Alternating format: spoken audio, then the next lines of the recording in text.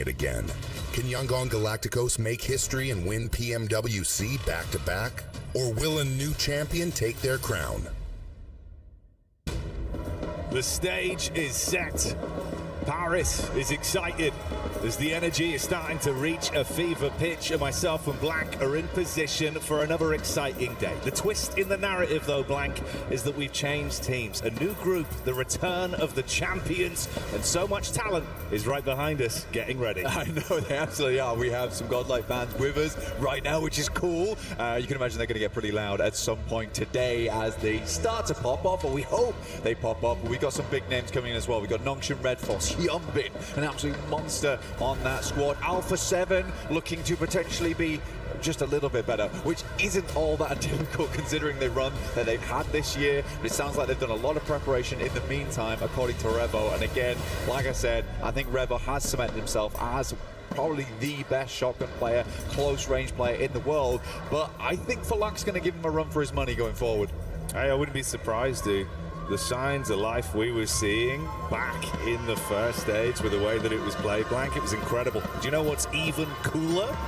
It is the ancient charm set from Yangon Galacticos. You can join the PMWC event in-game, redeem those perks for a chance at those outfits, which look fantastic, I might say. The culture, the style, the way it's all tied in, the smiles. Yeah, dude, it's sick, right? I got to get me one of those. I saw him in the flesh when they came out yesterday wearing them, boy. Oh, it's heat. It is heat. It is heat. I mean, it is a vibe. It's a complete vibe. I love it. I need to get my hands on it in game at some point. But they were rocking it yesterday, and again, they look sweet. They look cool. I was half hoping they'd be walking out in them today, but again, the jerseys look just as cool. These guys have style on the side of Yangon. They do indeed. Already the arena is starting to get excited. The contrast, the different fans on either side. So many teams that are being represented here. Friends, family, the coaching staff, and the onlooking fans that want to see once again another rise to success for a squad like Alpha 7 Blank. They've done it before. And what a tantalizing prospect it is having two of our champions in one group. Very different right now when you look at the current landscape for either of them. But still, they both won it. They both won it. They're both looking to do it again. And for Yangon, it's a case of defending their title now. It was a bit of a rocky way to the top for them last time, but they made it. And like we've said before, absolute underdogs. But they've had a lot of time, a lot of focus brought into this one. A lot of training in the back end. They've had their filler arc. Now they're ready for the main event here, EWC. Let's see what they can get done. But Alpha 7, the fans, they're happy. They're looking to cheer their team on. And again, with the success Alpha 7 had this year, it is looking like they only have upwards to go, right? It can only get better. It's very true, Blank. And it's starting to get loud in the venue. We're not even live yet, and Paris is lighting it up. You can hear the excitement. They've brought all sorts of different instruments, and they're absolutely giving it. The beat of the drum is going. Paris, are you ready for Rondo? Get loud, because it's first game of Group B. Let's see what these teams can do. We're going straight through the middle of the map here on Rondo, through Bamboo, past Neox. It's going to get hot. It's going to get heavy here on the first map of the day.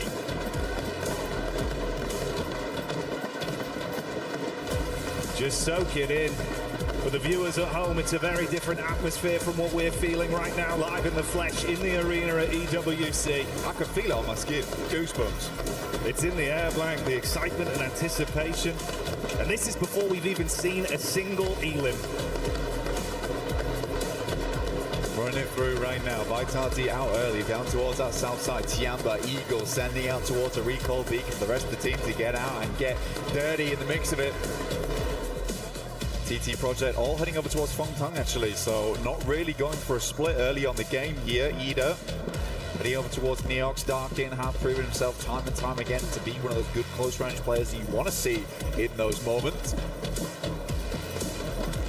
But before we do kick things off on such a mad map, we do have an interview coming through with Vitality just shortly, but things are already getting a little bit crazy here. Obscure opens up, Alpha 7 with the first elimination of the game. Godlike also going crazy over towards S2G here, Jackie. We started off with some big opening elims straight out the gate, and that's what we want here on a battleground like Rondo. Alpha 7, what have you got in store? They usually display a ton of mechanical talent, and this would be the perfect environment to display that.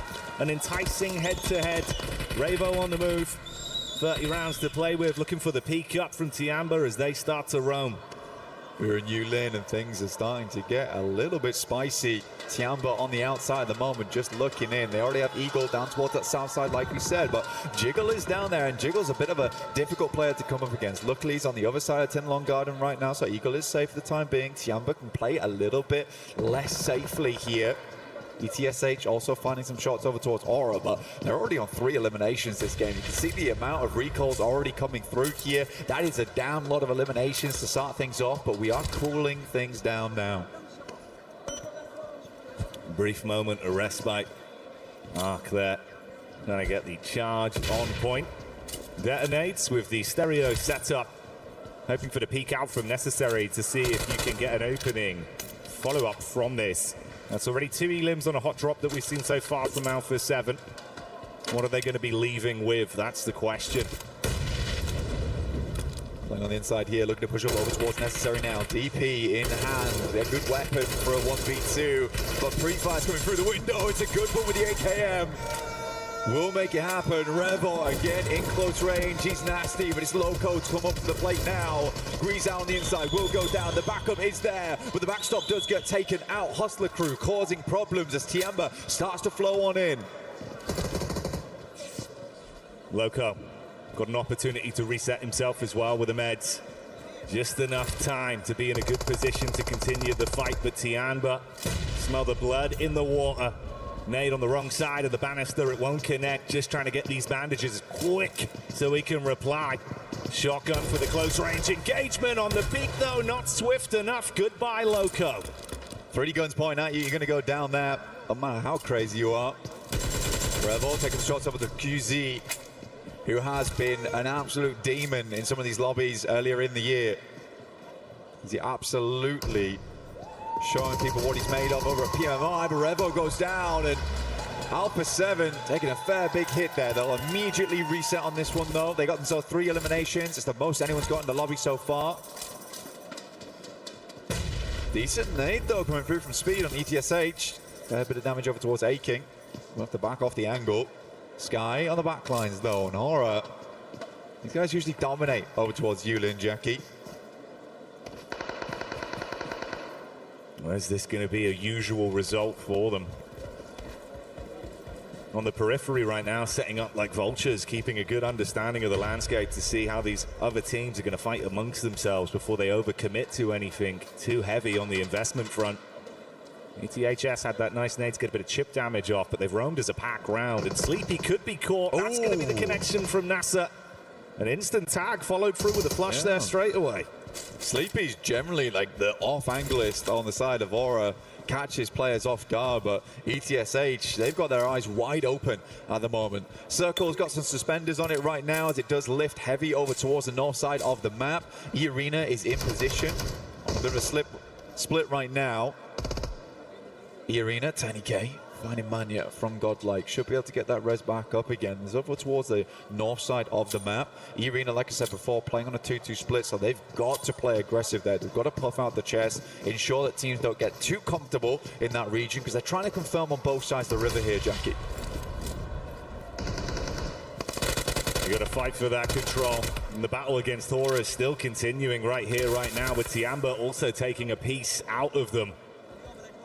Nearly on the rock up on the roadside. Good spot down towards the hill. Fine speed. Great reply. Nearly the double up as well, Blank. Incredible reactions there coming through from Milu, and I mean, he's been doing a lot of work right now. Good shots from the sidelines, though. That's QZ. Starting to make himself well known in the picture at the moment. Get the res over towards Milu, and Fajita now left, kind of scrambling inside of Yulin, unsure how he wants to play this one out. Needs to get an air over towards QZ, isolate the singular player, knows roughly where he is. That's 12k on the stair line. Now realizes he has to back this one up now. Misses the nade, will head upstairs. Aiken gets some shots. It's an easy pick off for QZ. Tiamba up to 6 elims on the game already. We're looking at 1 a minute at the moment. are starting to rise. Taking pole position right now into the game. Meanwhile, you got the setup here with S2G up close and personal. A compound clash between the two. Dopeness, what can you do? SMG on the clear, runs into the pre-fire of Kamikaze, so that's an easy conversion for an elimination point, bringing them down to 3 players in this elaborate fight. Very curious to see how S2G does this tournament. There was some luck earlier in the year that gave some fortuitous opportunities to get further into the circuit. But all these players are strong in their own right. They just haven't had those shining moments at the moment, but this clear looks good. I feel like S2G's been putting a lot of work in the back end at the moment. It's starting to show right now, up against Dopeness at least. And even if it was a fairly easy clear, the way they were going about it, the 2-2s, the jumps around the corner, felt coordinated. It's usually what Turkish teams are so good at as well, is that synergy, that coordination, which is why it did feel so out of character for S2G in the past to be so unlinked with one another. You got to have the basics down. The protocols look nice there, at least, with the way they played off each other. So hopefully that's a sign of things to come. Squads on the move up towards the zone right now as well, getting themselves into position.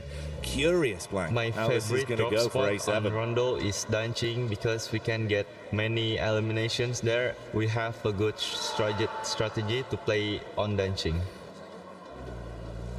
And we are back in a bit. Just a quick interview with Vitality very, very quickly there. See him on screen right now, rotating round, but not yet to get a single elimination on board.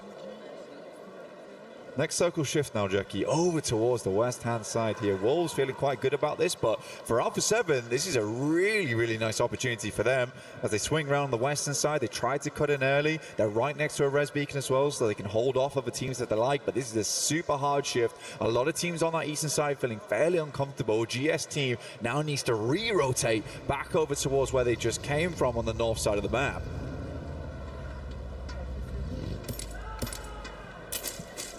So far, so good for the excitement factor here. And I'm sure you can hear that as well. The fans getting amped up as this one starts to kick off. Guizao driving on through. Circle starts to close in. Yangon Galacticos starting down towards the test track, now looking to move over towards the rest of the team. Hustler crew also roaming on that north side, looking towards that high ground, right, to get a little bit more scouting through, but it's feeling more and more likely it's going to drop back down towards the southwest side, sit around Stadium. But again, Stadium's such a big place, so isolated, that cuts out quite a bit of the area. You don't really want to be playing on the northeast side either, Jackie. So you are locked in this southwest region. We also have the lake down towards that southwest side that sits on the slope downwards. This is awkward terrain.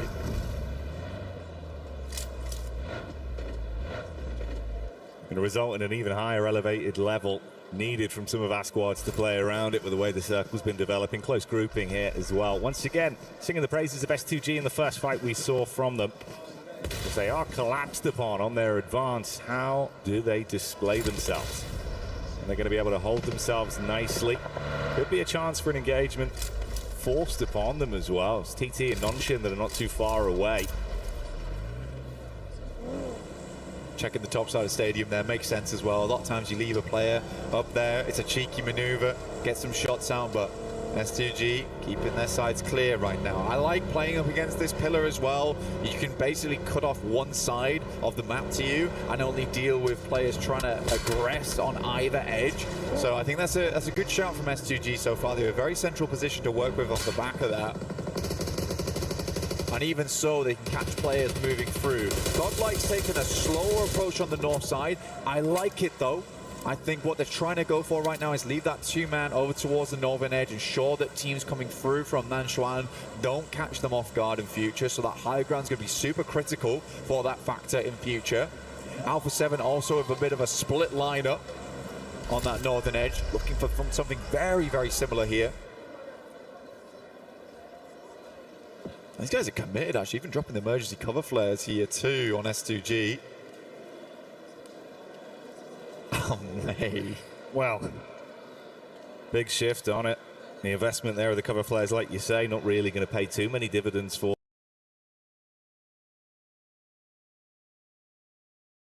them, as it will be taken out of play quite quickly. So they're going to be thinking about the future rotations that are still yet to come.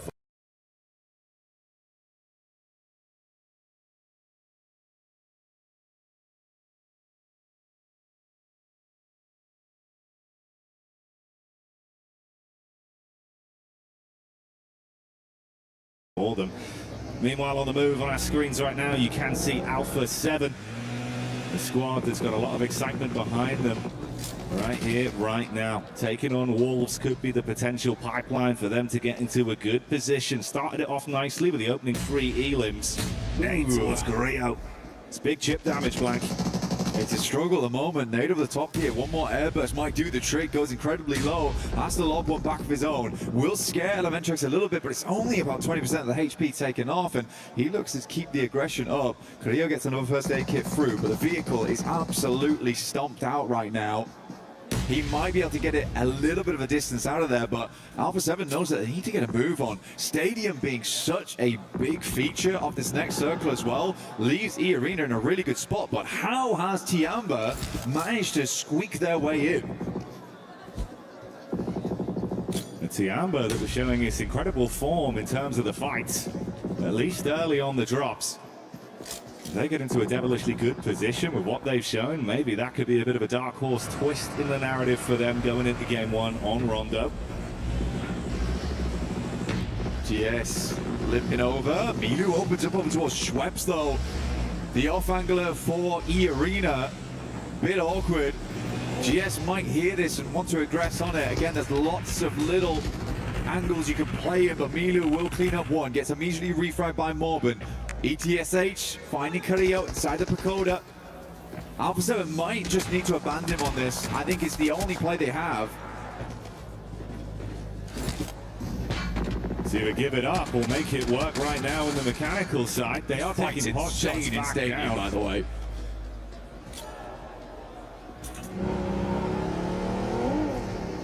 Alpha 7 now moving Doom. Squeeze out, gets knocked out of the vehicle. Revo not in a good position, leaving Obscure with it all to do now. But NASA, last left alive for ETSH. Revo went down to the blue, he did his job. Got a fair few knocks on through. Obscure now needs to move up, get a little bit closer. Has to hit the first aid kit soon. NASA though, cleaning out these eliminations. He peaks with that much HP, he's confident. Unbelievable scenes.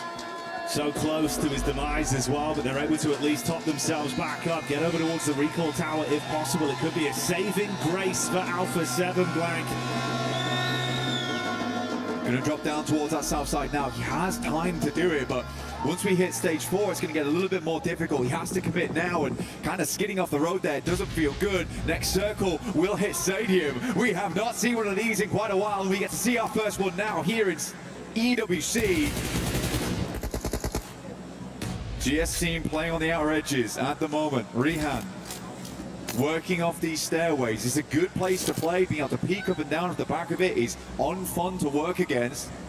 Benonction Red Force, they're up first. JX9 in the hands of XZY.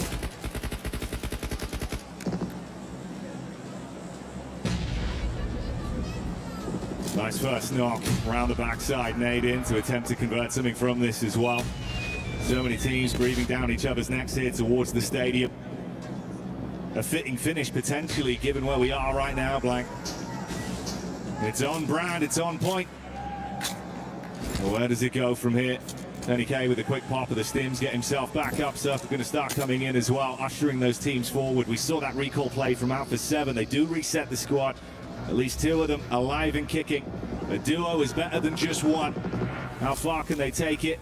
The arena lobby leaders right now with the elims 9 under the belt. Tiamba fell earlier. Wolves with a backstab coming up swiftly onto Nonchin. That's an opener from Elementrix, but TT get line of sight, and the scrap continues. The first Wolf shut down as the response from E-Arena's good. E-Arena not been slow about at all. They want to get thick into the action. It's a good nade, bounced off the wall, not quite finding connection though, on towards them. But Wolves, they are down on their feet, looking to get the reds off as quickly as possible. Slonic going very, very low. E-Arena looking for these flushes now. Emergency cover flares brought in because this is an emergency at the moment. One nade. Brother. Oh. Trade off there, Slonic low. Slonic getting back up again. Elementrix goes down to some shrapnel on the side. E-Arena looking to clear out space though. They know they have to do this. They were here very early on the game. And I like how much presence they're showing here. Rio again, getting stuck in for Alpha 7, but they take some hefty blows as Sleepy from Hora finally gets his revenge for the start of the game. This fight just doesn't stop either. Wolves up against the Arena for so damn long as they finally buckle under the pressure. Wolves out of the running. Alpha 7 once again left with a solo. Ida taking the hit towards our reigning champions in Yangon. Yangon has been playing real slow into this one too, but for the Arena, it's good to see. Feels almost like the torch has been passed down from Vampire now to E-Arena. This Thailand team doing incredible work so far. TT Project look to get themselves out of this awkward situation. Alpha 7 still up and kicking now, but down to one player. 7 elims on the map, it's not bad, but it could be better here. But at least they didn't go out with absolutely nothing. I think for Alpha 7 they'll take that right now. But goodness me, so many teams afraid to head over towards Stadium now just because it is fairly locked down on these outer edges. We do have a circle on our hands here. A lot of teams on that eastern side quite pleased with how this has worked out. Vitality, Razy and Razak, the famous duo, improved from Indonesia, now looking to pump up a little bit more damage. Moment grabs up the old master at the moment because he has been putting in work. A 13th elimination added now. A chicken dinner here would be fantastic for the point tallies. For Alpha 7, the end finally arrives. Try as they might to keep themselves alive in our opening game. They did well, like you say, Blank, to at least draw a few more points out from it. But it finally bites the bullet on the wrap back over to Stadium. But like you say, E-Arena right now, ruling the roost with some of the fights they've been able to pick off on.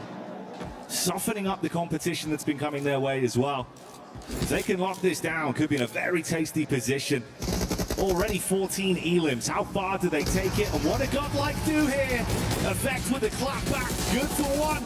Nice name from S-Power, but FS tries to hold on to it. An intense encounter between these two sides. Godlike down to 2, but S-Power making the difference for now. Godlike on our edge is a top position to be in. S2G on their sideline. A quick rollback. S-Power makes it look easy, but Joker from a distance, stopping these teams in their tracks. The proactivity from E-Arena has been insane so far. There's not a fight that they have not been unwilling to be a part of. They get line of sight, you best duck your head down because E-Arena are absolutely farming in this battleground right now. X2G, heavy hit coming over to Hustler Crew. You got the off angle set up, looking to take pot shots down and save his mates. Kamikaze trapped behind the vehicle. They want to close the gap onto it. S2G going in aggro, Vitality in the distance as well. Kamikaze with a single knock, Loco, drop back down, trapped behind the ridge. AZM, you hear Jammer Pack just went out just then.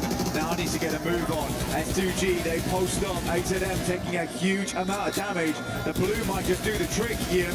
We'll take him out. S2G with 9 elim on the game. Crazy the sheer distance we're looking at as well.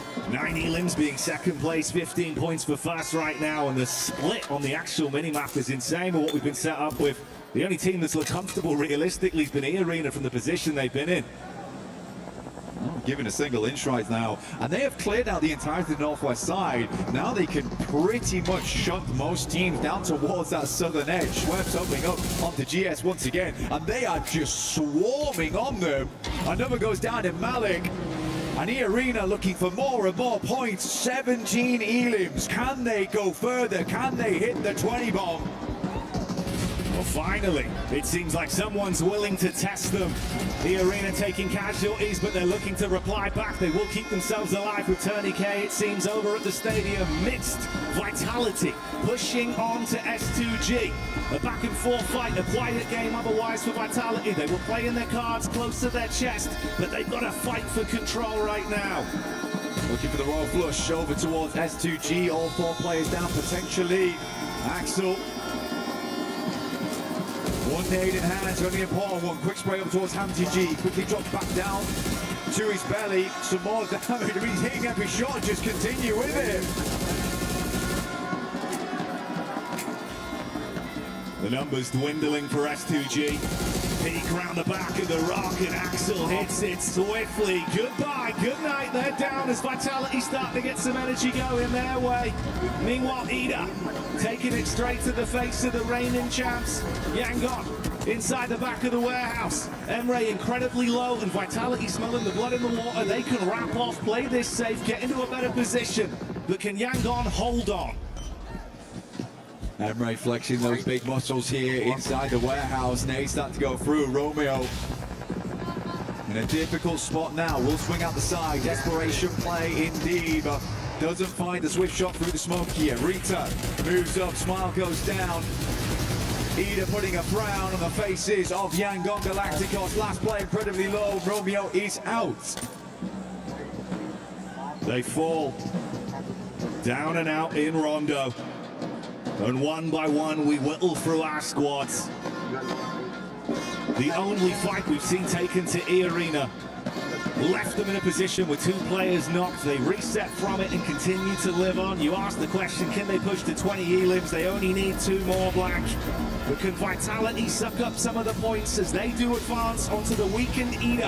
Emre with a detonation on the vehicle. Vitality, you're going to have to recover from this swiftly. What's the decision making? That's a rough one. Rita playing inside building. Good burnout from him. Tries to get back inside, but good shots from Axel. Has been on an absolute tear this game so far. Good damage all around. Feels like a lot of the eliminations have been stolen away from him. That is an insane pre-spray from Razy. Gets a lot of damage done towards Emre, and he was not expecting it. Almost jumped into the headshot. The flicks are crazy from Federales. They're playing on a different pace of the game right now, and it does work out for Vitality to bring the thunder back down to Ida. Man with the quickest fingers in France. Could not believe what I just saw. I don't think I ever could Ida, honestly. They witnessed that and it was terrible. Luther will move up from Dopeness, takes down the first player so far from the arena. They are down to 3. Vitality still sitting pretty with 4. And teams have to push out into them. 2 fights happening back to back. Stereo setups from our teams with Hora taking the hit straight to Vitality. Jiggle the only one keeping his eyes peeled over onto the E-Arena encounter versus Dopeness. They eat the opening nade. Schwepp setting up for another one, but on the peak takes a few shots, low on HP. No fear with the steal versus Vitality. Can Dopeness actually defend themselves now? Great Molotov forces him through the doorway, opening up the lines aside. Now just one player left alive here. It is Speaker. E-Arena need to break their way out of here. 19, if they finish this fight, they're up to 22. An unbelievable game. Speaker has to make the crazy play, and there it is. A 22 elimination game. The first match of Group B. E-Arena is bringing it.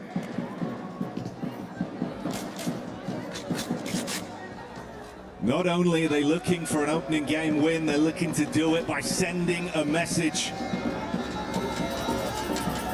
And for Hora, they weakened Vitality amongst all this, but they were able to reset. Investing some of their utility, they're still alive with 4. Hora waiting on the steps on an off-angle setup whilst Razy scouts further back. No need to overcommit yet. Forced out of the vehicle though, tucks in behind the tree. If you fall to sleepy, you could get very awkward quickly. Razy, on the backside of the tree here, has to drop something. The cover flares. All that's left to keep them alive. E-Arena pushes away over towards the northern edge. They're going to hold out here. Aura coming in with 4 players. It's going to be hard to clean out this game here. E-Arena, though, they are on fire so far. This team is warm, ready to go, no fear. Have to put some more eliminations in the books. Vitality with a quick rescue. Can they make it back? They do. Goodness me.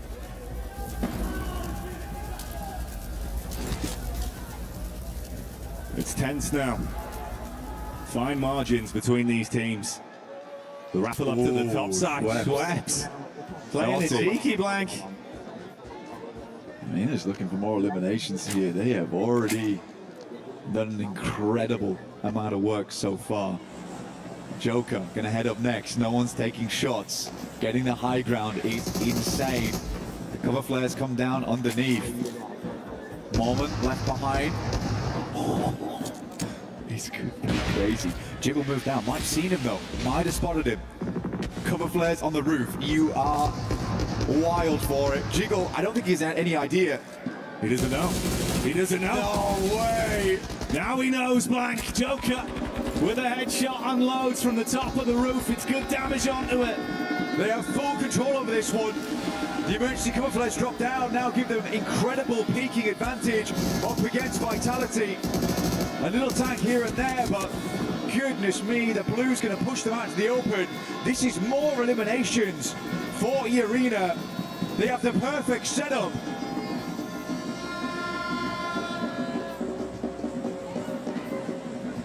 You have entered E-Arena's arena at this point. The gladiators here in France as they are ruling from the top side, control of the ground floor as well, with Mormon in position. And Vitality know that they are forced to advance eventually. You're exposed either way. The Joker's looking for the peak back towards the warehouses. How far can they take it with the Elims? They look for more decent damage. There's another knock from Schweppes. Instantly trying to flush out on that one. 24 in the bag. Blow up the vehicle. Don't let them go any further on the back of this one. Aura can do nothing but stand by and watch. M79 brought out to hopefully bring a train, but the rescue I don't think is coming for Razak next. Joker finds the peak off the back of it. Mormon holding the angle. But they're patient, they're real patient about it. But a nasty headshot from Federalis saves the day here. Joker has to not be greedy. That tree saves his life in that moment. The sightline just not quite there. Oh, Mormon. That's the issue, Blank. The duo so heavily focused at the cover flare setup on the roof side. If they leave themselves exposed, can Mormon steal this away from the ground, draw the crosshair off, and guarantee himself something to play with? Stage 9 now. It gets spicy. Center dots towards this loot crate. E-Arena may need to drop down at some point, but they'll see what they can get done in the meantime. Vitality playing it slow, but will have to move. Even more emergency cover flares dropped. Building themselves barrier after barrier. Oh, shot down again. Joker gets the peek out. Federalis cowering close towards the limited cover he's got, but no fear. Sees an opportunity and swings round. Federalis with a hold. Some clean connections in the past couple minutes here. E-Arena, they see this, they know the knocks are going through, they're looking to send nade, they feel like they're in rage, it's on target, a bit of chip damage. Razy has to back out, one more nade over the top, it looks on target there, it's unreal from up on high. They are dropping bombs down towards Aura. This is insane work. Sky goes down, more eliminations available here, might take them to 29, Jackie. One away from the big 30. And there's only a single member of the squad left to try and fight against them. The dream of E-Arena on Rondo, as they've been living their movie, Elim after Elim. And Sleepy is all that remains between them and an unbelievable game one.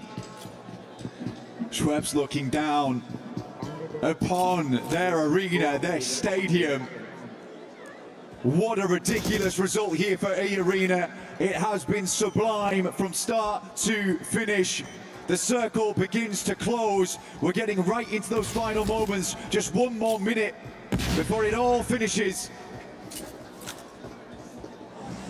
Coming down to the bitter end, Sleepy looking up towards the sky, but will he be on point when they're forced to drop? It's all a matter of timing. Two crosshairs going to be swiftly on his ankle. Can he withstand the duo drop? That's one with the shotty. All under the last man as Schweppes tries to withstand the peak. Sleepy on the double up. Quick shots, can't quite connect. He's going down. The zone's nibbling away at him blank. There's and no that's way. how they finish it. Thailand makes a stand here at EWC. An incredible 39-pointer. They've got half the points that some teams earned yesterday at the end of it all in one match. A game one chicken dinner with an unbelievable narrative. It wasn't even a single pop-off play. It was the entire team working in unison from start to finish. The mechanics, the movement, and the setups. They read the game perfectly. And they hit their shots. I mean, respect to Rebel. I mean, he's smiling over this. And he should be. Everyone should be smiling. This is records broken. This is records made. On a first game of all things. They've done it. Like, they're in. Right? They're in at this point. Yeah, they're not dropping out. It's incredible. I didn't expect it. I mean, it's just disbelief on players' faces. I don't think anyone looks all that sad about it. They're shocked. That's all it is. Like, I mean, you're shocked. Horror's probably shocked, yeah. Goodness me. What a game. What a game. I've not seen anything like it. Referee Arena, just another day in the books. Showing up massively. Yeah. We get a replay here. I have never seen a play like this work out, by the way. Never. I can't believe it. The fact that Schweppes is able to just crack the can open and make this work is wild. Let's hear him with the team.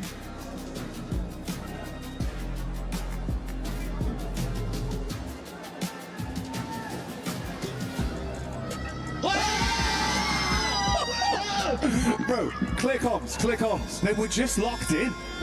There was nothing that needed to be Like, said. where's the comms? Where's the comms? There's no comms. They are locked. They knew what needed to be done. Trusted their individuals on that one. No need to waste brain power talking. Let's just get it done, and that's what they did. Man, I mean, the Rabbits, they bounce up the leaderboards and they'll stay there for a while. We'll be back shortly after this.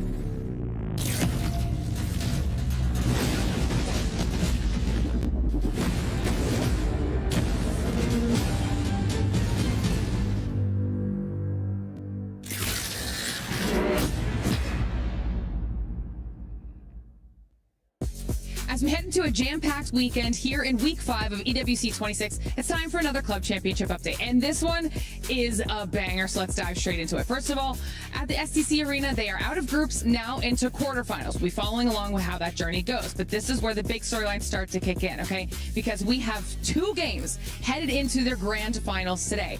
Over at Tekken 8, we have our top 8 players solidified. One of them is from AGAL. This will matter in a little bit. We're going to get back to it. Falcons is also going to be playing in that top 8. In honor of Kings, we are down to our top 2 teams, and they are the same 2 teams that battled it out last year. We're talking AGAL again and KSG. You can start to see why AGAL is a big player heading into today. Currently, they are only 250 points behind Falcons on the CC leaderboard. If they are able to solidify a win, they can get those 250 points that they need from the Lenovo Legion Gauntlet stage alone, because they've already guaranteed 750 for that second place. The win ties them with Falcons. If they get another good placement over at the Allianz Vault, this could be the weekend that AGAL take the lead away from Falcons. As those updates come through, I'm going to be making sure we're reporting live to give you guys all of the most up-to-date information to see where they are on that leaderboard. And of course, to close everything out for us, we're heading into Group B today for PUBG Mobile. Whole new group of squads getting into our competition, and we're going to see how they managed to do today as well. So check back in just a little bit later. Thank you, Glitter, for that CC update. But right now, ladies and gentlemen, we are getting EWC records broken here at PMWC at EWC 26 as E-Arena puts up a cool 39 points, Max. Absolute madness, record-breaking Rondo, and just like E-Arena, we are on the rooftops right now. They're on stadium here, it's a little bit windy, but you know what a play, sending two players up there in particular, Joker getting so much done at the end with Schweppes. Lovely stuff indeed, and in particular, it's not just the rooftop in particular that was interesting here, Nipchira, it's also the fact that down below they got so many eliminations. There was Tiamba, there was Wolves, there was Nongshim Red Force. You threw everything at that team, and yet they had a plan, Nipchira. And that's what you want to see for a team of this caliber. They have a plan for every situation, just running through the basement, getting rid of all those players that were hiding out, going up onto the top and going, okay, now we have control of stadium. What's going on around it? I mean, look at all this. An excellent showcase of how to actually use nades here, Max. It's like they became the grenade. They are a seeking missile themselves. Tony K was going crazy. You know what? People say, oh, we got Tony K from Wish. No, he is the main character right now. He's crazy. And towards the end, Max, I mean, we get a stadium finish here in something that you kept calling out over and over when we were watching it, especially when they were on the roof.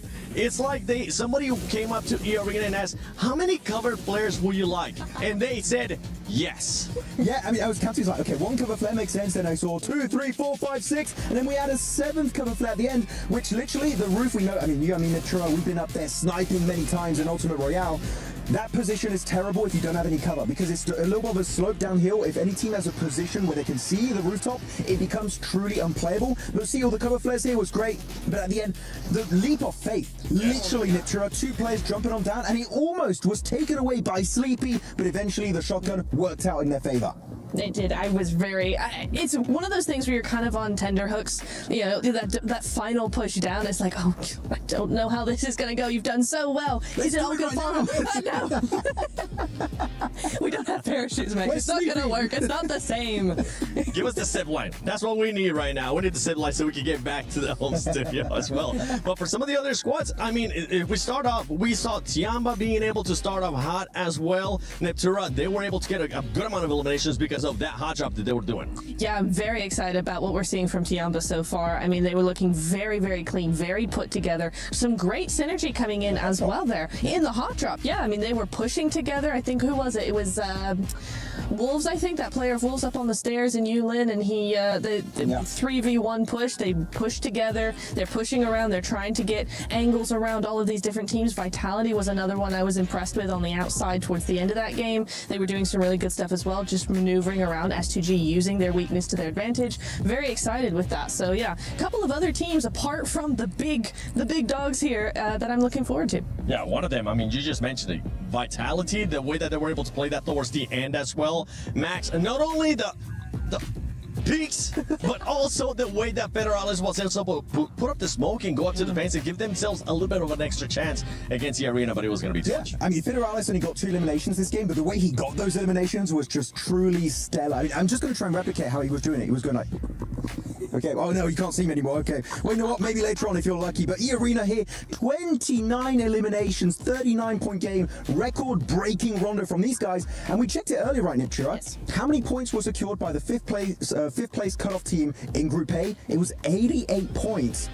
They're basically halfway there in 1 game of Rondo. I mean, that's how you want to do it, really, when you only have 2 days. I mean, we saw it from 4 Thrives in PMGO Season 1, right? You do this, you have this kind of day, you have this kind of game, and you are kind of set for the rest of the day. They have to just be consistent, not a lot of points, not a massive win. They're good to go now. They can relax and they can chill now. Yeah, I mean, really having a good time in this game. You know what? Looking at all of these teams, it felt like there was not 16 teams, there was just 1 team. It was the E-Arena show. show from start to finish. But when you get to stadium early, when you're able to defend, the way that they were able to actually defend against Wolves as well, Wolves didn't even want to push out. Wolves just kept using up a lot of nades, but E-Arena, cool, calm, collected, doing their thing. One team that we actually got a chance to see do their thing, even though I wanted to see a win out of them, it was none other than Alpha 7. Alpha 7 ended up with 7 eliminations, and we're talking about expectations for this squad. This is not a bad match for them. Yeah, it was good in terms of overall eliminations. A lot of those came from the hot drop, which is what you would usually expect, right? In Rondo, the hot drop gets a bit messy. Obscure actually putting up some good numbers this match.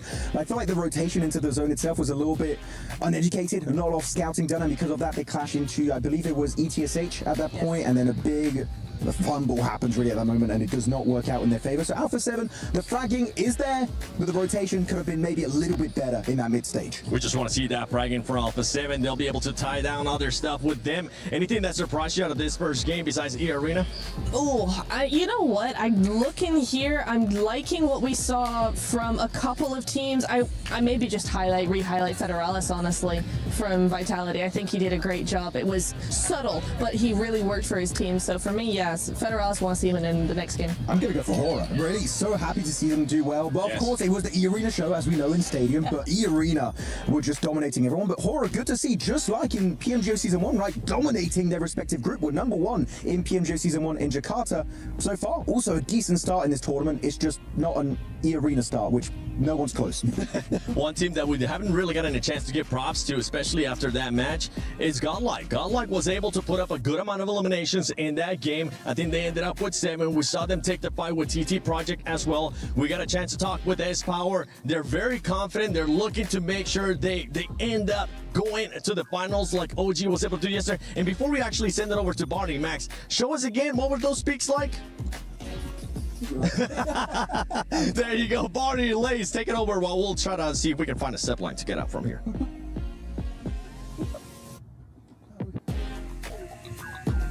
Barney and Lace on the side of the stage with Alpha 7 Esports! Let's go! Okay, I'm joined by Camilla. I'm joined by Vitala, of course, from Alpha 7. First, Camilla, I'd like to ask you, how many of you have come out here to support the team here at PMWC? We're 30 here, but there are many more coming. We came all the way from Brazil just for this championship, but there are many of us still coming. Wow, we've got more to come, Lace. Oh my goodness. And Patala, obviously E-Arena just had a 39-point game. Do you think Alpha 7 can catch them? Of course, we're gonna destroy them all. We're gonna destroy them all, Alpha 7! Yeah, destroy them all. We're one game in. I can't believe it. Camilla, obviously this year hasn't been the strongest year for Alpha 7 so far, but obviously that can all change. If you could give a message to the boys competing here on the main stage right now, what would you like to say to them? I'd like to tell the boys that we really believe them, and we are sure we're taking this trophy to Brazil. I like that. They're taking it to Brazil. Alpha 7, do you think you can do it? I think they think they can do it. That's this. Over to you. Hands down, probably one of the best supporting staff and fans is Alpha 7. They are fantastic, always here, providing support to the boys on the stage. And again, they're always coming out smiling no matter what, and you know that's because whenever they go backstage, they're always surrounded by love. So I think for Alpha 7, it is important, it's good. Again, it's just one game, so far, and realistically, that was just the E-Arena show. Yeah, that's the crazy bit about it though, right, is it makes it feel so different in your mind, because we do have to reset and accept that was only one game. Yeah. It might have been, 3 games worth of points, but that's all it was. That was just Rondo. Yeah. Now it's a little bit more of a known territory. Maybe this is where things do return slightly to normality, but hey, we'll see if that energy carries on for E-Arena. We will. We'll have to see. I mean, for E-Arena, I wouldn't really care if they even went down to 16th here, personally. I mean, it'd be fine. You can rest for the day, boys. You've done 3 games in one. But we are heading down towards the south side. This is a hilarious score line that you can see on the left-hand side of your screen there. 29 elims. Next best is 8, because they stole all of them. But Aura, I think a lot of people expected Aura to do well. They got far into that game, sadly weren't able to deal with the 2 Angels spreading their wings and flying down to him, sending him straight back to hell, which was crazy. But nasty playing path to start things off here for our first Erangel of the day. But nasty top players in the arena as well. It is free. And there was a lot of success in game one. We're suffering from success now. Yeah, you think so, mate. If people didn't think about trying to target them, maybe that's going to make you go, you know what, a lot of fans out there. brother, what is this? What is this? All right, boys, let's just qualify 2 games. We're good to go. Let's do it. They get themselves a really, really nice start here, as do Alpha 7, though, to be fair. True. Over towards the north side of Everest. Wolves could probably swing in behind there if they wanted to. Might go past Ruin, something like that. But wait and see. A lot of water in this one. We are cutting out a lot of space early on. Remember, there's this huge amount of fields down towards that south side, so rotating through there. Some of the sight lines might get sketchy for some of our squads.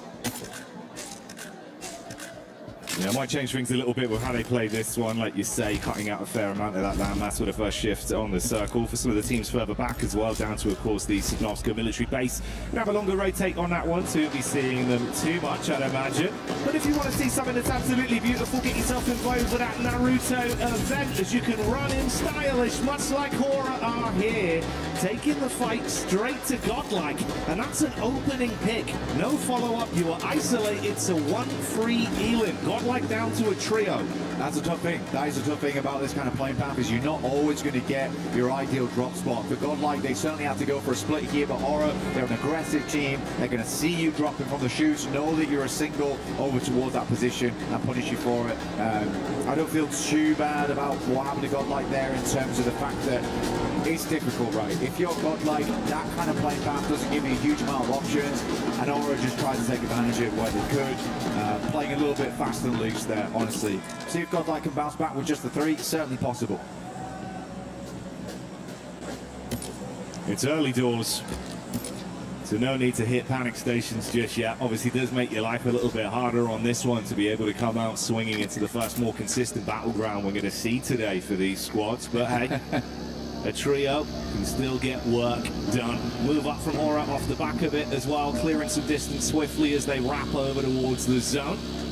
A7 and the arena are taking some nice distance towards each other as well, splitting off to either side of the coastline so they can loot happily. No reason to stick into each other there. Tiamba, again, these guys started really well on the last match on Rondo. They look good. Yeah. Happy to see them play the way they did. They are rotating to Mills of Power, though, which is somewhat concerning. I don't know if they got the memo that the circle's on the northwest side. But loot is a necessity. And again, with that kind of playing path, you are sort of strapped for options. They'll pick this one up. Head on out later on. There's a lot of teams just not moving either. They know that moving into the circle is going to be tough as it is. I'm half expecting Aura, after situating themselves in Yasnaya, likely will make a northern rotate past shooting range, try and play at the back of that, potentially over towards box compound, make a stop off there.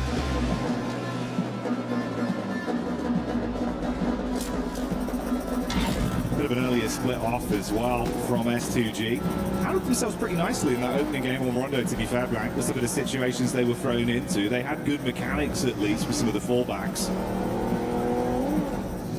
I also thought that where they set up afterwards on the pillars, that's good, that was good, right? Their initial engagement was clean, then they had a game plan, set themselves up center, and then we kept pulling over towards stadium, and it was only a matter of time before they got swarmed by tons of teams.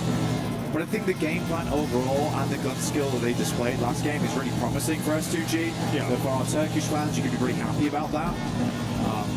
It is early doors though. We've got plenty more to watch as the day goes on. Dopeness on the south side. Just coming out from the swamp now, and TT Project similarly trying to rotate up on that west coast. The arena though, they have laid the flag down. They're rallying around it at the moment.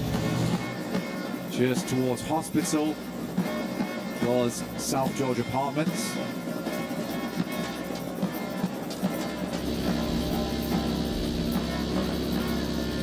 Closer and closer as our teams race to get themselves back into a better position inside of the zone and set up on this one. Non-Shin Red Force starting to make their entry with a trio from Godlike on a bit of a split of either side. S2G going right down through the middle. This is the bridge crossing from Vitality as well. No one there to attempt to deflect it, so it's a free pathway out from Sosnovka to get back to the mainland. They'll be happy with that. They're spotting it anyway, but again, I feel like this is nerves more than anything, because on this type of circle, you genuinely don't really need to worry about making this bridge crossing. I think it would be almost a bad play from someone to try and camp this, but it's always a possibility, right? So they're going to take it slow in the meantime. Axel's already made it halfway up the bridge, and probably he's going to try and get a little bit further up here. Federalis holding behind, but they have nothing to worry about. They really don't. I'm genuinely putting that down to nerves here from Team Vitality. But you need speed on this type of circle. You need to get into position. There's not a lot of spaces to take up here. Yeah, you can't afford to have the paralysis by analysis of wasting too much time on that one. In the midst of all this, we did see that opening knock that came out from Schweppes, now converted into a full Elim there. That was Wolves that got slightly too close to the territory of the arena, up by the compound. The rest of the team did get out though, like double back round hospital side and got themselves into safety, at least for now. I mean, for E-Arena, they did pull off South Georgia Apartments here. They tried to regroup this, which is making a lot of sense to me, because typically on this kind of circle, you are going to get a lot of movement over towards the western side of Everest. This area here, real big funnel for a lot of teams. E-Arena knows they're going to be going against a lot of squads. I think for them, they're coming off such a big high here, but they do need to dial things back. Understand that they can't take too many fights. Third party's going to be galore around this area too. Your GS team over towards that eastern side now. Alpha 7 back to basics in North George.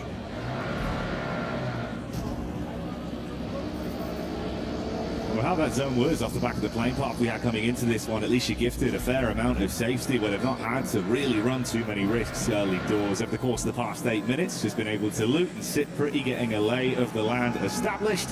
Fairly late rotates for some of our squads as well. Obviously, we saw Tiamba fragment off, go over to Milton. They're still going to be coming in late onto this one. And Vitality now entering the safety of the zone that's about to move. Ooh, okay. E-Arena. I mean, last game they played Stadium. They were there for quite a while, right? So we can say that there was some circle luck in that sense, but there was nothing lucky with the way they put down every other squad inside the lobby. Yeah. Here they are getting magnetized again. But again, it depends how they want to finish this out. We have seen plenty of teams in Group A get good circles and not really be able to convert off the back of it. Now, I really do want to see another big game from the arena here. Would be fantastic to watch happen. But it will be difficult. It will certainly be difficult, and I'm not going to hold my breath for it. I mean, at least if you needed a warm-up to prove that they're going to be able to play some very aggressive PUBG Mobile today, that was the game for it. And again, like you say, the circle luck will only go so far. It's more what you do with the position you presented. Very clean last time. Again, a little bit of a gift that they'll be happy with, but more to be done. Potentially a bit of an encounter on the later rotate from our squads outside of the zone, with Godlike getting eyesight back over as well. So room there that things get a little bit panicky. For Hustle and crew. Yunbin, even from distance, Saxon Shin Red Force getting stuck into the action. I mean, they've been taken down by Nongshim as well as E-Arena at the same time. I think there was not a huge amount of expectations here for Hustler Group. Go into groups. So I do think that Hustler Crew going down again for 2 players. Not sitting on a great average at the moment. They've only got 1 point over these 2 matches so far. Sat down there with TT Project. But I think that Nongshim Red Force want to turn that around. This is a team that is very, very good. Have just come off some big success here, Jackie, this year.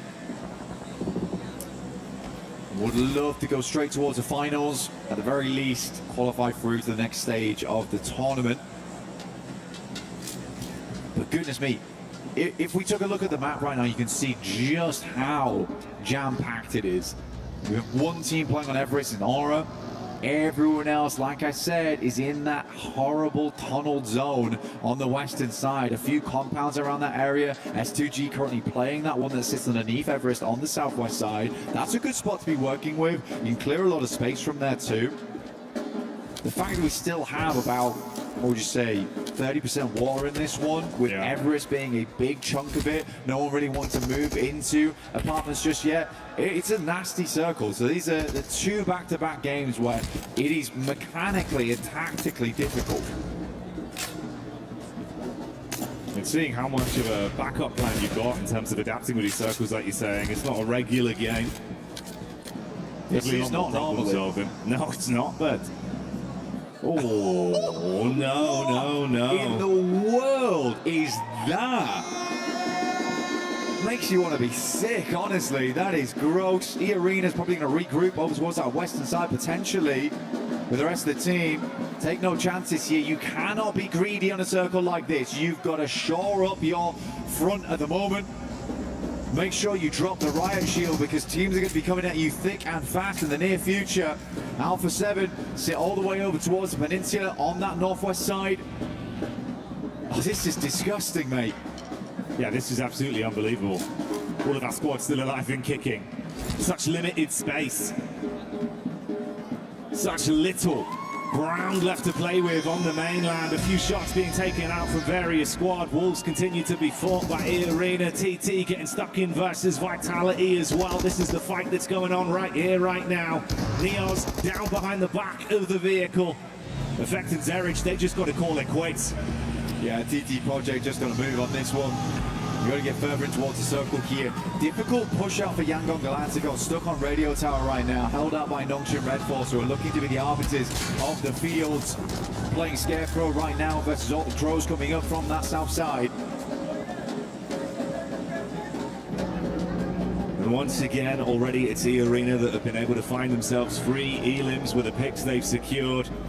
You got that wrap over the top of the bridge from George Paul as well that's coming in from ETSH, as they're going to look to try and chase and get into a good stable position inside of the zone. Raver with a pickup.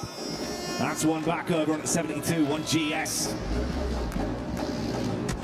Ada now moving forward. Adrenaline shot in at stage 3. I mean, it's got to be done. The boys got 2 of them. You need a lot of adrenaline to make your way through these next circles. It is pain that is ahead for a lot of these teams. How well can they weather it? Can they grit their teeth and hang on? Aura jiggles, looking forward now. Yangon Galacticos dropping some shots down towards them. AUG in hand. Aura though still doing well, honestly, over towards this eastern side.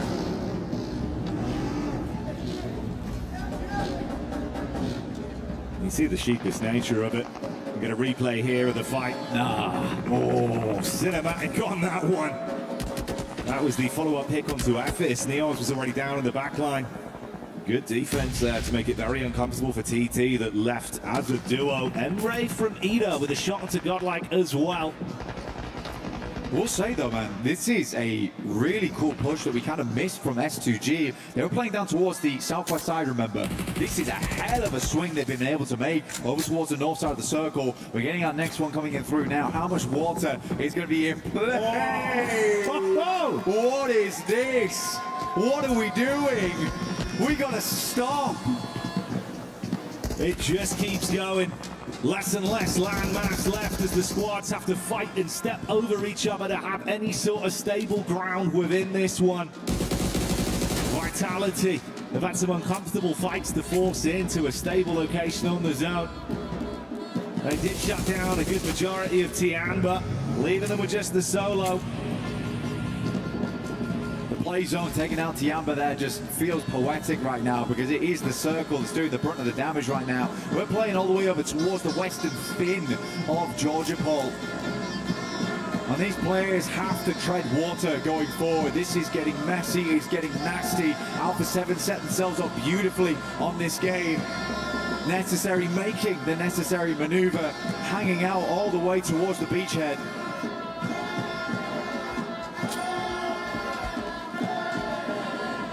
Nice nade lineup. Tiamba trying to stay alive as they bounce side by side of the vehicle. Bit of chip damage. Hoping he can clutch on to his life at this point. ETSH, after completing their long rotate, do run into Yangon once again. And for the reigning champions, it's not been a great start to the tournament so far. Back-to-back blows taking their way. Vitality trying to win out versus Nongshim Red Force. Yangon left with just Smile, but that might turn into a frown if they can get the angle onto him. Cleaning up with the elims, make it uncomfortable for ETSH at least, but this goes both ways. Good molly, good molly. Ensures he can try and get the res up upstairs, but he's got to be quick about this. Fajita with an nade, looks to post it up. It's looking decent, tries to get the airburst on the balcony, I like that. The Smile dropped off the top side. He's doing good work here. A grin appearing on his mouth. Now look for one more, steps up and gets it. A 1v4 essentially for Smile. Insane stuff. Now S2G holding up against GS. Kamikaze with the move. Does he expect the backstab? Running around with a vision, closes the gap. A good reposition from Lost, finds the angle through the window and gets that one on target. Vitality on the move up around the coast as well. Rita trying to keep Razy in the backline, pinned on the coast. S2G still fighting whilst Hora find that angle onto Smile. Yangon lived for a little bit longer, but it finally comes to an end. Aura now looking out. I mean, Aura had a decent game last time around with Pip to the post on the chicken dinner. With a good setup on this northeast side. We've got to go further though. S2G's in the way. Again, S2G, blinder or rotate from them. Look fantastic.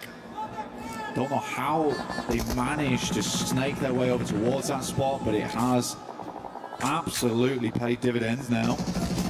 Dopeness caught on the outside. Eagle is still alive, by the way. No clue how. He is just healing it out. Sleepy though. AWM, nasty headshot, brings the pain.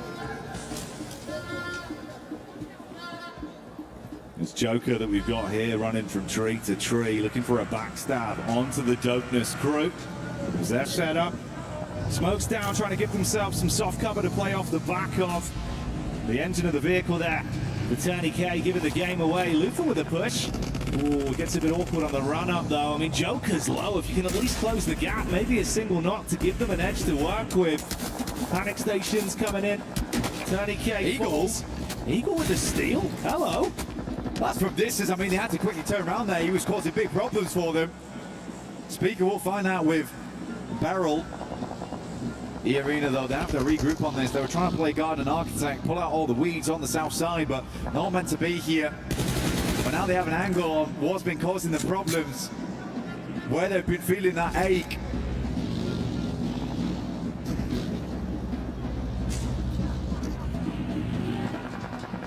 You got the gamble play from Rita that he set up quite some time ago, going for the wide berth over towards the zone. What's this?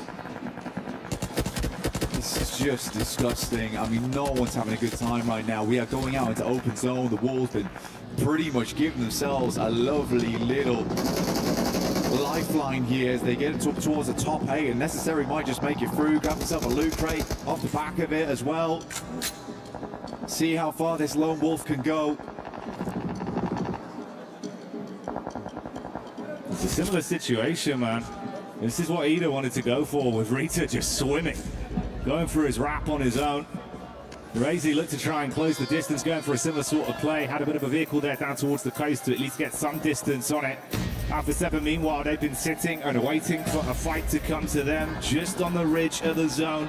Vitality have been farming up the elims as well. A bit of a sleeper team with how they've just third-partied onto a lot of these fights. But E-Arena, finally, their eyes light up and they want to go for the wrap straight in. This is what E-Arena had to do. It's a miracle, by the way, that they get 3 players over towards this location, because Vitality, they were waiting for that moment, waiting for them to leave the building. Luckily, they rotate over towards the roadside, get a tiny bit of sightline cover. And now they set Alpha 7 up in front of them. This is a great position to guard off against. S2G also similarly tries to make a good rotate, but it's Alpha 7 still taking those shots. E-Arena similarly also sending bullets their way. Aura makes a move in the midst of all the chaos on the northern coast. S2G down and out as they take shots from all sides, leaving them in a brutal position.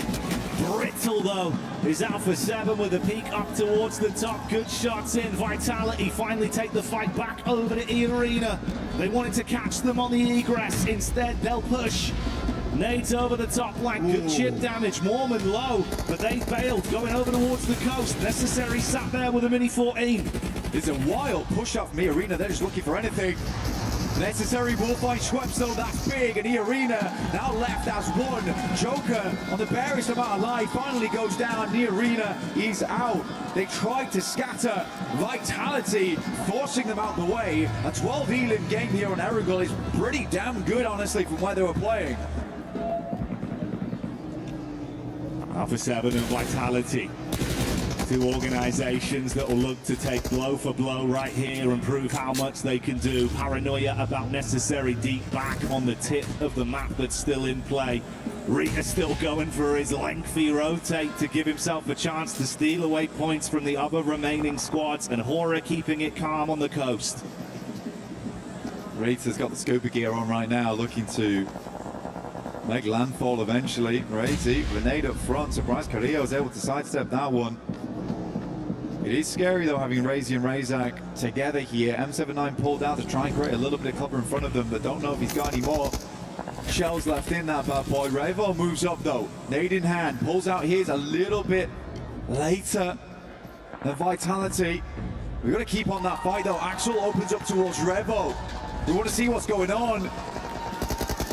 Carrillo's down, Obscure might be next, leaving them just one player now. Guizel on top side gets absolutely obliterated, and Vitality full of life in his endgame.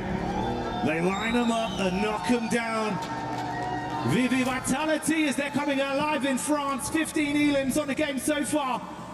And for Alpha 7, it all falls onto the solo. What can you do? That's a big name to open it.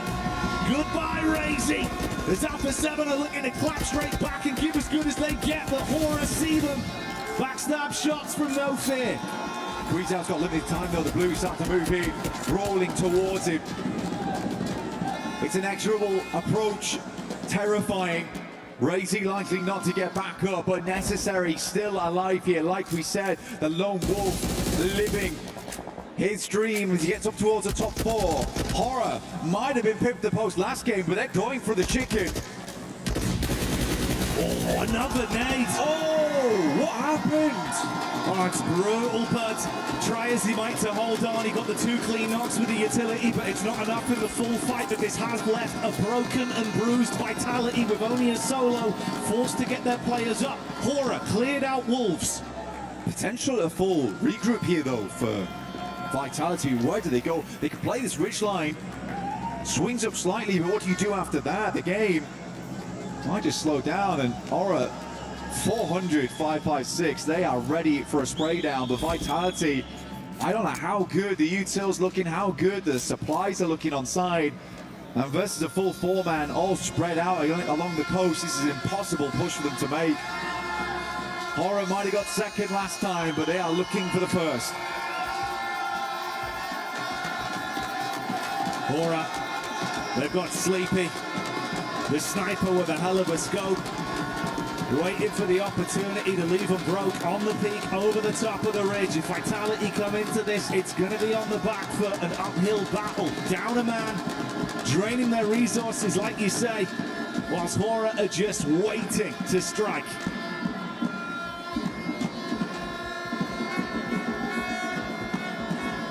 All quiets down now. They need an opener, but the smokes are out. Vitality's got no choice but to try and isolate here. Luckily, they've got vehicles. They set up now. They put the pedal to the metal.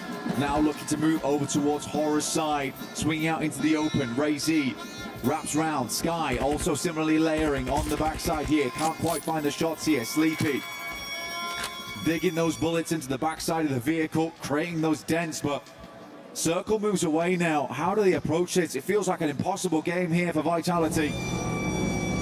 Such an open field. No cover, no chance. The only play that they can make is to take the fight straight to their face as they drive back behind the steering wheel and go in swift. Sleepy with a warning shot. The buggy comes by. Close quarters engagement as Vitality looks to hold on. No fear down. More damage done. Sky replies onto one. It's all on a solo of Axel as he looks to cook his way through them. Sleepy up front pulls out the AUG, the AWM doing nothing for him. Axel, last left alive here, an incredible player on 9 elims this game. It's a hard fight though, a 1 versus 2. Molotov goes long, he runs straight into it though, keeps backing off into the nade. It might be lights out for Axel soon. Oh, that's the nade to do it as Hora with a hefty bombardment on the beach. They lay claim to the second chicken dinner and light up Paris once again. Although it was instantaneous response, the speed at which they came through. Oh my days.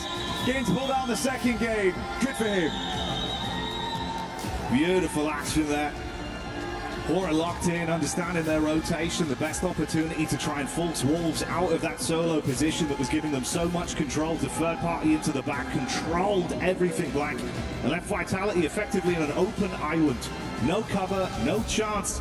Axel gave it his best with an upward battle. I mean, Axel, he was spinning like crazy that game. Smoke on the tires because 9 elims almost made it more than that. What a wild performance from him, not only on that game, but last game too, when they were trying to make their way up towards the stadium. It is funny that we had the Aura Vitality in that top 3 on Rondo, now in the top 3 again here over on Erangel. We seem to have a couple of favourites here, Jackie. Yeah, already establishing some of our lobby leaders potentially. They're not even one of those statements where we'd say at the end of day 1, at the end of game 1, now going into game 2, like you say, mate, it's just becoming very crystal with a lot of the squads that are looking incredible out here.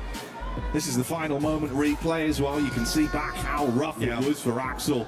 It's so unfortunate because the Molotov went far. I think he could have stayed playing against that vehicle. He makes the right call in the moment because that Molotov's placed correctly. He can't play up front. But it's a very, very hard decision to make in the moment. But again, it did feel like Vitality could have made that work. And I wasn't joking when I said that felt like an impossible game. It really was. They had no cover. They had no pathway. Oh, right. They went for the call and nearly did it. Ridiculous. Let's get down on the stage and find out from themselves. All right, well, yes, thank you very much, McLaren. Down here on the stage, I am with the arena, though, and it's Joker here to talk about that first game, honestly, because that might have been the best game in PUBG Mobile history. I want to get your thoughts about that game, what was going on in the team comms, the feeling after that first game. เราอยากมาพูดเรื่องเกมแรกนะครับตอนนั้นเราเก็บไก่ไปได้เลยนะตั้งแต่เกมแรกเลยเรามองว่ามันเป็นเกมที่แบบว่าดีที่สุดตั้งแต่เราเคยเล่นกันเลยมาเลยนะฮะอยากถามว่าตอนนั้นเรารู้สึกยังไงบ้างครับแล้วก็ทีมพร้อมแล้วก็บรรยากาศในทีมครับมันเป็นยังไงบ้างครับจริงๆจังหวะนั้นเราไม่ได้คิดอะไรเลยครับแค่ไล่ตีในเมืองของเราให้หมดแล้วก็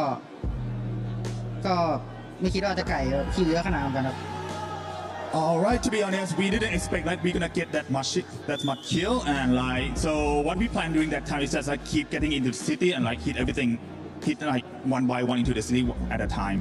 Okay, so very quickly here as well, after that performance, after looking fantastic already here, any words for the fans, everybody kind of watching for E-Arena out at home as well, because I'm sure a lot of people are very excited about that first performance. หลังจากที่ทุกคนได้ดูเกมแรกแล้วนะเชื่อว่าหลายๆคนตอนนี้กำลังจับตามองทีมของเราอยู่นะฮะอยากถามว่าเรามีอะไรฝากถึงพวกเขาบ้างครับก็ฝากเป็นกำลังใจให้E-Arenaเนี่ยครับหนึ่งเดียวจากไทยครับก็จะทำให้เต็มที่ที่สุดครับAlright, to everyone, please supporting us. We are the E-Arena, the only one and the only hope of Thailand. Alright, well, thank you very much. Making PMWC history here. E-Arena looking awesome.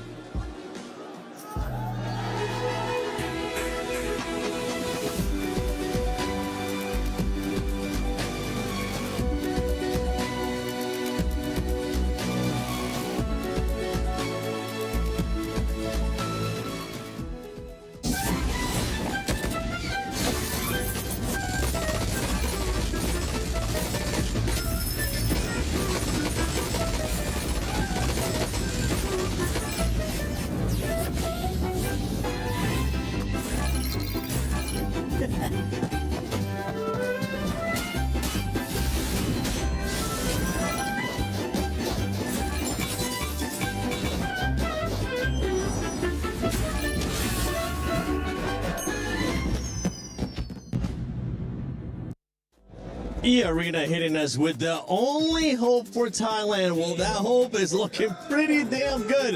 And you know who else is looking good? Hora! As they were... you too, Max. You too, honestly. No, I mean, Hora, what an absolute banging day for Nepal, right? You start off with a second place in one of the weirdest opening games ever in an international tournament. And then, how about we do get that win here on a beach finish that we rarely see at any tournament whatsoever. And oh my goodness, I mean, for you in particular, Nitra, you're a big fan of snipers. Sleepy, the bolt action, oh my god, Nepal is here to play. Oh, it's so nice to see it. So nice to see it at a global tournament. Finally, it's been years, it feels like. He's still one of the only players that uses a bolty. We need to have that more often, and maybe after this game, other players will go, maybe it's not such a bad idea to have an absolute god at sniping on your team, because oh my, that is exactly what you want to see. You getting those long-range shots coming on through, really, really good stuff. But Hora in general really able to circumnavigate a whole lot of traffic coming on through there, Max. You know, over on that beach side, one of the only plays they could have made, and it worked really, really well. Max, remind me which bolt he was using? The Orm! The Arm. All right. Lace, thank you for joining us. Glad to have you here. I want you to give me the best Arm sound possible. Keep in mind, Sniper is going to sound amazing. The best sound. Every shot is like pure ASMR. Yeah. Boom. Baby. All right, Max, you next. Okay, on me. On him. Put it on him. On me. Get the camera on this, man. Boom! Nep, you're next. You said ASMR. All right, get ready. Arm sound. AWM. Come on. What? Did you sneeze? That was a sneeze. What? Okay, for everybody that has been making videos of PMWC at EWC 26, there you go. There's the challenge. Go back to that last game, have Sleepy, and replace those sounds and see which one was the best. Make sure you guys share it on social media using the hashtag EWC and hashtag EWC 26. But talking about teams that were able to perform so good, we have to talk about Vitality, Lace. Man, the whole entire game from them was absolutely incredible. They basically had bridge. They were able to hold that position so early. They were the Zone 3 gatekeepers of that entire match. They had direct lines of sight on everybody that was rotating in such a difficult choke point where they had to rotate. They actually left Reezy behind to scout E-Arena's movements. They basically waited. They flanked on in there, right behind them while they were in contention. And I mean, they reserved so much utility to be able to take on E-Arena and get them out of their way. And then obviously they set their sights on Alpha 7. Alpha 7 had nowhere else to go but to exit building, so they'll be able to do that. And especially this play, I mean, such a large distance to be able to go. They luckily had the vehicles, and I mean, fell a little bit short here, just having, Axel could have sit back a little bit too far. But what an incredible game from them. Not the first place that they're probably hoping for, but goddamn, that's some eliminations they put on the board. Oh, goddamn, indeed. No, we're looking at Vitality. I feel like the moment that allowed them to get into a second place in the first place is actually when they decided to push up onto E-Arena, leapfrog Alpha 7 in one fell swoop, and the fight was so quick, Alpha 7 just didn't have the time to retaliate. And because of that, Vitality, what an absolute banging performance. 23 points here on the second game of today. Whew, La France is looking pretty good. They are looking really good. I mean, Vitality, 23 points. Now, this is what I was talking about Group B. We were expecting teams to be a lot more aggressive. We're expecting teams to start sponging up those points towards the top. And so far, after 2 matches, that's exactly what's currently happening. With Alpha 7, we see them now being able to have back-to-back good performances. This is what we want to see out of PMGC champion. It is absolutely. It's really nice to see them make a little bit of a comeback bit by bit here. I'm going to be expecting them to continue that, much like Orangutan in Group A, right? In day 1, they're just going to be continuing to grow and grow that momentum, hopefully for day 2. So we will see how that goes. But for now, 9 points on game 2 is a really, really decent start for them. So yeah, I am happy with them so far. Yeah, I mean, they have such a powerful roster as well, and Revo was definitely kicking it for them. This type of squad can focus on eliminations. We saw that coming out of match 1. They actually held out Wolves in several scenarios. Then in this second match, they focused on placement and prioritized that. They were actually on that northern side, uncontested for a long time, obviously sitting and building and waiting for the likes of Vitality to come along. But it shows the strength in different sides that this squad can play, and especially when you come into Smash Rule, you want to be able to prioritize eliminations, but get these placements as well. Oh, look at that. Oh, perfect timing. Like we were talking about them too. A7, the greatest PUBG Mobile team in history. I think the Alpha 7 fans will end up agreeing with that one because so far, I mean, they have been one of the most consistent teams when we're talking about PUBG Mobile esports history. Nongshim Red Force, though, they've not been having one of the best starts so far. I'm very surprised by Nongshim. I thought surprised in what kind of way? Tell us more, please. Okay, I will. All right. Where are they? They are silent. They're not doing anything. I thought, He's on Furia silence. What are you talking about? Sorry, that was terrible. I'm sorry. But PMMI, massive champions, by Smash rule, all of that sort of thing, coming into here looking very, very, very good.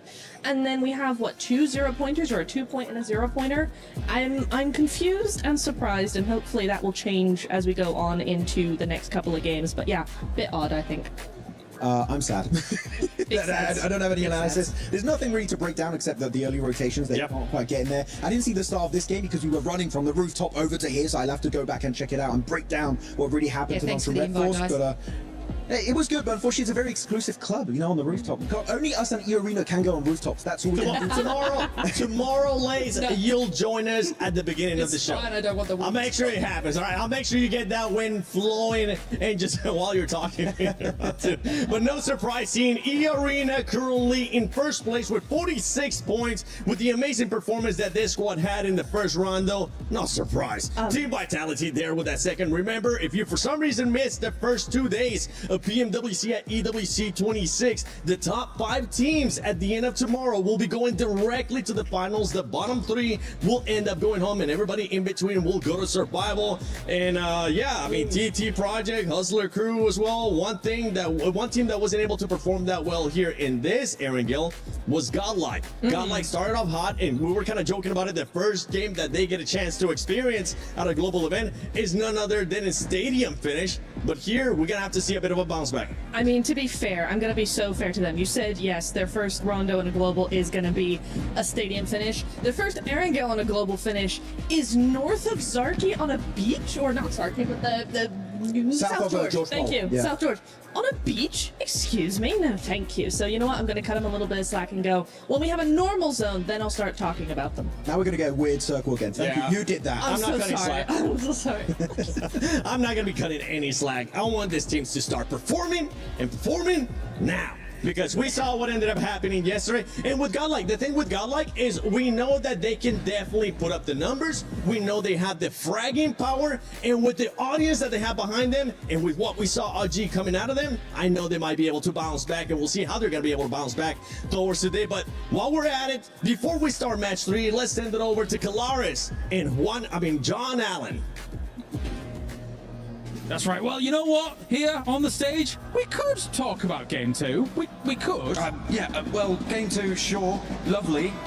But what about Game 1? Whoa! That was some interesting stuff coming through from E-Arena. Yeah. They swept the floor with everybody. Yeah, it was impressive. Really impressive. So much minutia in it as well, right? They even, not only did they not get challenged in Stadium to start things off, but sent 2 north to actually short their bets against the circle if it come down, and then moved back. So it was anything but passive. And the crazy thing about all the eliminations, none of them were recall elims. So it makes it even more insane that Rondo could ever happen like that. Yeah, a 29 elim game is unheard of at this level. It is incredible stuff to be able to witness. And like you said, none of them are recalls, so it wasn't like they were getting stuck in a Neox or in one of those other hot drop locations. They were absolutely keen to get straight into the action. As soon as those recall towers closed off, they were like, no, we're just going to play bread and butter. And you can see the double drop here as well to kind of look at how they're able to seal the deal. Not only that, are able to defend the zipline locations to make sure nobody else was coming up on the roofs. So it was picture perfect. And you know the crazy thing? Before I had that interview with Joker, he said it was lucky. And I'm like, I don't think it was lucky at all. That's ridiculous. Anyway, thank you very much for this, John. It is time now to head on over to the commentator team. Once again, game number 3, well underway. The perfect hit from John to get us back over to the commentary booth as we set the stage for another game here live from Paris. A lot of energy in the building, a lot of excitement. And we got any Alpha 7 fans in the house! All right, what about a team that might need a bit more energy? Let's hear it for Godlike! Hey! There we go.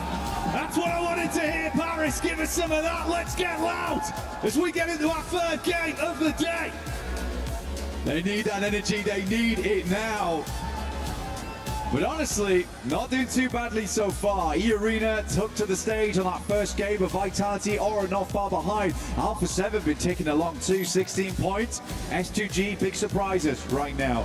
15 points so far, looking fairly good. 13 eliminations, because this what this shows me is that the gun skill is there for this squad. They've only been getting 2 points off the back of placements right now, but S2G bringing some of that action to the arena at the moment. Lovely to see. Another awkward playing path down from Sosnovka, very east leaning here. See where these players want to drop in. Vitality out early down towards Sosnovka. A little bit of a journey for themselves to get up towards that north side, but should be fine. Work the circle to come on through. Right now, Axel leading in top players, and for a good reason. This guy has been popping off between games. And with what we've already had today, Blank, it feels like there's been something different in the air for these circles, for these games. Are we getting another ridiculous affair again? Do you reckon this will be normality? Well, Nepta already jinxed it, didn't she? So we'll see. Again, the circle might be kind to us coming through to game 3. These players sort of need a break at this point. It's been wild so far. Some teams have been able to roll with the punches, others not so much. We're heading down towards the south side. This is your fault, Neptura. You got to take ownership of this one. We'll see who comes through with it. Vitality, they'll get themselves a nice start on this one. Down towards the south side. No eking their way up past the coast on the western side. They get to start in a good position. This could head back over towards the northwest side. But Godlike already taking 2 knocks here. S-Power has to hold it down. Let's see if they can withstand the full frontal assault that's coming their way as S-Power opens it back up onto Loco. Oh, close quarters engagement with a shotgun. Good pre-fire on the angle. Vinny gets it done. It's not the start they wanted. Hustler crew has been dropping on teams all day today. Do not care one bit. They lose Loco in the process, but feels like they've got their job done there. I think Godlike might need to start figuring out how they want to drop this one out, because they are going for this trash drop, right? They're going for split loot around apartments. I think personally, maybe they need to start dropping together, because where they're dropping isn't bad. It's bad because it's bad now because people keep dropping on top of them all the time. It's so tough to work with. So Godlike might need to make a change in that category. Also, I mean, Hustler crew has just been all over the place. It's hard to predict for Godlike.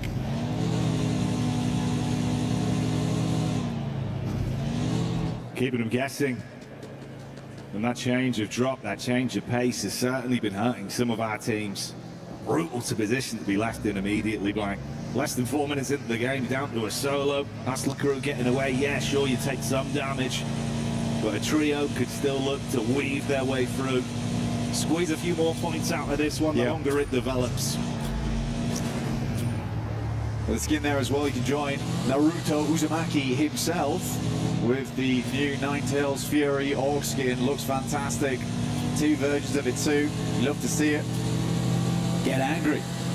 Feel that rage from the Ninetales in game, because it looks awesome as well. It's fantastic. It's a fantastic skin. We'll see what Mania can get done here. For Godlike, it's just been an unfortunate start for them. I mean, starting off with Horror dropping on them into Hustler crew, I do feel bad for them. I really do. We'll see if they can pick things back up going in towards our 4th Erangel of the day and into our Miramars. We've seen that anything can happen. They can still work their way back up those rankings. Down towards that south side, that S2G do move on through. A quick replay. I mean, S-Power did hold it down. He's only got micro Uzi to work with. It's hard. It's hard in those situations. A vest as well, level 1 helmet. The fact that he held on as long as he did was pretty insane, to be honest, as well. Yeah, it could have been way worse. Ooh, Axel again. Still putting on those numbers. Goodness me, he is fearsome. Again, coming into this for Vitality, there was a lot of talk around Razy and Razak, and I've seen these guys perform before. They look great, but the fact that Axel is just like, guys, we got to get through here. We got to get into the top 5. We're making it through to finals. We're going to do Indonesia proud.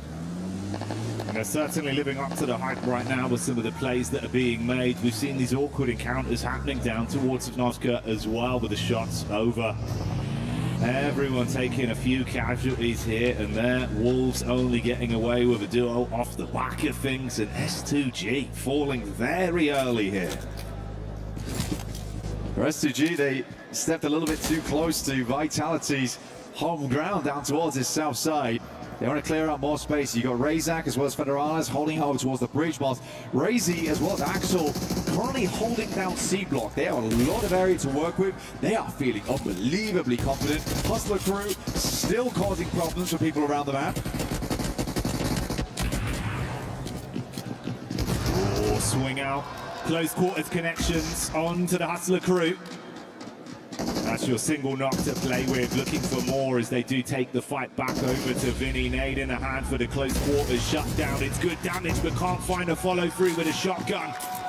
Not able to withstand it as they are down and out. Revenge there for their hot drop. GS getting away with that one in score. Now, they do certainly teach Hustler crew a lesson. But we'll need to get on the bus right now to get down towards the south side of the map.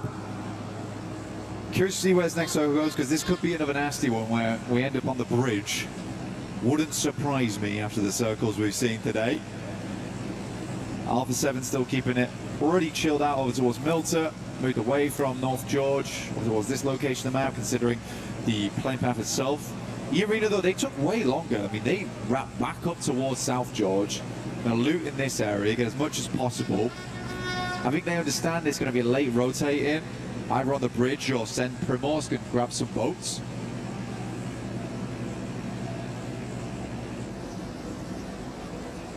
Is our Alpha 7 cameo as well. All together, getting their move on with the hovercraft, crossing from the mainland back over. Tianba had that similar rotation, of course, as they do glide their way around. A few more style points on that one, Blank. Oh, definitely. Line for the air does feel good. I mean, for Alpha 7, though, this is going to be feeling weird for them. I think a lot of times when they make this approach, they're always expecting teams to be holding a Novo.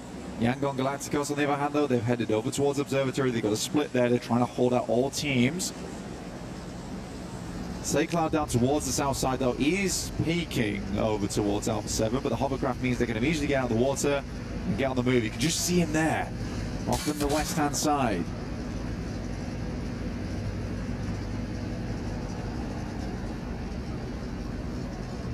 This was the S2G fight where they were taken out by TT Project, the duo that tried to get away after their encounter versus Vitality. TT once again right here, right now, taking pot shots onto Dopeness bit by bit. I mean, for TT Project, they know they've got to get some aggression under the belt right now. They are low down in the rankings, and they can't afford to let this game keep going the way it is. Envious finishing out Kenji, and I think that might just be Dopeness out now. We've already lost 3 teams. Hustler Crew, Dopeness, S2G, down to 13, 47 players this stage of the game. It's quite carnage, quite a lot of carnage happening on the map at the moment. Oh, okay. A little bit more standard. Yeah, this is probably better for us and for the teams, Black. Centering up, we do have those buildings that sit down towards the ridge side on the eastern edge that currently Vitality just have free reign over. Razak might try and regroup. I think it might be a bit dangerous now, holding over towards C block as long as he does. So this is sensible, this is mature coming through from Vitality. They know that a lot of teams would like to take up position towards here. They don't want to leave it up to chance. 2 players getting run down. And even as I say that, Wolves start to make their way up, but they're caught up in between. TT Project. For what it's worth, they're keeping the heat on TT with how Wolves have played this one. The good squad individually. Derek's cleaning out towards the ground floor, makes it look simple as he busts around the door, waving the 4-4. Derek with a nade. Nice. Ooh, beautiful bounce on it. Might be able to pick up effect here, but Vitality's having none of it. They hear the shots, they hear the fighting, they take down effect and then clear out another building. This is just space gained, space guarded right now for Vitality. You might think Vitality are going to clean up on this one, mate. Watch this from Zerich. I can feel the energy rising. Looks to get the nade into the back line. Decent chip damage as they're bombarding. 4, 5 nades. One after another, keeping them pinned in position. Razy with a wrap round the back, looking for the angle win. Federales advances with Axel. It's a good knock.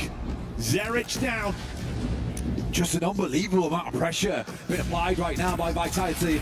Axel behind him, Niels drops out, but Vitality looks clean. Not a single player lost on the knock here.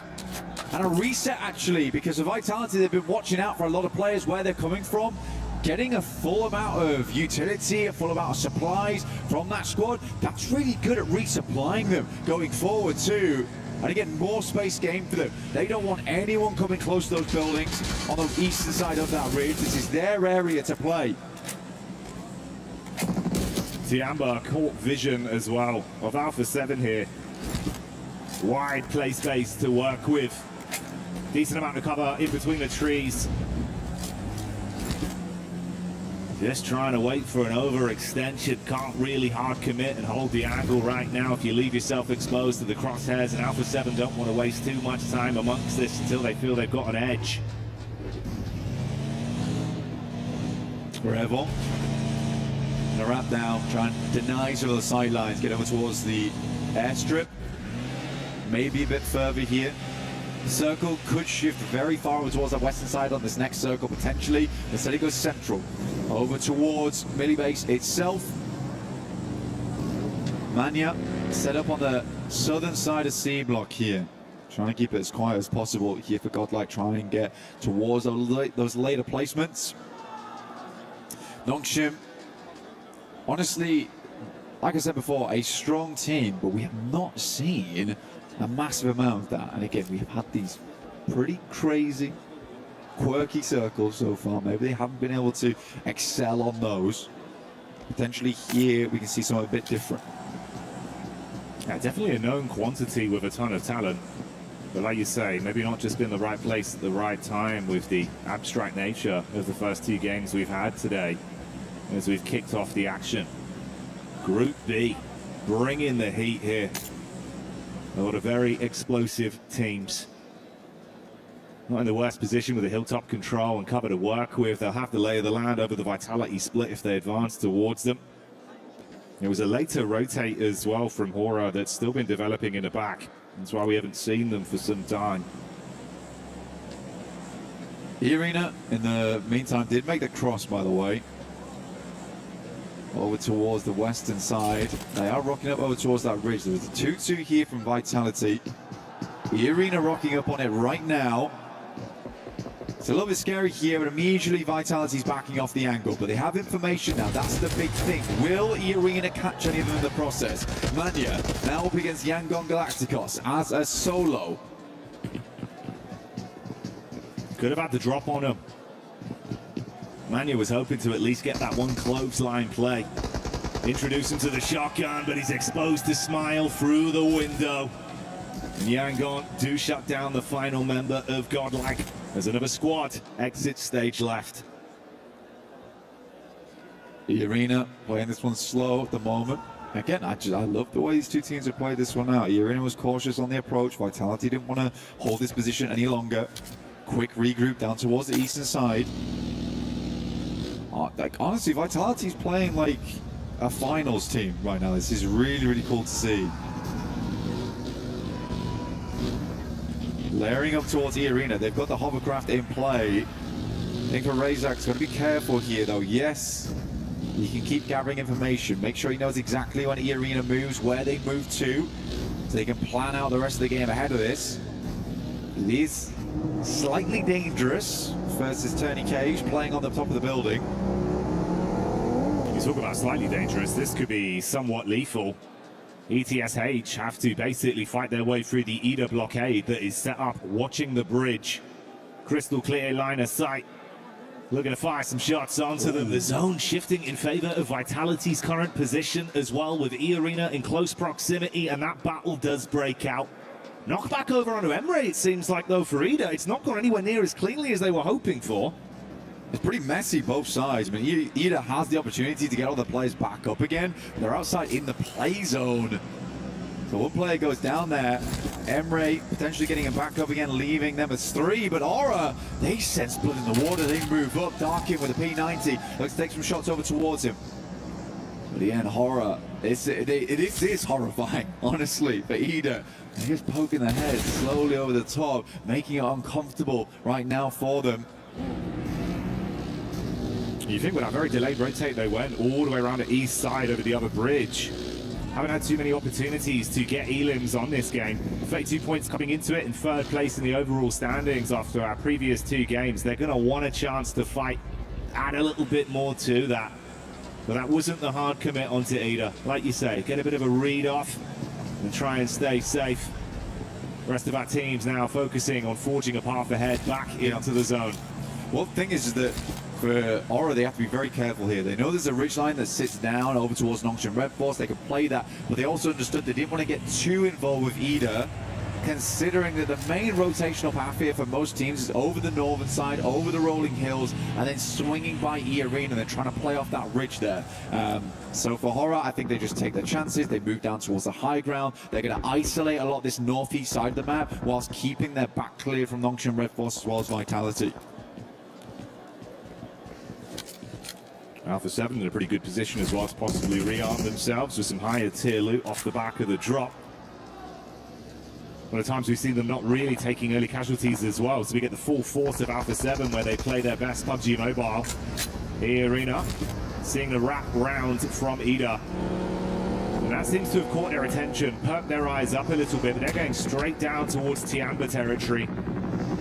I mean, right now for Ida, they were just shepherded by E Arena in the hovercraft, and Ida does make their way up towards the building, but this is an uncomfortable position to be playing. Alpha 7 off the distance, also trying to get involved there. In the midst of the chaos, Darko with the P90 goes extremely low, but for Tiamba, they don't want to really leave these buildings too much. Everyone understanding that there are so many positions to play here, there are so many sightlines at play as well, that it's difficult to be making those rotations. I mean, Ida just felt the full force of 5 different teams all taking shots towards them. Terrified of E Arena, forced into Tiamba, and then skewered by the backstab of Vitality. Alpha 7 even assessing the situation to see when they want to make a move. Zone still crunching in, last few squads making their rotate in. Yeah. I mean, this is playable though, right? That's the problem for Alpha 7 right now. This is very playable in terms of the ridgeline. They've got ahead of them that slight slope that looks upwards. Until they're forced to move, I don't think they're pulling off this position anytime soon. Aura opens up over towards Smile. Behind the missiles. Want to see if they can find Romeo underneath. Sleepy looking to do his best anti-aircraft. Over towards these guys, clip their wings at distance, but this time he's got the DBS in hand, no Balti in play.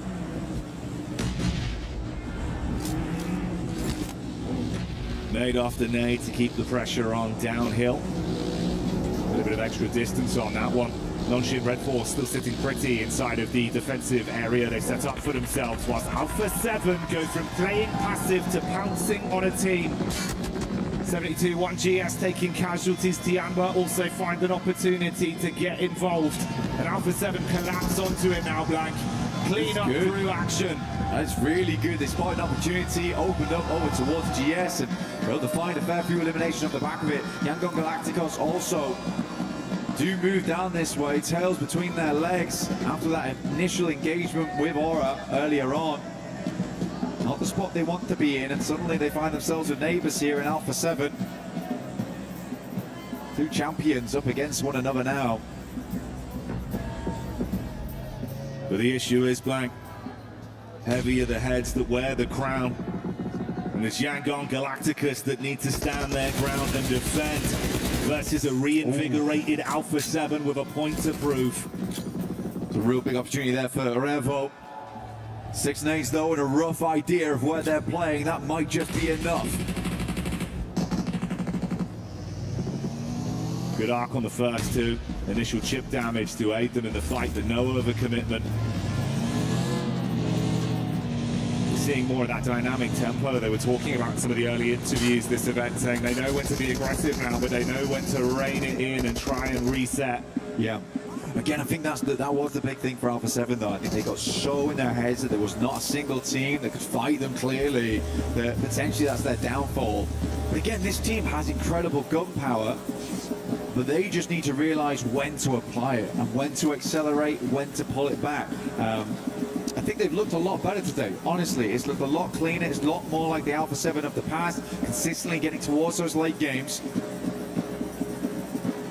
But they're realizing there's some big dogs in this lobby.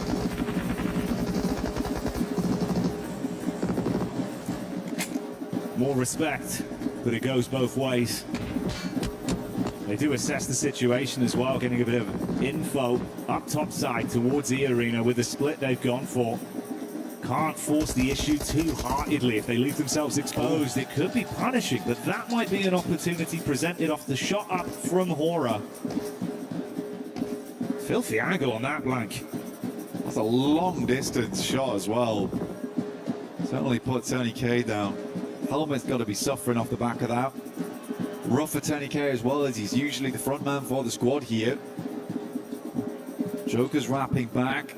It's going to get done. Alpha 7 also has taken a knock at the process. These are bad times to be taking knocks. Circle goes central. Nongshim Red Force. Real chance right now for South Korea. Aura down towards the southeast.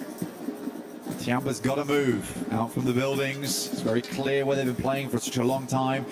Potentially move up towards the loot crate. I don't know how far in this is, but you could play off the back of it if you've still got vehicles to work with. Well, you touch on there, could this be a game where Nongshim Red Force finally come alive? They've had a pretty safe pathway throughout the zones we've seen so far here on Game 3. We know they're talented. We've been amping them up. We just need to see it, but let's see if Alpha 7 can bring the thunder on the close quarters engagement. Goodbye, Milu, as Tiamba get hit by the front of the vehicle. Quick flicks coming out from A7. A single knockback onto them, and they're starting to take a bit of damage. Nongshim Red Force taking pot shots down. And although they've cleaned out the ditch, between EWC and when we come to any other tournaments around the world, PMWC very similar in our approach as well, where you cannot make any play without another team dipping their heads in, right? It's really, really difficult. Every squad knows when to pick up the heat, honestly. The arena also suffering massively on their entry. They just could not find a good time to make their way in.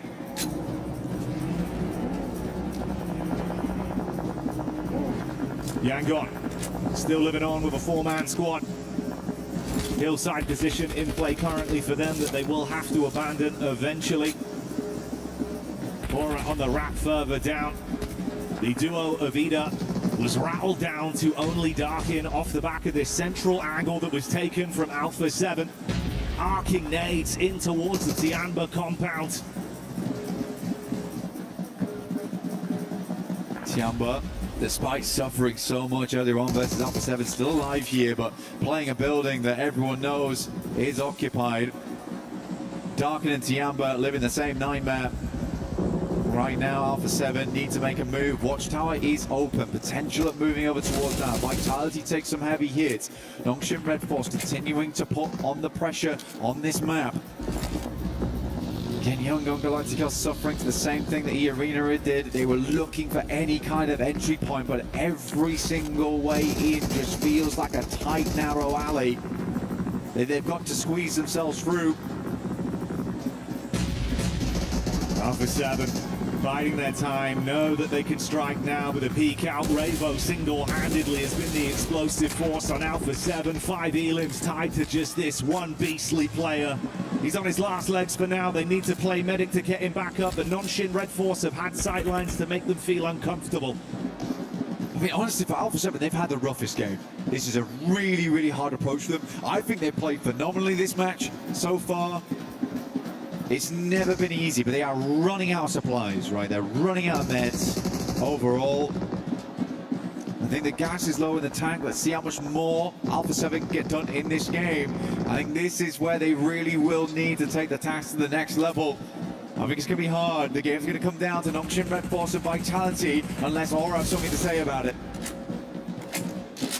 Nonshin Red Force just uncontested by any other squads. They've just got 3 angles to hold onto A7. And like you say, it's made it so brutal to move up. Meanwhile, we get the POV of Axel that's taking shots down onto him, but running low on supplies again. The ammunition economy could be a problem.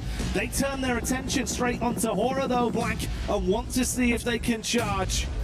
The nades just aren't pitched right though. I think that's the last bombardment coming through from Alpha 7 too. There's a couple more nades still left. M79's in play as well. You need those smokes to make your way across. But I think it might be lights out soon. Great shot from Axel once again.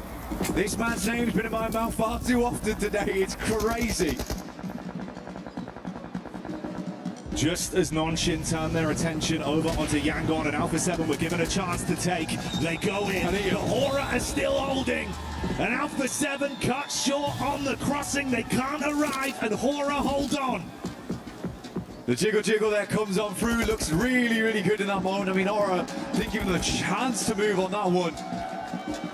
Joker still up. E-Arena managed to make themselves into a top 5 despite everything. Yangon Galacticos massively suffering to the sightlines of pretty much just Axel, who has their number. But Yangon, I feel like their time is up now. And that could be a statement that you could attribute to every other squad in the lobby with how Vitality is starting to play. A beautiful day from them so far. 10 elims in the space of this single battleground up to this point. A full 4 squad. The only other that's comparable is Nonshin Red Force. No, Joker!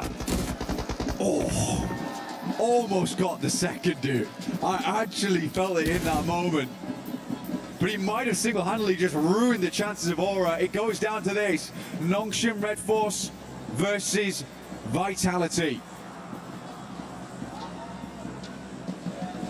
Does get the res though, which denies the point. That's why he goes through with it. An economic play, thinking about the future of what's yet to come for Hora. But right now in the flesh, live in Paris, we're talking about the present that is this game, a gift we've been given with Vitality playing flawlessly and Nonshin Red Force bringing the strategy down to our final 2 squads. Side by side now. Vehicles still in play here for Vitality. For Nonshin Red Force, they moved up early. They've got 1 vehicle that I can see in play. But Vitality having these cars still up and available is a really big deal for them, which is maybe why actually earlier on Razak was making such a big deal of scaring off E-Arena's angle so they couldn't take shots down towards the tires because they knew they'd need those wheels later on. Little plays like this can make the difference. Moving up towards that loot crate could be the big thing though. Vitality looking to make the first move. You can hear the engines revving. Observers, love you guys. Crushing in the it scene. right now. Giving us the cinematics of the story on this one. And I think you're spot on with how they played it, mate. But that's the devil in the details that's really raised our opinion of Vitality just in the space of the previous 2 games, with the fact that strategically it's been on the money time and time again. Going off the rooftops, both teams begging that each other makes a peek. Right now this is more about information gain than everything. Not having any sight denied by the windows inside. And it comes down to this zone 9. Circle starts to close. Both teams will have to make a move. M79's dropping out the smokes. Clearing out space between the center of the buildings. In come the vehicles. Razak goes first. Gets it up towards the next. Had to make the crossing without taking too much damage here. Again, everything is folding into this. Cerebral plays. The smoke wall providing the cover that they need to take space off of this. Second by second, edging further closer into a better angle to play off of. They want to cross. Smoke wall goes up.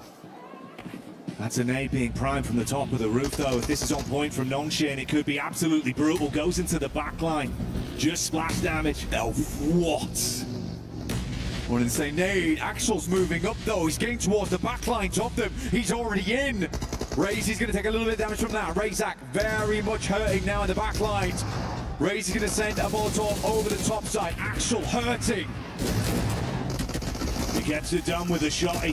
1-for-1 trades on the Elim so far. There's the spam in from the Blizzard as we see another player fall. Nonshin, Red Force seeing red as they're bringing the heat straight to Vitality. Only a single player remains. He might have the heavy artillery, but he can't do it. Nonshin, Red Force with a strategic, comfortable game. Take game 3 and get that chicken dinner. Just hold strong inside the building, they say. Au revoir to Vitality. C'est la vie.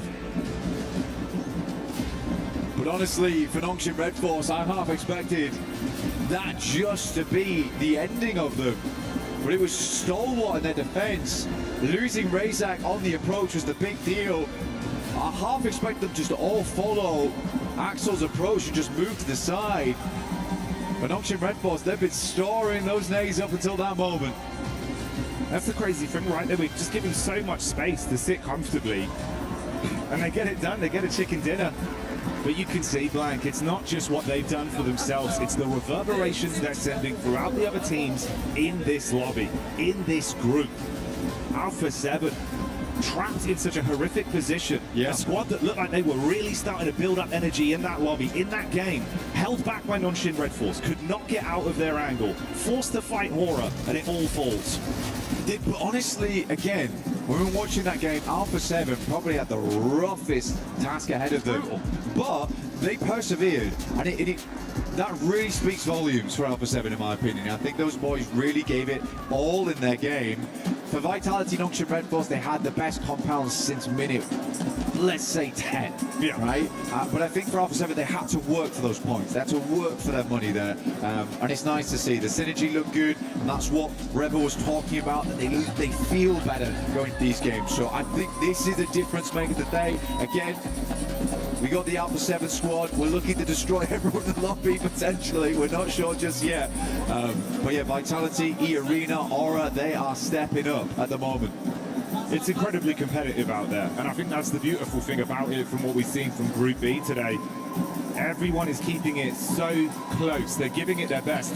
And you're spot on, man. I entirely agree. It's what they said in the interviews as well. That sometimes it's just words, but no, they prove that it's reality. Exactly. They prove it, Blank. It's not just false confidence. I mean, it's nice to hear from Rebel when he just says, look, the synergy's better, we're prepared this time, and you can see it in game.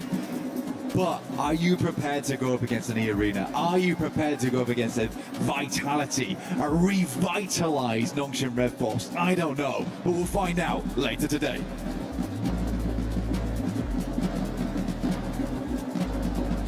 Max and Lace here at the merch stand at EWC 2026. Now, I've heard, Max, you're a little bit of a card fan. Look, I've been playing and collecting card games for over a decade now, and I've never been on a card myself. But that changes today, right here at this booth. Well, yes, here at EWC, you can actually choose what you want to go on your card. Fantasy, fighting, shooter, cyberpunk, horror. Max, I'm going to have to go shooter. What about yourself? Look, I love shooters, but fantasy is just so sick, so I'm going to go fantasy. But now the next one is you're picking your class. Usually in every game I play, I'm a healer, so I'm going to go with the healer class. And guess what? I'm a DPS gal. I'm right up in that action, so I'm going to hit DPS.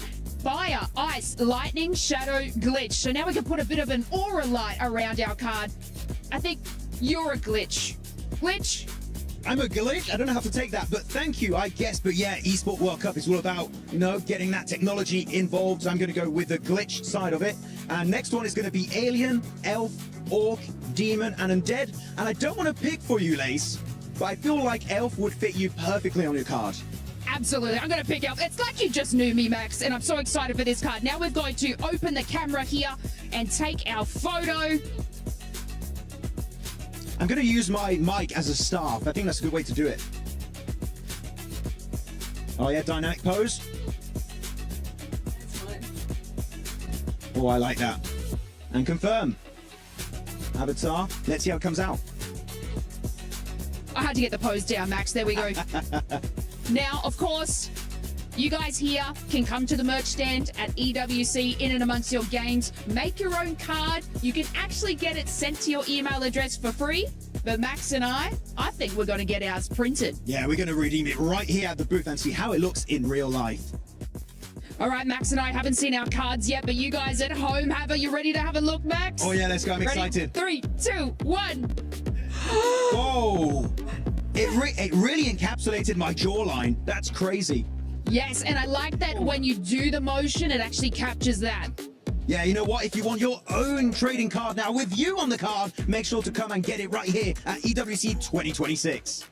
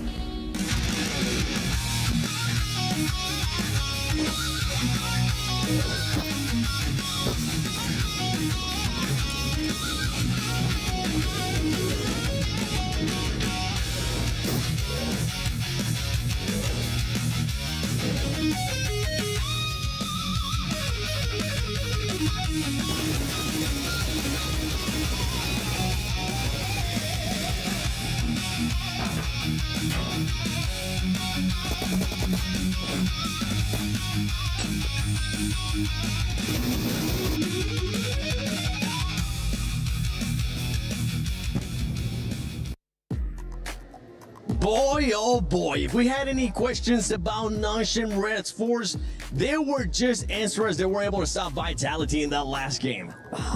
Finally, Nongshin return. Let's go. I was watching and I was going, okay, they're playing for survival. They are trying to just get into that top 5, just try and do something here. However, I knew, we've been talking about this actually before the game, right, where it's like, this team does not have any pressure on them whatsoever. They are not a team that falters under that pressure. So for me, seeing that, I was like, okay, let's see what they got. And actually, coming in, they had a fantastic defense. Vitality, yes, they did push one by one a little bit, but I think for Nongshin, they were able to come in having sat all game in one compound and actually go, we're under pressure, let's still play very well, still go as a group, push as a duo, make sure we're safe, and that's what won them the game. And I mean, I got to talk about Vitality again. I'm sorry that I'm harping on about them, but they were able to have a 11.3 average elimination rate to catch E-Arena. This is insanity after, obviously, the cracking game from E-Arena right at the start. But they created themselves such powerful positions in this zone. They had such an incredibly close gap in points that they were like, you know what? We need to make this rotation. We need to play it here. Obviously, right at the end here, I like the way that Axel sort of made that push with the vehicle. Unfortunately, that communication wasn't really passed on to the rest of the team. They should have followed through after popping the smokes, but obviously 3 of them held back. It would have been a different game for them. But from the start, I mean, the recon that they had on every single building push that they were able to do, especially against, I think it was TT, they are playing absolutely insane, not only for, hey guys. Hello. I decided to join you guys for a little bit of CC update because I've got some interesting stuff to talk about, okay?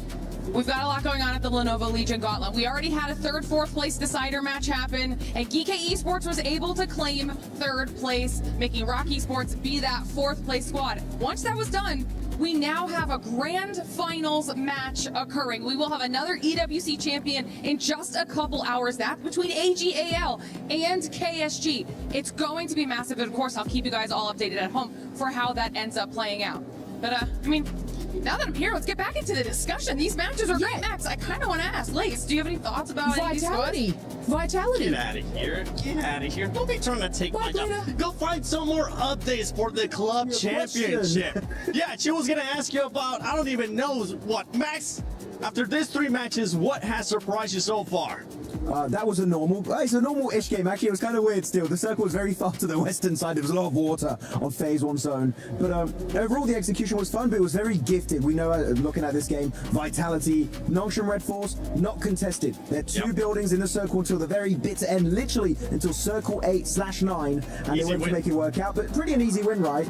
And we're going to have a replay very soon to check out how Vitality decided to commit to the push. But here we go, quick look at the overall rankings, and oh my goodness, the point gap that we have created between 3rd and 4th position, Litra, is mental. 41 points up against 25.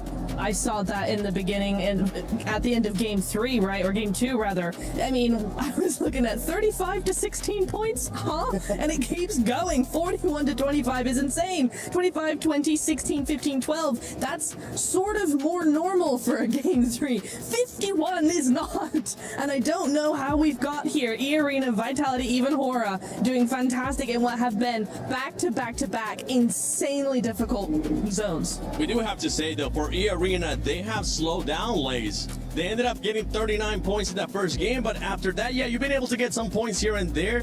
Obviously, just for everybody, I'm not expecting for you to get 30 points again, but if it does happen, that'll be amazing. But the squad just hasn't been able to pull off the gap that I thought was going to happen. See, this is what I see across several games, is that your game number 1 can be the crux of the whole entire thing. You can clearly take everyone's weakness, go in strong, but of course, 2nd, 3rd game, people are going to start reading your plays, understand where that you are going to push and how you're going to make this through, and that's what's happening to E-Arena now. They had such a strong start, but everyone's reading them like a book.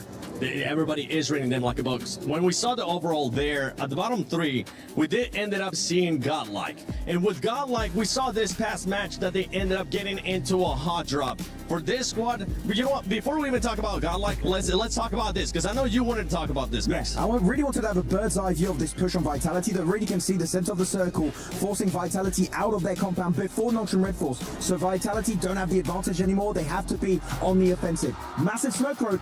And not going to lie, looking at some of these smokes, not great synergy and communication. It kind of all spread all over the place, not denying lines of sight properly onto Nocturne Red Force, but you can see the moment the 2 teams do get in grenade range, it's just a mini red zone here in this final zone, sending it forward. But this, I would say, is the biggest mistake from Vitality, and the main reason why they didn't end up getting this chicken dinner. They're sending it one by one. One player sends it, then an extra player sends it, but 2 players are still on the back end of that fight.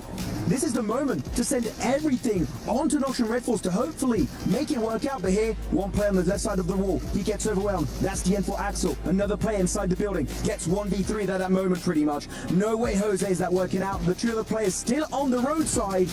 Unfortunately for them, that was a massive misplay, sending it all together. Maybe that could have been a Vitality win, but Nocturne Red Force, they see that mistake and instantly shut it down. And it was going to be a hard push for Vitality. The fact that they were even able to try to make that push was perfect to see. Now, going back to Godlike, one thing that I was talking about with OG is that I wanted to see aggressiveness. Here with Godlike, I don't want to see unnecessary aggressiveness out of this squad, and I'm talking about those hot drops. You don't need to do those hot drops. Right now, you started off hot in Rondo, but they have slowed down in a way that they're just having to do silly things. You don't want to be hot dropping. You want to be securing those points.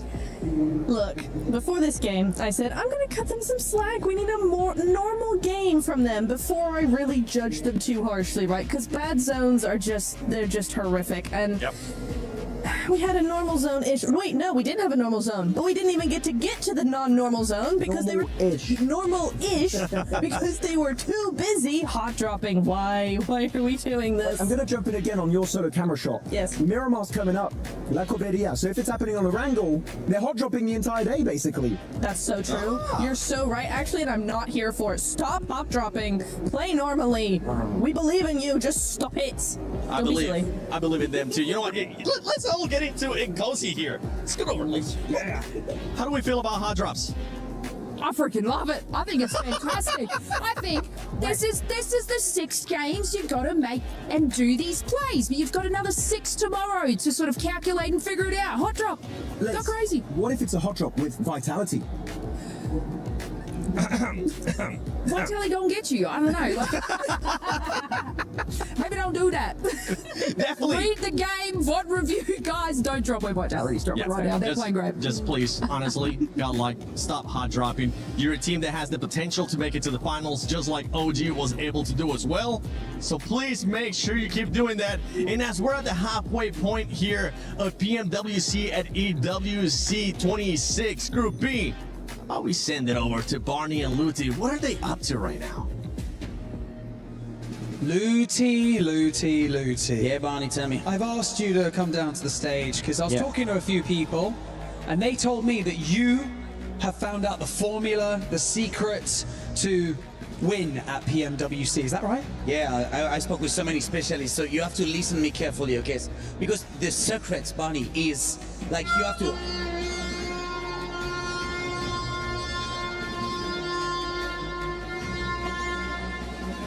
And the chicken, you take the chicken at this point. And this is...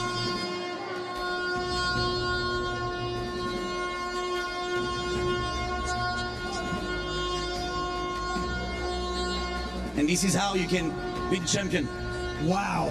I never knew that. That's some crazy insight into this game. And I tell you what, for those of you at home, if you're watching and you want to find out what it takes to win at PMWC, that right there, that's the secret. And so, casters, over to you.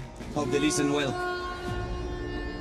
The secret is out, baby! Let's get it going! We're live in Paris, France. Man, I thought Group A was crazy, but Group B is not messing around. I'm Hot Jukes here with John Allen. Bro, are you kidding me? What's going on today? I mean, E-Arena, what a start to the day, and then Vitality just hitting those games every single time, always ending up in that late game and having a blast with it. Now they're neck and neck at the top, and they're pushing past those boundaries, Jukes. Man, those boundaries are long gone. We saw, in my opinion, the best start in a tournament in PUBG Mobile esports history here. And we got some teams actually competing with them still. It is unreal. The zones have been going all over the place. This first half has been nuts, and I'm expecting even more craziness as we get into the final 3 matches. There is so much still left to go, if you can even imagine it, right? That is so crazy that we've had such a bombastic start, but we've still got plenty more matches left. This is the last Erangel today, so we're going to be heading to Miramar later as well. The desert awaits, but we have to get through the last of the grassy pastures first in order to get there. We haven't earned that right just yet, neither have our players, but they are getting locked and loaded and lobbied up as we head on into the match. It is time once more to see if Vitality can reach that late game. Let's see if they're going to be able to do it. This is the final Erangel. Like you mentioned, this is that place to put up some serious points. We finally saw Nongshim Red Force get their chicken dinner. They were at the down on the bottom of the leaderboards going into that match, but now they've got to be feeling pretty good. Which is going to be the next team to get it? We're about to find out. Let's get into it. The last Erangel here of day number 1 of Group B. Let's get stuck right in from the military island up towards Saverni on this plane path. You're going to see a fairly fair distribution of drop spots available for everybody. No real big dramas here. Taking a look at those tables as well. Nongshim Red Force jumping up with that chicken dinner all the way to 5th place on 20 points right now. Just goes to show you these early doors don't mean a jot if you can keep it going. So for Hustler Crew, let's pick up the pace, you know? A UK team in the finals? Absolutely, I'd love that. Let's get it going. I mean, hey, we saw Nongshim before that last game. They had, what, 6 points? And then now we see them, like you mentioned, in 5th place in just one single game. So when it comes to Hustler Crew, they could definitely get it going here. You can see the top players there on that bottom left side with Axel with 14 eliminations. Yeah, doing bits for the rosters right now. Vitality E-Arena are going to be slathered all over these top player cards. I'm guaranteeing it for you now with what they were able to do. They are looking very, very good. E-Arena, a little bit less legs into those later games, I think it's safe to say, but they still have done so much. And Horror keeping pace. I mean, in any other sort of day, that 41-point record for Horror would be pretty immense, right? After the first couple of matches. Oh my God! Let's do it to them again. You know, let's send the circle down south and see what they got. Because yeah, we didn't get enough military. What is going on today? These circles have been absolutely insane. And you're right, we're back down south once again. You got Vitality down there. I mean, it's wild to think that we saw a 39-point game in one match, and we actually have a team tied with it. Like, this is ridiculous. Yeah, I mean, since then, what is that? 12 points they've earned in the next 2 games, which is still pretty good, right? That's pretty good. That's like a middle table performance right now. 8th and 9th, both on 12 points apiece. So yeah, they've still done pretty well. But Vitality's consistency for me is really interesting. And given this circle, Vitality are in such a good spot. If it does go south, because they do need to keep themselves nice and cool, calm, collected, and look good. Yeah, well, you guys got to make sure you pick up that Naruto skin. That Uzumaki event is going on, guys. Make sure you pick up all that good stuff in-game immediately. I'll tell you what, I make sure that I got mine, and I know that Maxman has got his. But which team's going to get this chicken dinner? We can see the Wolves. They ain't messing around. They said, let's get down south quick. Absolutely. First over the bridge. Well, second maybe over the bridge, I think it's safe to say. You do have some players. Oh, are you kidding me? No. They're just going to abandon it. Not even going to try and flip it. I mean, I guess if you don't have any nades or anything like that, that's actually really nasty for the Wolves. That's going to slow them down. The good news is that they are across. The bad news is we saw them do that. Yeah. So, you know. Out of all the things. That's the most negative aura that I think I've ever seen of any team is from the NA team, of course. Out of all the things that could have got put on screen, has to be that one. Who was driving? I didn't catch. You know what? It was nobody that was driving. Oh, and they get caught by Vitality. No! Oh, if only you had a vehicle. Oh. This just goes to show here, folks, at this level, one single... Baton with a pan! You got a pan knock. I think that was a thrown pan knock coming on through. Okay, they're not out of the fight just yet, but they are starting to bleed. The Wolves will struggle here, and I imagine that Razy's going to get back up. Yeah, now you got Necessary all by his lonesome. Razak trying to pull off some plays there. Oh my gosh, switching in that buggy. Necessary is done, and the Wolves are getting destroyed. This is what I'm talking about. One tiny mistake, a domino effect into a straight disaster. Imagine being an NA team right now, man. Oh, that would suck so much. Wow. Look at his face. Hey, he's got, look at his face. They found another. Oh, okay. I think. Wait, no. I'm wondering if Vitality found the flip turn vehicle, the beetled vehicle, and if they've pitched it back. That would be brilliant. This is what I mean, and the good thing is that Vitality is that this is their drop spot. They're already so high on the leaderboards, they can do whatever they want. They could chase this all the way if they feel like it. Let's take a look at the replay. Okay. Oh, what's this? No way! Oh my! On a moving buggy. And headshot, baby! Bad shot to the face! Are you kidding me? That was insane! If his team would have survived, that's going on the highlight reel for sure. Oh yeah, I mean, yeah, that's that. Okay, they get some aura points back for that. Yeah, so we can forgive the flip vehicle. You know, if you're getting a ranged pan headshot, that was cool. You're breaking brains and scrambling like eggs. You know, that's fair enough. If you're gonna bring the pan to play like that, you can have that one back. Yep. Yeah, that officially is even. Aura balanced. Let's take a look here at Vitality, though. They're looking to put in some more work. Oh, look at that, though. We're going to see Lupa get a nice knock on to Razak. Can he hit this next one? He doesn't. The rest of his team not so lucky either. Will be taking 2 knocks their way. Looks like Razak will be resable here. They have got the backup Axels holding face, and they do need to send in for that recall as well. Ooh, as having the hovercraft rolling up to the fight juice. Yeah, and you can see Axel getting those thirsts really quickly here. Kenji, that hovercraft is getting beat up. Still surviving for the time being, but now it's on fire. Kenji has to back up. He's got the UMP in hand. It has to make a crazy play, but that nade hurt way too much. It's all up to Matika.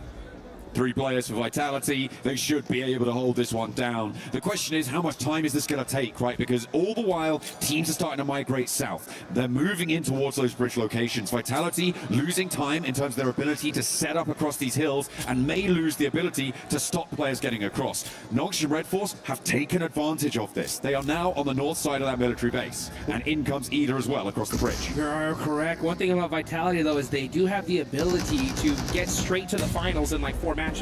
That is one thing that is definitely happening, though, with how crazy they're playing here. I don't even know if this is PMWC or if this is a classic at this point, because Vitality are just running over everybody. Matika's trying to make something happen, though. Oh, it's actually from across with the AK.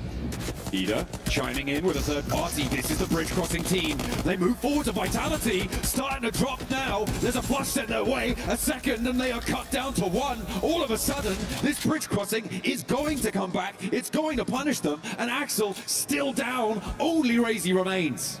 He's going to go for the res here, and it looks like he might be able to get it. But yeah, they took a long time on this fight, and the longer they waited, those third parties are coming in. Now you got Ida in the mix, so this is bad news for both of these teams. Dopeness is in big trouble. Vitality, I mean, they got 6 eliminations, and the fact that they're so high on the leaderboards, I mean, that's still not a bad game, but you're right. If they would have just made a few different plays, we could have seen a crazy, crazy match from them again. They had a big opportunity here to take control of the hills. They decided to go for the fight with Dopeness. I think that it lasted a lot longer than they expected, which is why we're seeing this sort of thing unfold. They got stuck in, and they couldn't figure out a way out. It is unfortunate for Vitality, but going for the fight in the first place, maybe not a terrible idea. As you said there, though, Jukes, it's the sticking around that has really come back to bite them, because the bridge is just so open. Yeah, I mean, teams are going to be hauling it to Millie now. You're going to see Aura having one heck of a tournament. No fear. Gonna have to make a play here. Gets Edmino. Tries to hit that shot, but Godlike shuts down Aura, and they are out of this one.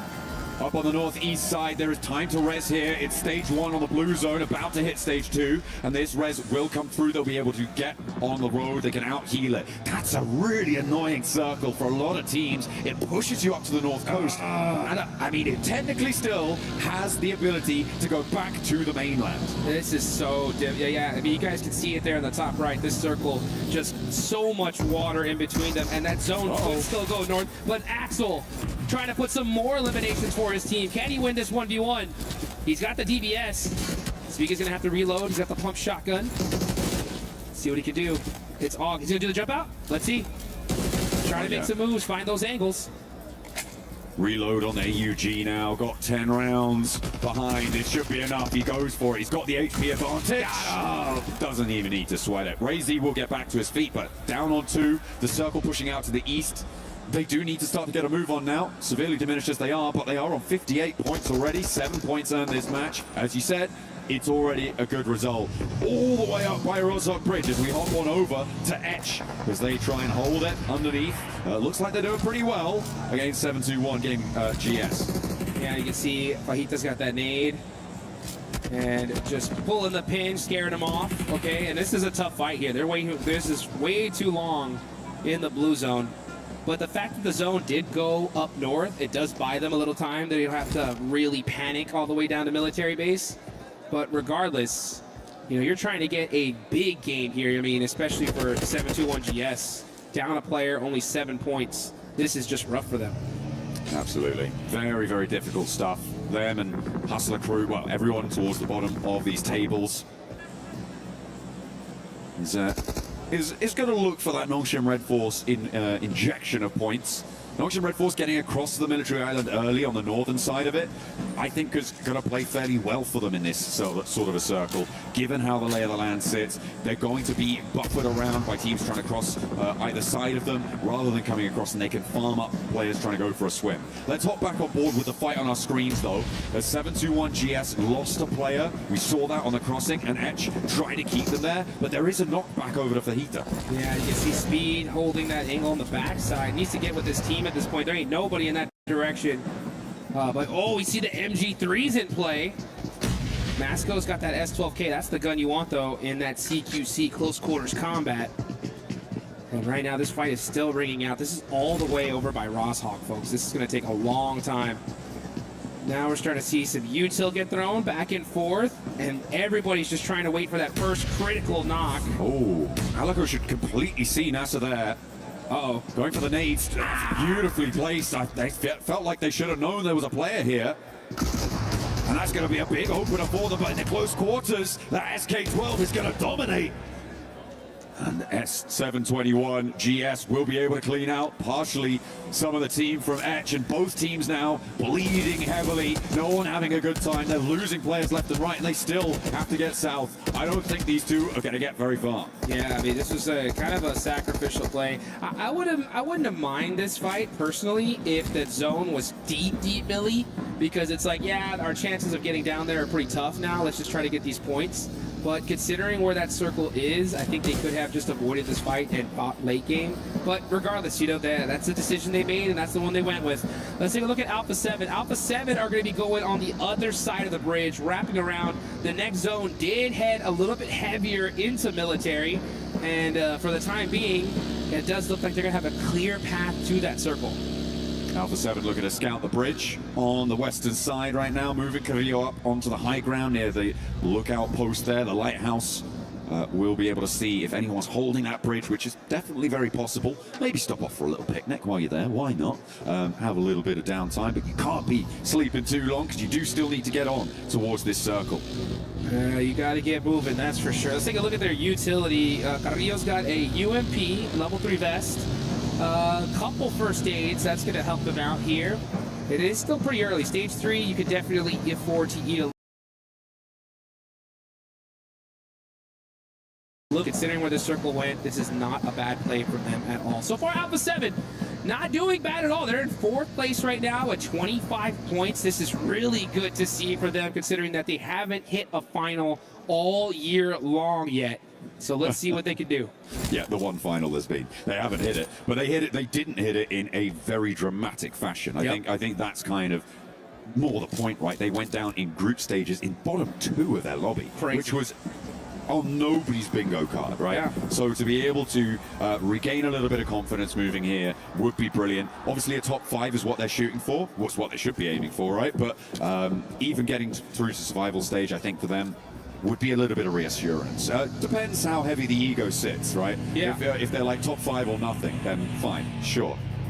It's a competitive spirit, I'll give them that, but you know, even survival is better than what they did before, and improvement is the name of the game. That's what it's all about. And when it comes to Alpha 7, you know, there's an old saying in the boxing world, you know, as you get older, the speed slowly goes away, but that power always stays there. And I think that's Alpha 7, you know, like, no matter what, they are so experienced. They're such a dominating team that these guys can get off the couch and I think can eliminate still some of the best players in the world, right? But getting to those end games, getting those placement points on top of those eliminations, that can be difficult because of the 2 recent global tournaments they played in, at the 18 games, they had 46 eliminations, only 12 placement points, which is insane for them. So they're already looking to beat that here, which is great. It's a good sign for them, and they got a good position in this next circle as it hard shifts on over to them. Very, very lucky. Let's see if they can capitalize on it. I'll tell you who else has a pretty good position here is the Vitality duo, right? Up towards the north side, they've got Tianba as well as Nongshan Red Force up to their north, so a nice little buffer. The difficulty, of course, for Vitality is they're playing as 2, so they do need to figure out how they're going to try and work this ground. You've got TT Project as well on that east side of them. Maybe looking to push on through. That is 721 GS going down, as they did actually manage to get some of their players out of that engagement, as did Etch, but neither is going to be happy about it. S2G still camping the east bridge. Yeah, and on the western bridge, it looks like we're going to have Godlike coming in a little bit late. There is still quite a few spots in this circle, so it is going to work for them. And yeah, but let's take a look here at this bridge camp. You got S2G there, gatekeeping for the time being. And they're going to hold that bridge, I think, all the way to the end here. Solke, oh, he spots him. They have no idea he's there. When is he going to take that shot, though? He's going to wait till the last second. Yeah, I mean, you're waiting to have multiple angles on the shot, right? Especially when you're so close to hard cover. You know that you can attack 1 or 2, you lose that element of surprise, but Lost will not lose on that face. Looks for more as well. The spray strafe not quite there, and is going to find some bullets sent back his way. And Hamzy has to step up to keep his teammates safe, but now S2G are down to 1. All of a sudden, the Hustler crew seem to have found an opening. No real third parties on this one, and Hamzy, I think he just has to get gone here. Yeah, his whole team's going to be taken out. I mean, this is stage 4. The blue zone's hurting. Loco is looking crazy as he's on the move here. They should definitely get these confirmations before they push, because it's going to be difficult to get across that zone. Instead, they just said, hey, you know what? Let it ride. We are sending it down this bridge. But for how long? Are they going to make it across? MCG is up there up top. When is he going to take these shots? Let's see. I don't think he's going to have the angle to do it. If they break right here, they're going to crash straight into Yangon Galacticos instead. The Smile starts to unload the clip, finds Loco, pulls him out, switching into the driver's seats. Not quite enough, and Yangon Galacticos sent Hustler Crew for 6. And yeah, that's going to be them out of here. So 16th place, tough start for them. Still Miramar left to go. We'll see if they can bounce back. But this is one heck of a game here. As this zone down in military base on the northeast side near the bridge. It's going to be a hill finish. There are quite a few little dips and valleys that teams can hide under and make some plays in. So we still have 11 teams remaining here. Everybody just waiting for that next circle to pop and deciding just where that fight's going to take them. During the middle of all that, Vitality getting eliminated, allowing TT Project to take a central position here, puts TT Project in the driving seat of these hills in terms of stopping control. There are high grounds around them that technically have more oversight and things, but they are a linchpin of it. Going to force everyone to fight around the sides, and one of those fights is Godlike. Ida will be next on the chopping block, and Alpha 7 maybe after that. TT Project, though, steal a point away. Darkin does get flushed out, and now it's Alpha 7 still looking to try and outlet Revo. Will he connect? No, they're not quite finding it, and that's damage being done. Dishing out Death and Godlike send them down. Alpha 7 standing with no force against Godlike. Always. Obscure is now on the other angle here, trying to make some plays all by himself, but he's running out in the open. Nice little spray back in return. Abito's going to go ahead and heal up, wait for his teammate, and that's Godlike taking out Alpha 7. What a roll-up from Godlike. Alpha 7 didn't know what hit him. Woo! And now from the west side, Godlike are going to look to push across. TT Project wanted the third party, but not enough blood was drawn against Godlike for them to find a worthwhile pursuit in going from a consistent, a sustained third party hold here. They're now regrouping out to the west, and they know where the major danger's coming from now. It's on the west side. It's Godlike.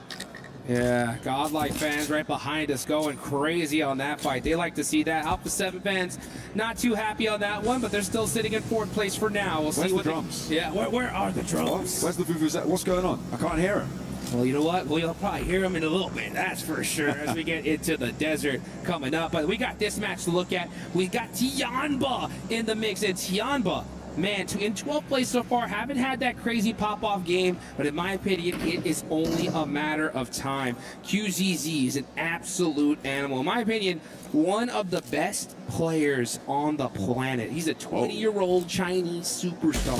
When is he going to pop off? In my opinion, only a matter of time. I mean, I'm still waiting for it, though. I'm still waiting. Let's see it. Let's see it. You know, you got some real big boots to fill when it comes to Chinese superstars, right? Paraboy obviously is the forefront, the paramount of the Chinese superstar We got to see him. We got to see him recently at PMWC. Yeah, that's true. That was fun. Yeah. I mean, fallen off. I didn't say it. I didn't say it, but he's not here. You know, we got to see him in a little bit of a show match for those guys that missed it, and it was good to be able to see kind of like the old Nova squad compete once again. Now, they did end up having to go against the likes of like Revo and Aurora, and that was pretty dang tough considering that these guys are the modern monsters of these days. But still, it's good to see the OGs of old still going at it here. But you know what? Speaking of OGs, we got Yangon Galacticos, our previous champs, right? When are they going to get that chicken dinner? They're in 9th place so far, 2 eliminations in this game. They have that bottom right of the circle all to themselves so far. Let's see where this next zone goes. If it does go and head on over to them, they could be in a good position to win this one. Big opportunity. I mean, it is TT Project really who can decide a lot of the pace depending on where they put pressure in this circle. They are playing now with great positioning, a great position rather in this zone. They have flexibility to try and third party basically any engagement that comes through, which makes it so dangerous for all of these teams to fight. For Yangon Galacticos, I feel like stay put for a little bit longer. Allow E-Arena and Godlike to clash. Allow Nongshan Red Force and Tianba to clash on the north. Maybe you try and be the opposing force on that third party. That's a great plan, honestly. Wait for that fight to pop off, then get in the mix of it. TT Project, though, they're battling it out with Godlike. Abito driving right into the mix of this Esewa, but it looks like we're getting shut down here from side to side as Effect shimmying back and forth. He hits the way down, it don't matter. corner. It's Godlike Esports running over TT Project. Yo, it's godlike like that, but unfortunately, E-Arena heard all of it unfold. They put too much into taking down TT Project in the center, and E-Arena pounced. Yangon Galacticos, this is what I wanted from them, Yes. to move in to try and third party. But now, teams are going to diverge. Godlike not going down fully there, I think is a big achievement. Playing on with two, they could still extract value. This is what I like to see, though. If you're going to make a crazy push like that, you got to do it full send, full attack, and do not waste time. They were able to take out TT Project pretty quick. That's why we still see at least 2 players up from them. And they got a good amount of eliminations in this game with 10. Oh my goodness! Mania taking out Schweppes! Godlike is on a run right now. 2v2 now between E-Arena and Godlike. Yangon Galacticos now moving Smile in to try and have the numbers advantage. Nongshin Red Force are taking shots from across the way, from across that road on the northeast side. Tiamba just hunkered down. They're happy to be out of it at the moment because it looks pretty chaotic on that south edge. This is getting wild right now. And you can see, yeah, Young Galacticos are starting to push into the circle. The fight has calmed down, though, so they don't have that easy opportunity to go for a third party. But hey, little by little, just try to get some more information. And you can see Say Cloud, he's got his eyes on Mormon right there. Got that nade in hand. That's going to be a long toss here, but he's going to, yeah. Once you saw him in that buggy, he's like, I think I need to save this nade for now. I mean, Mormon, with the timing on the reverse there, looking pretty good. He saw the player duck back behind the headland. Knew that a nade was probably being pulled, then was the time to go. Rotating around, opening a lot of angles over towards the northeast. Potential for Nongshin Red Force to crack a couple shots, break a tire, could be bad, but safe for now. Godlike could be going do-si-do with Mormon. Spinning around. Mania has a little bit of trouble. Joker spots him, and it's a flush, leaving just 1 player now for Godlike. But they've got deep into this game, Duke. 6 teams remaining. They've got 11 eliminations. This is a big match. They're up in 7th already. Huge match for the side of Godlike. That's going to put them in a great spot to try to reach that top 5. That Joker getting taken out as Young Galacticos are now like, hey, you know what? It's time for us to get some eliminations. They are controlling that south side. They're still outside the circle, though. They need to find their spot on the way in. Let's see if they can get there. And now Nongshin Red Force are starting to move around. Yangon Galacticos have fully committed to this angle, and if they can get rid of the stragglers, maybe it's going to work out for them here. But Nongshin Red Force, in the meantime, have established a chokehold on the rest of the circle. Yeah, Smile forced to jump out of his vehicle. That's Mormon gone. That is now the top point sponges in this lobby are out. This is a huge opportunity for teams in that mid pack to try and catch up to him. You still got Tianba there, right? We've been waiting for them to pop off all the way in 13th place. They have their whole squad up. Let's see what they could do. But like you mentioned, look at that. Our previous game winners, Nongshin Red Force, they are spread out, controlling the circle. I love it. I mean, XCY up on that high ground position, out across the way, controls the low ground between them. Unfortunately, he's going to have to move here, as is TZ on that off angle, and they have to send forward. Yangon Galacticos finally take down the last player for Godlike, but they should be so proud of what they've done this game. They are being brutally efficient on those fights. They're on 19 eliminations. Wow. Dukes, that's all but 4 of their points right now. Monster game for them, and a huge bounce back. Let's see what Yangon Galacticos can do, though, because now with taking out that player, they can have some real estate to control. We still got a few big teams here. We got 3 full 4-man squads and a solo on the side of Ida in this match. And let's just see where this is going to go. One last circle shift to go, and then we're going to find out where this end game is going to happen. Yangon Galacticos kind of corralled now onto the south side. This is what I was worried about, that overcommitment potential to that southwest edge, but they do still have quite a bit of ground to play with, and Tianba are going to start to look to flex out. You can see Hyunbin, he's got that AUG and the P90, right? What an absolute monster. This guy's only 18 years old, and he is one of the best PUBG Mobile players in the world. One of Maxman's favorites, that's for sure.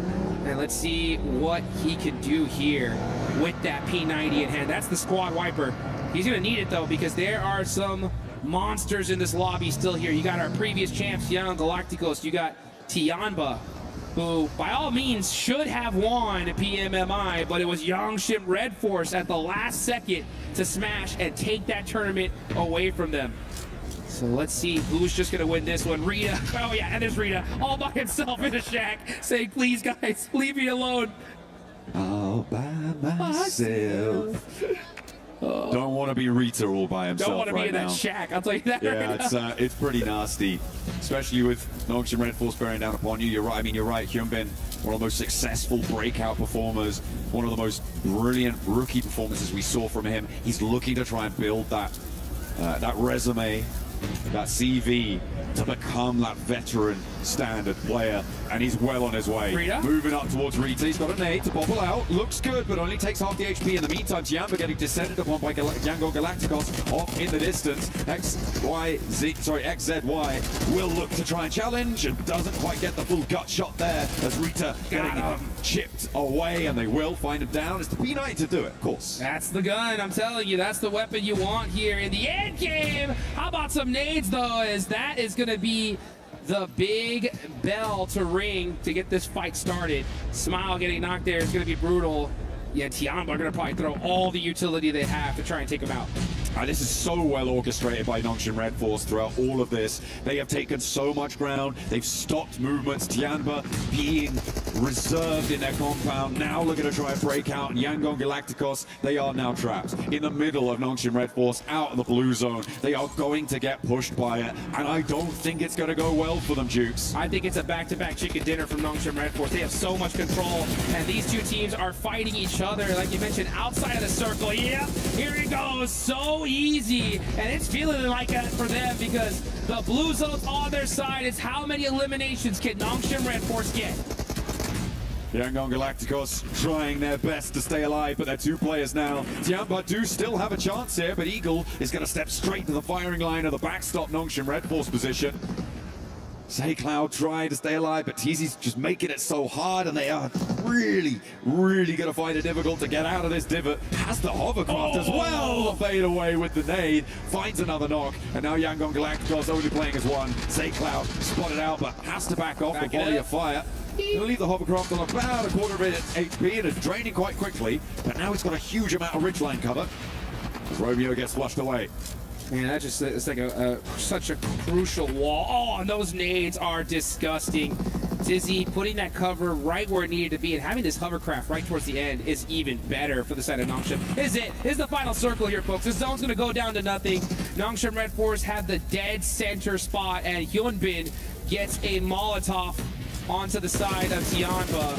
These guys are completely trapped. Yeah, Yangon Galacticos finally going down. Tiamba starting to bleed on the low ground too. They are having a real tough time of it. And this high ground angle, TZ has been so operative, so commanding in these off angles over the course of these last circles, and is looking to open another can of Warpass. Ooh, and that's exactly what's happening, because you got another can of Hyunbin down south with that P90, and that is it. It's a back-to-back chicken dinner on the side of Noxian Red Force. That is how you do it. Masterfully orchestrated in those final circles for Noxian Red Force.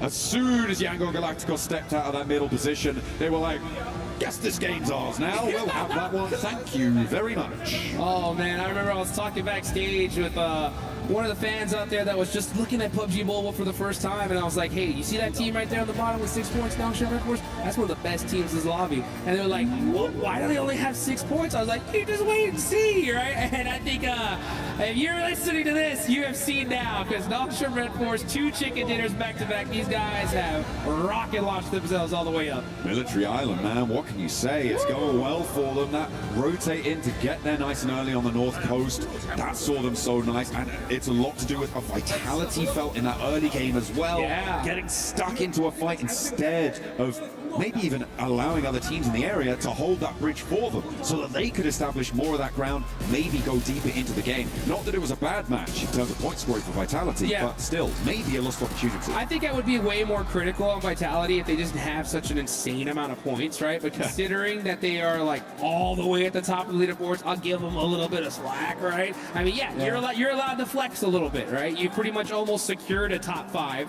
in just a few matches. And yeah, 7, still great game, but you're right. I mean, if they would have made a couple adjustments, considering that it was military. Yeah. It could have been 20 points for all we know. I feel like when you're at the top of the tables and you're doing so well, I want to be more critical of you in a lot of ways, right? I want to hold you to a higher standard because that's the bar you set for yourself. And if you're not up to it, what are you doing earning all those points in the first place, you know? Come on, give it back. You know what? That's a great point, though, because if this was the finals, it would be a different story. That's true. Right? Because that one little mistake could be the difference between becoming our champions and second place or even third place, right? Especially the fact that we've seen the smash rule come into effect so critically, you know? So, yeah, you know what?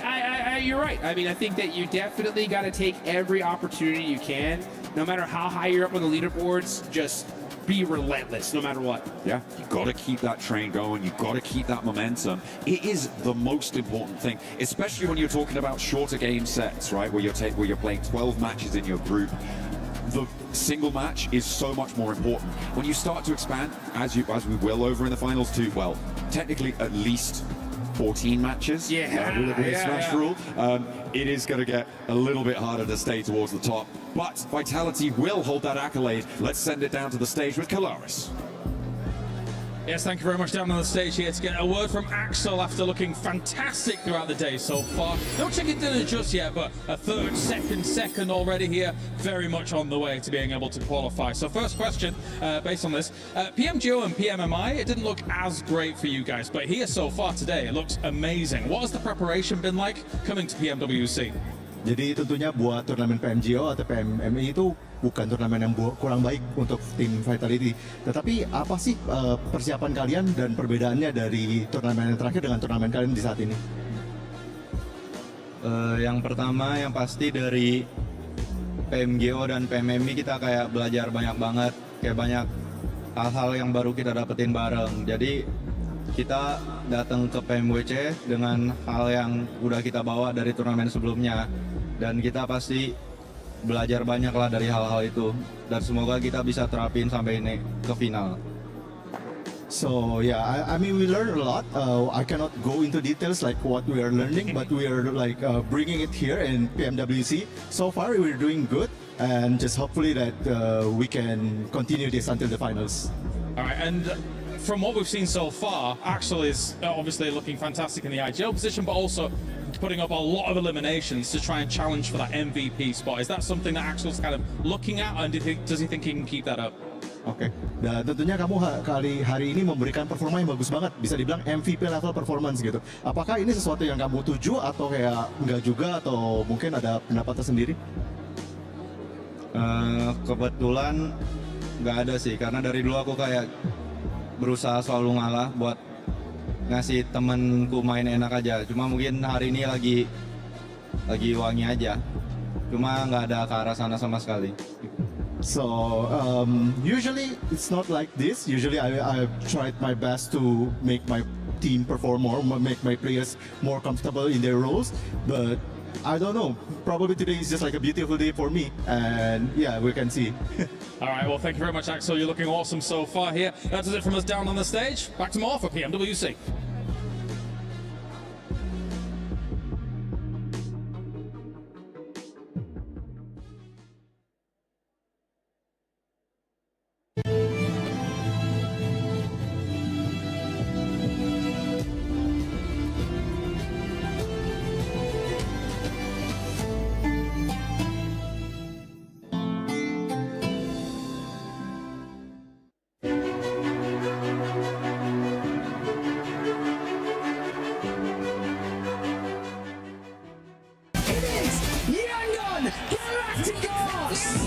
Chasing the sunrise, boots hit the ground, hear the battle call. Load up, lock in, we're ready for it all. Every street, every door, searching for a little more. One squad, one dream, nothing's ever what it seems. The circle's closing in, can you feel it on your skin? Heartbeat like the drum, the final fight has come.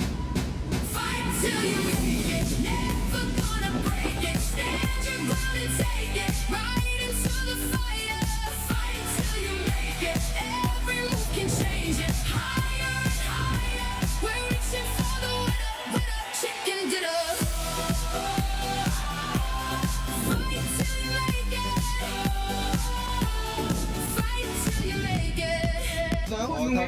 Yumi 후보. 뽕 왔어. 얘들아 왼쪽 보고 와. 나무 기절. 나무 중간 나무. 나무 라스. 해당대. 나이스. Nongshim Red Force with that back-to-back. Just look at Hyunbin. He's so happy right now, Max, with the way that team is performing. But by the way, for everybody currently watching at home, don't forget that the PMWC Lucky Spin is now live. You can get 3 exclusive sets made by PDP creator Nana, the Electron Energy set, the Protein Power set, and the Stunned Alien Fusion Grossa. All bring in the PMWC spirit. Log into PUBG Mobile and take your spin before it's gone. Because looking at that one, honestly, that Grossa looks so sick. And I wouldn't be surprised if Max, you already have all the skins. How did you know this? I actually spin for one and I got them all. I had enough coins, I got everything. And it looks really cool, so I like it, so I'm using it right now. I just know you, okay? I know every single time we do an event, you always try to get whatever exclusive skins are out in the game. But we gotta talk about that last game. Nongshim Red Force with the back-to-back. I love it. Can I just say that? Look, right. I do like my one-word answers. Nice.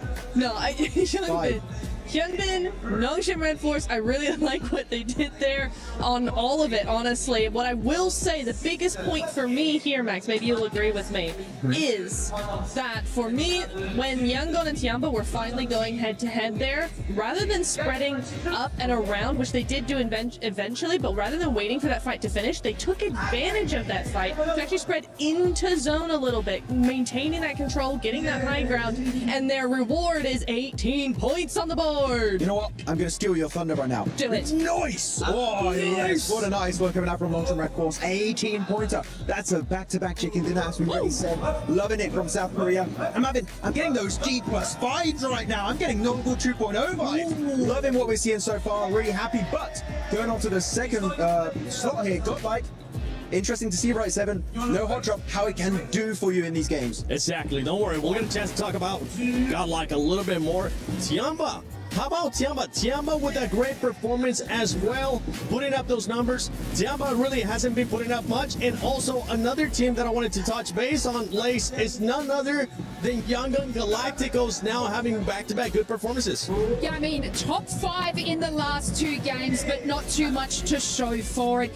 Then coming into this match, and as the PMWC Championships, they have finally picked up the phone to their goddamn wake-up call, because I could not understand why this team had to take this long to get to this point. Now, we're obviously in this final zone. They didn't have the cover to sort of protect themselves from it. They had to just bide their time to make sure that they can get those placement points.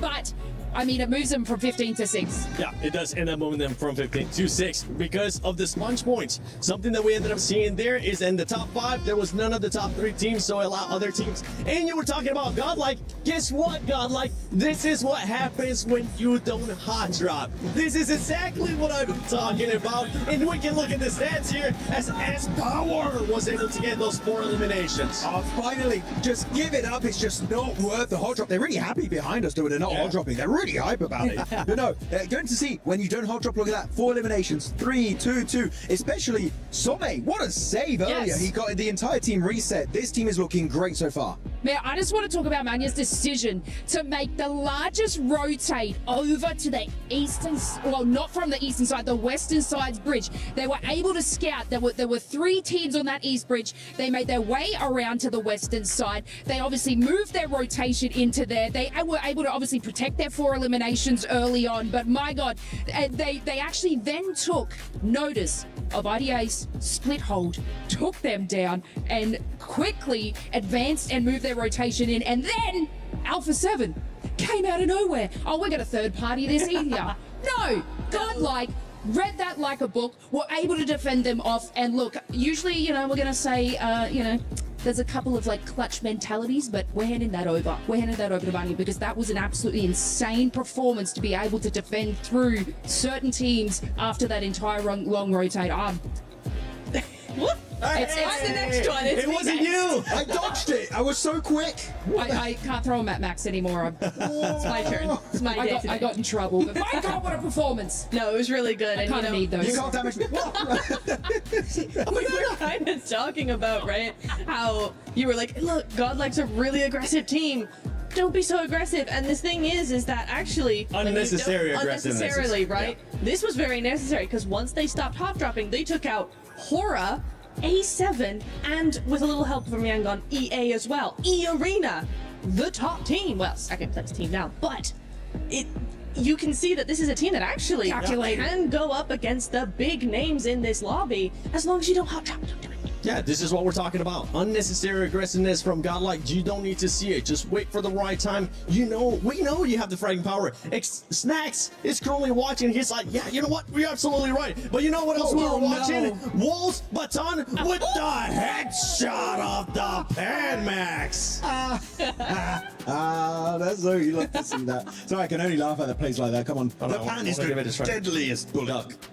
Look, it hit me. You got Why me. is this a boomerang? Okay, If well only done. we could have a real pan. So actually, you know what? Sorry, I gotta be that guy. Actually, According to my we're talking calculations. about no hot. According to my calculations, that sounds like John Allen. Anyway, no, I'm saying, Thank you. looking at these drops going into Miramar, which is going to be the next coming map, right? We do see Godlike actually normally going in La Cobreria. I did do an interview with them just yesterday, and they said Godlike they're going to commit to the hot drop. So did Sky from Hora, but that's not all, because apparently what I've seen in the announced drops, Chiamba and also Hustler Crew could also send it over there. Chiamba, I think they're going to put their ego aside, go for maybe water treatment. I wouldn't be surprised. But Hustler Crew, maybe. They're a bit of a troll team, and they like ruining teams going into these games like they did on Godlike earlier in Apartment. They might do it again. Tactical sabotage is what it's called. Oh. They're also going to be sabotaging their own performance if they keep doing that kind of stuff. Well, let's take a look at this head-to-head between Vitality and E-Arena, because those two teams have just been sponging up so many points. I mean, right now, Vitality, 10 eliminations average is absolutely insane. And that's why, Lace, they're currently sitting at the top with those 59 points. Yo, I heard Hot Jukes before saying like, oh, you know, it's not the best game from them, but, you know, blah, blah. But can I just take you through a story? Rizak, with the drive-by giggle, this team is having so much fun in this game, which is absolutely insane. And after, you know, a cost of their fight, a bad zone pull, the duo and the firepower of Razy and Axel is just another level. They were actually able to obtain another 5 eliminations as a duo, which is more than any other squad did early on in that match. Looking at this bottom 3 teams, you got 721 GSE Esports, Wolves Esports, our NA crew, and then Hustler crew. We're talking about those drops, talking about them actually wanting to spoil, right, maybe sabotage a little bit. Neptura, with them being at the bottom, I mean, they're just going to continue on sabotaging their own style. I really hope they don't do that. They need to actually try and find some points more organically than just hot dropping. However, I don't feel like we're really going to see that today. I think they're going to try at least one Miramar to see if they can actually make it work, which it's not going to, but you know what? You just have to find out for yourselves. Well, yeah, hopefully they're not going to be throwing anything. Ha! I got somebody! And as we're going into game 5. No, you see that? Let's go to stage. Anytime now. Right now, in fact, yes, of course, despite, of course, we had that amazing win at the very beginning of the day, it's Vitality in #1 here, Blank, after insane consistency throughout the day. Yeah, it's been an incredible day for Vitality so far, and honestly, I think the Indonesian crowd can't be happier for this team so far. They're going to be very, very proud. Even in that last match, yes, they come 13th. However, of the 8 eliminations they got, they took out everyone else and then went out by another team. So these guys are having a great time. Consistency's through the roof, like you say. It's also awesome because it feels like a spiritual successor right now. You've got Razak and Razy. It's like Zuxi and Luxi of the past. You've got Axel's doing incredible work on his own. Kind of like the Ryzen of the past as well. It's like we're bringing it all back here, and this is the future of Indonesia. I saw on socials one of the twins was milling around in Paris as well. Luxi is here. Yes, Luxi is here. I saw him the other day. He's a good lad, He's a lot more mature than he used to to be as well.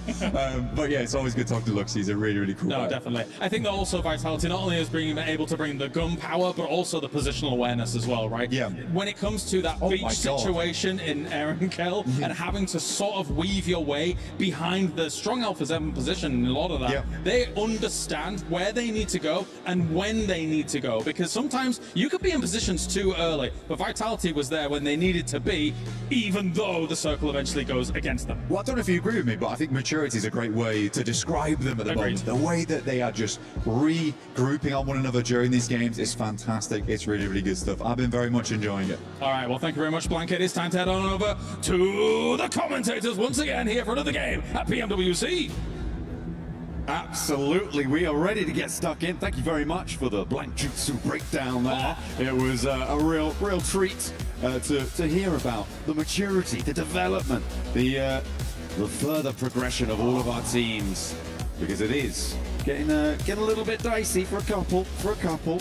But a back-to-back chicken dinner is going to be pretty soothing for the nerves on Nongshan Red Force. Vitality going to be feeling pretty chill.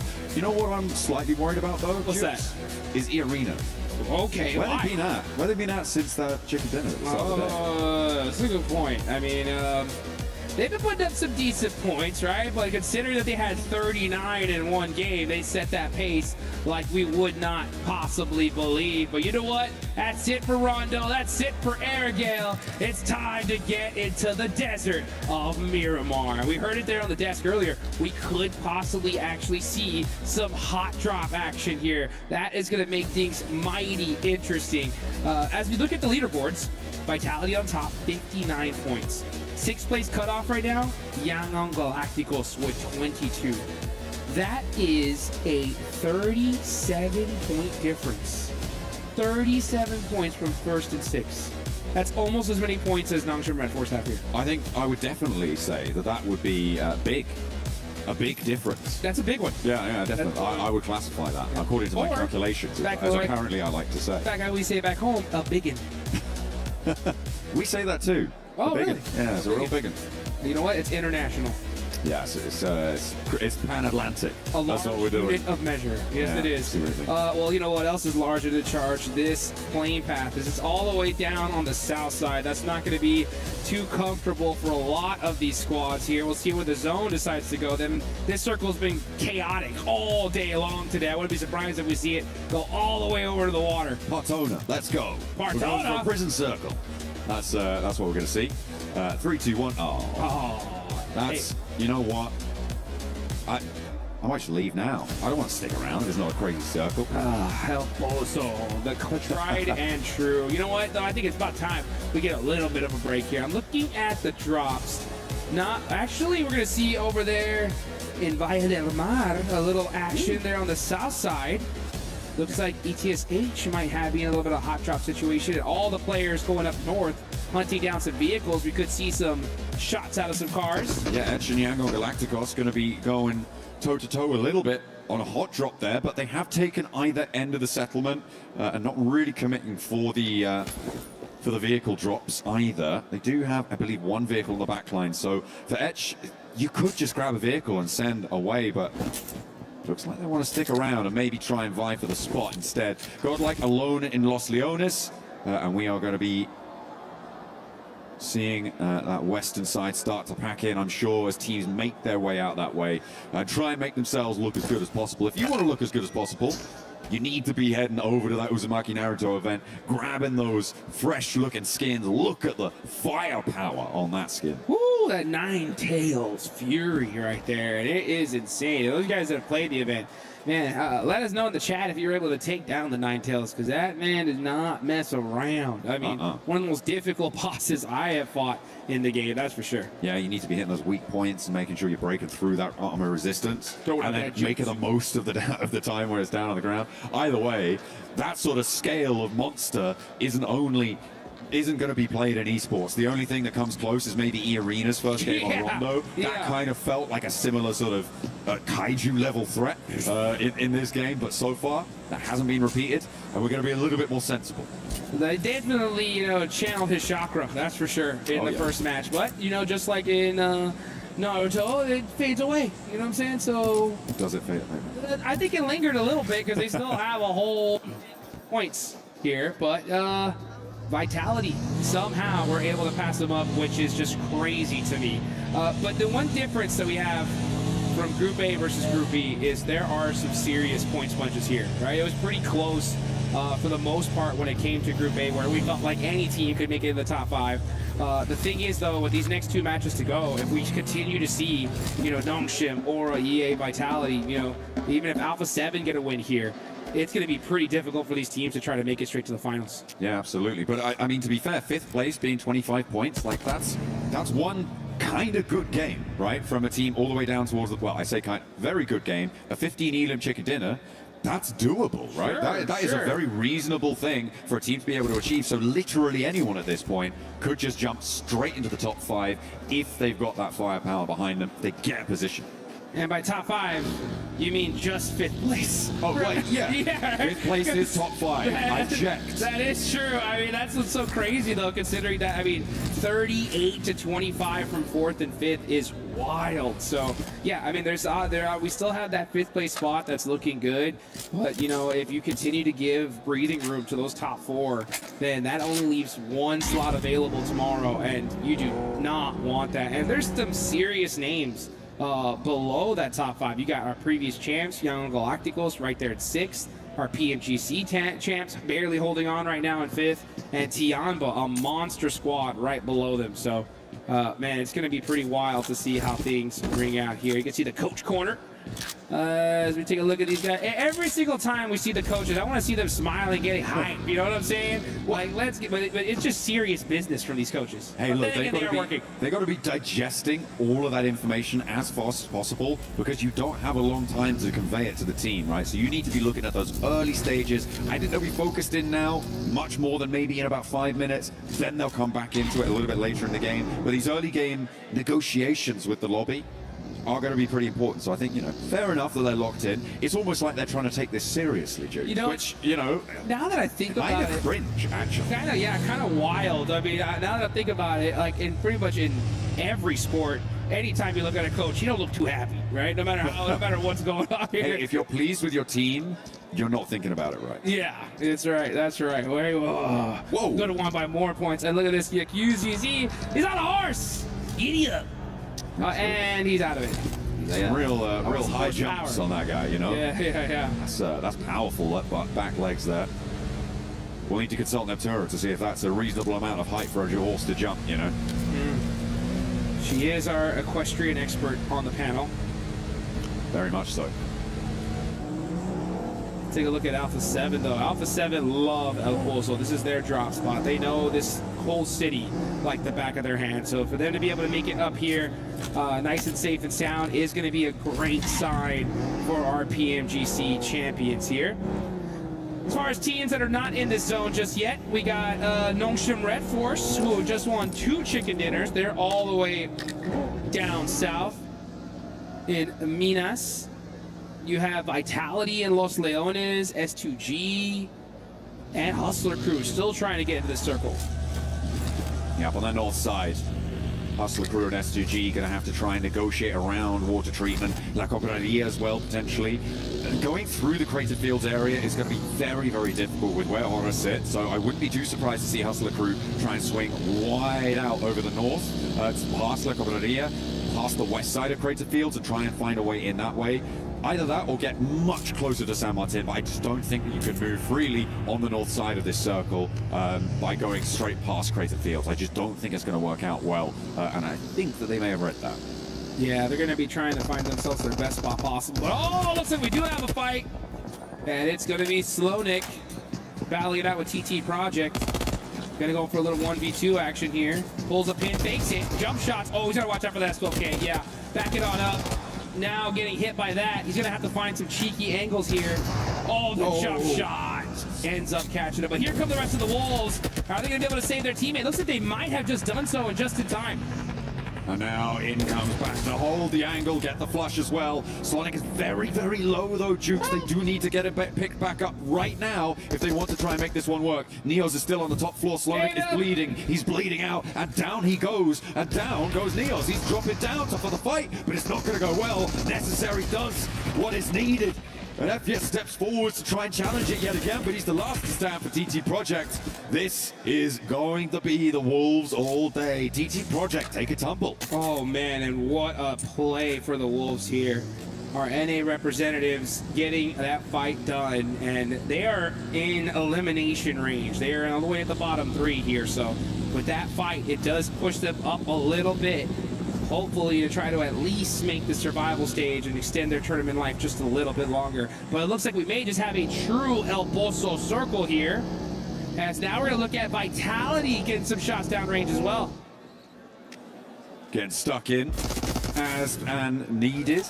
Ooh, 2 of them are down though, and it's up to Federalis and Axel to try and hold off against ETSH.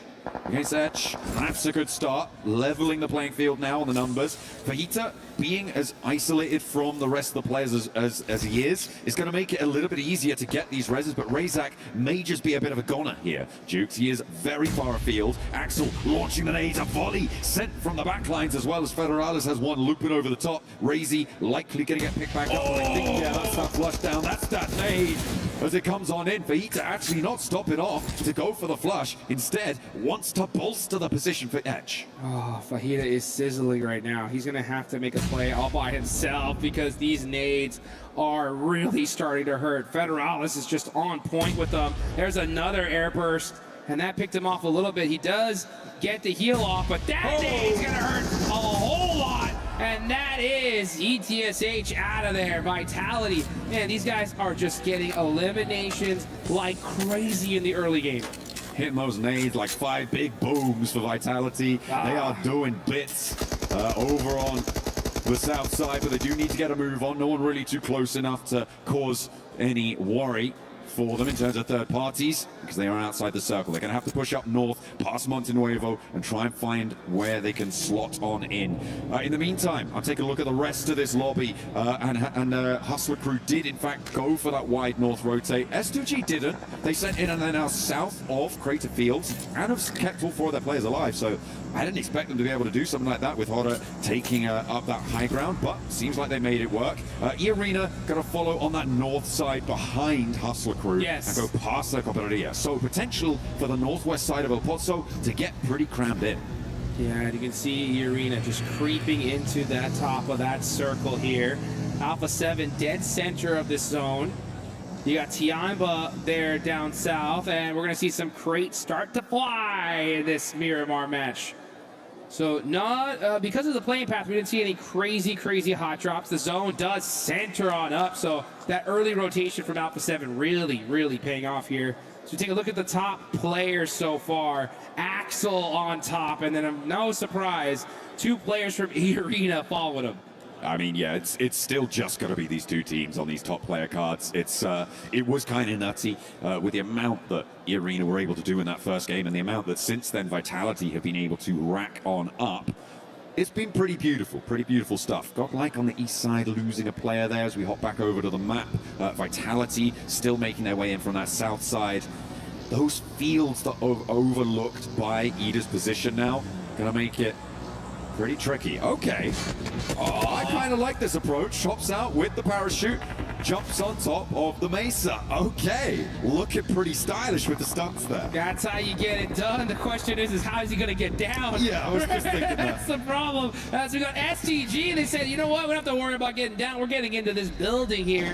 And now they're looking for some angles onto Alpha 7. So this fight starting to ring out, which is a little bit wild. I mean, they are in center of zone.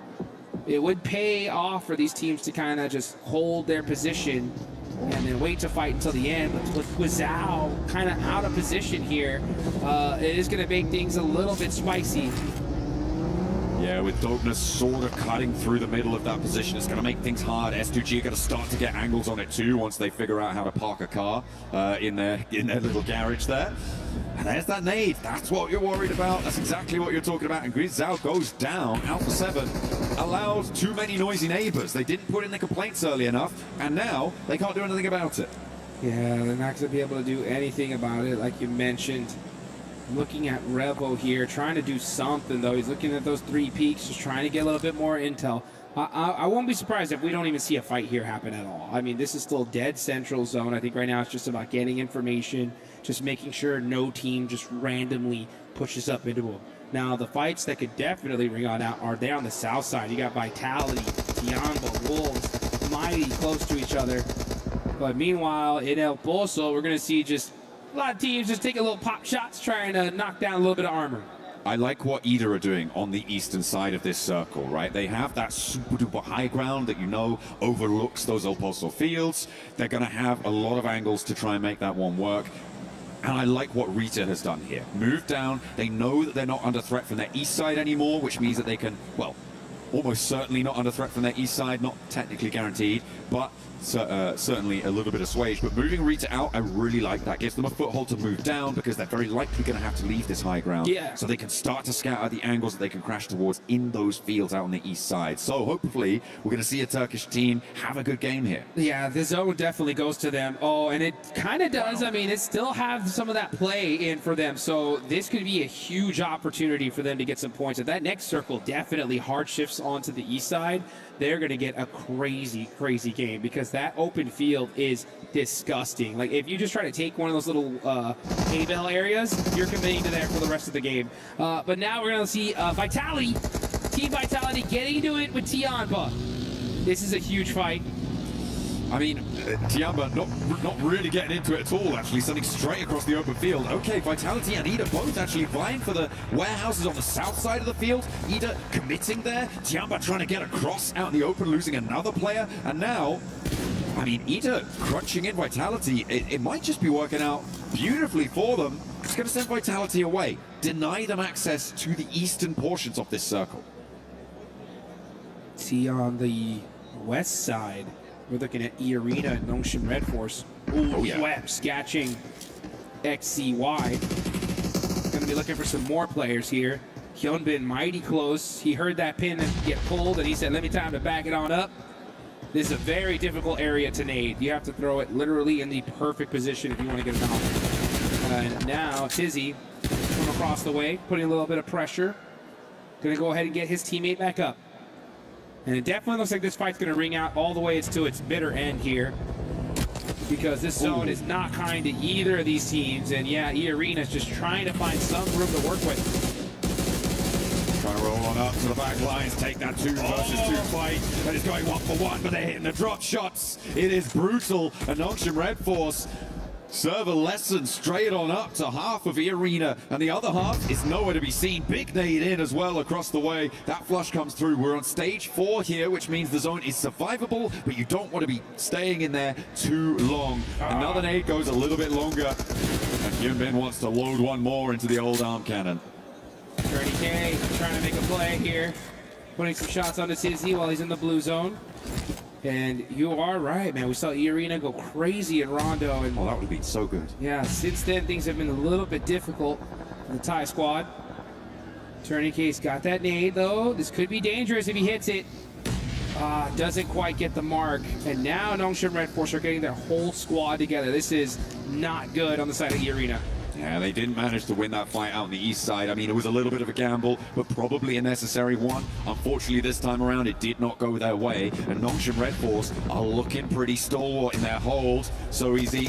Moving across through those smokes, waits for the nade, darts past it, and they are just moving across. Vitality, in the meantime, though, have moved up, and this is going to make things tricky. Razy wants to unleash, but it's Tizzy who goes down to Federales, and E-Arena are going to strike immediately, snapping the points where they can, but no, not going to happen. All of them go to Vitality. That's crazy. Somehow wasn't able to steal that elimination. Just looks like he may have just shot him down to half an HP and it ticked him on down. Unfortunate. Schwepp's getting that knock, though. He's looking to get that confirmation. Oh, he's forced to run on the open. He's got no coverage. He's shimmying. He's moving back and forth, jumping down. And Hyunbin is right there to catch him. But Yangon Galacticos were ready for both these teams. 3 points earned for Nongshim. And that is going to put them up in fourth, keep them nice and happy, to be fair. They're still quite far ahead of Alpha 7 in that 5th place position, but it's not quite another chicken dinner, which they're probably hoping for. Not going to happen this time around. All of that fight was exacerbated by the earlier engagement, the earlier descent we saw from Ida from that high ground, pushing Vitality further west. If that hadn't happened, I feel like Nongshim had a fair crack at that. Yeah, you're right, and it goes so crazy how just the tiniest little movement in the lobby can just destroy your squad and honestly destroy this whole lobby, because it is Team Vitality that gets 8 more points. 67 total, and we are not done with match number 5. There's still more to go. If you could believe There's another it. game. There's a whole extra game. 67! This is...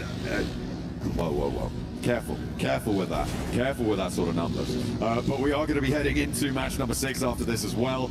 And yeah, it's pretty nasty to have a team like Vitality putting on this sort of a show. With the 8 eliminations they've got so far this match, Ida potentially vulnerable to losing Rita as they chase on in. Meanwhile, over in El Pozo, though, there is a charge through the high street. They say the high street is dead, but it might just be dead to rights for 721 GS, but maybe not. In the meantime, Tiamba, they were cut down to 2 earlier on. There's already a lot of damage done, and Moscow, once more, will not be able to chew, though. And that 721, I believe, just runs straight through as they try and make a mad dash out into the open. QZZ putting up a little bit of a car wall here, and this is where they're going to stay for the rest of the match. It is a great spot. This little dip is dangerous, considering that it's kind of hard to get even near there. It is super weak from the hill right above it, but no team can really take that spot because there's vision in every single direction. And for the other side of that weakness, when it comes to the side of Aura, Tiamba did set up that vehicle wall, so we could definitely see those 2 players be very dangerous here towards the end. Ooh, I'm worried. I'm worried about Axel's position right now, because Emre is up on the high ground still. Axel should be broadside to him. Oh my. But he's not taking the shots. Maybe he doesn't quite have the angle. Ah, no, Emre didn't want to take the shots, certainly. But yeah, it's... he spotted a helmet there. He spotted a helmet there. What are we getting a replay of? Crazy. Oh, the links. And... Boom! Oh, that's what I'm talking about. Love to see some sniper action anytime in this game. And when it comes to Miramar, that's a chance we get to really, really see it. So we see the big guns getting whipped out here in the World Cup. Hustler crew really struggling on the back lines here to try and push through a pod, so that wide sweep over the north side. Now coming back to bite them. They do manage to get the reses, but another knock sent straight their way very, very quickly. They have to cross the road, but where do you go? You've got Alpha 7, Yangon Galacticos, Dopeness all in your way. I don't hold any hope that they're going to be able to make this run, but maybe they'll be able to sneak 1 player, maybe even 2 through, but even then, that is a too tall of an order for them, and they fall down. Alpha 7, they are down to 2 players despite starting here and really haven't had the best of luck on this game with only the 1 elimination. We're going out to the open field now, Juice. Dude, this is ridiculous. This day, for when it comes to circles, has just been the most toxic, ridiculous zones in one day I've seen. His zone has just been brutal.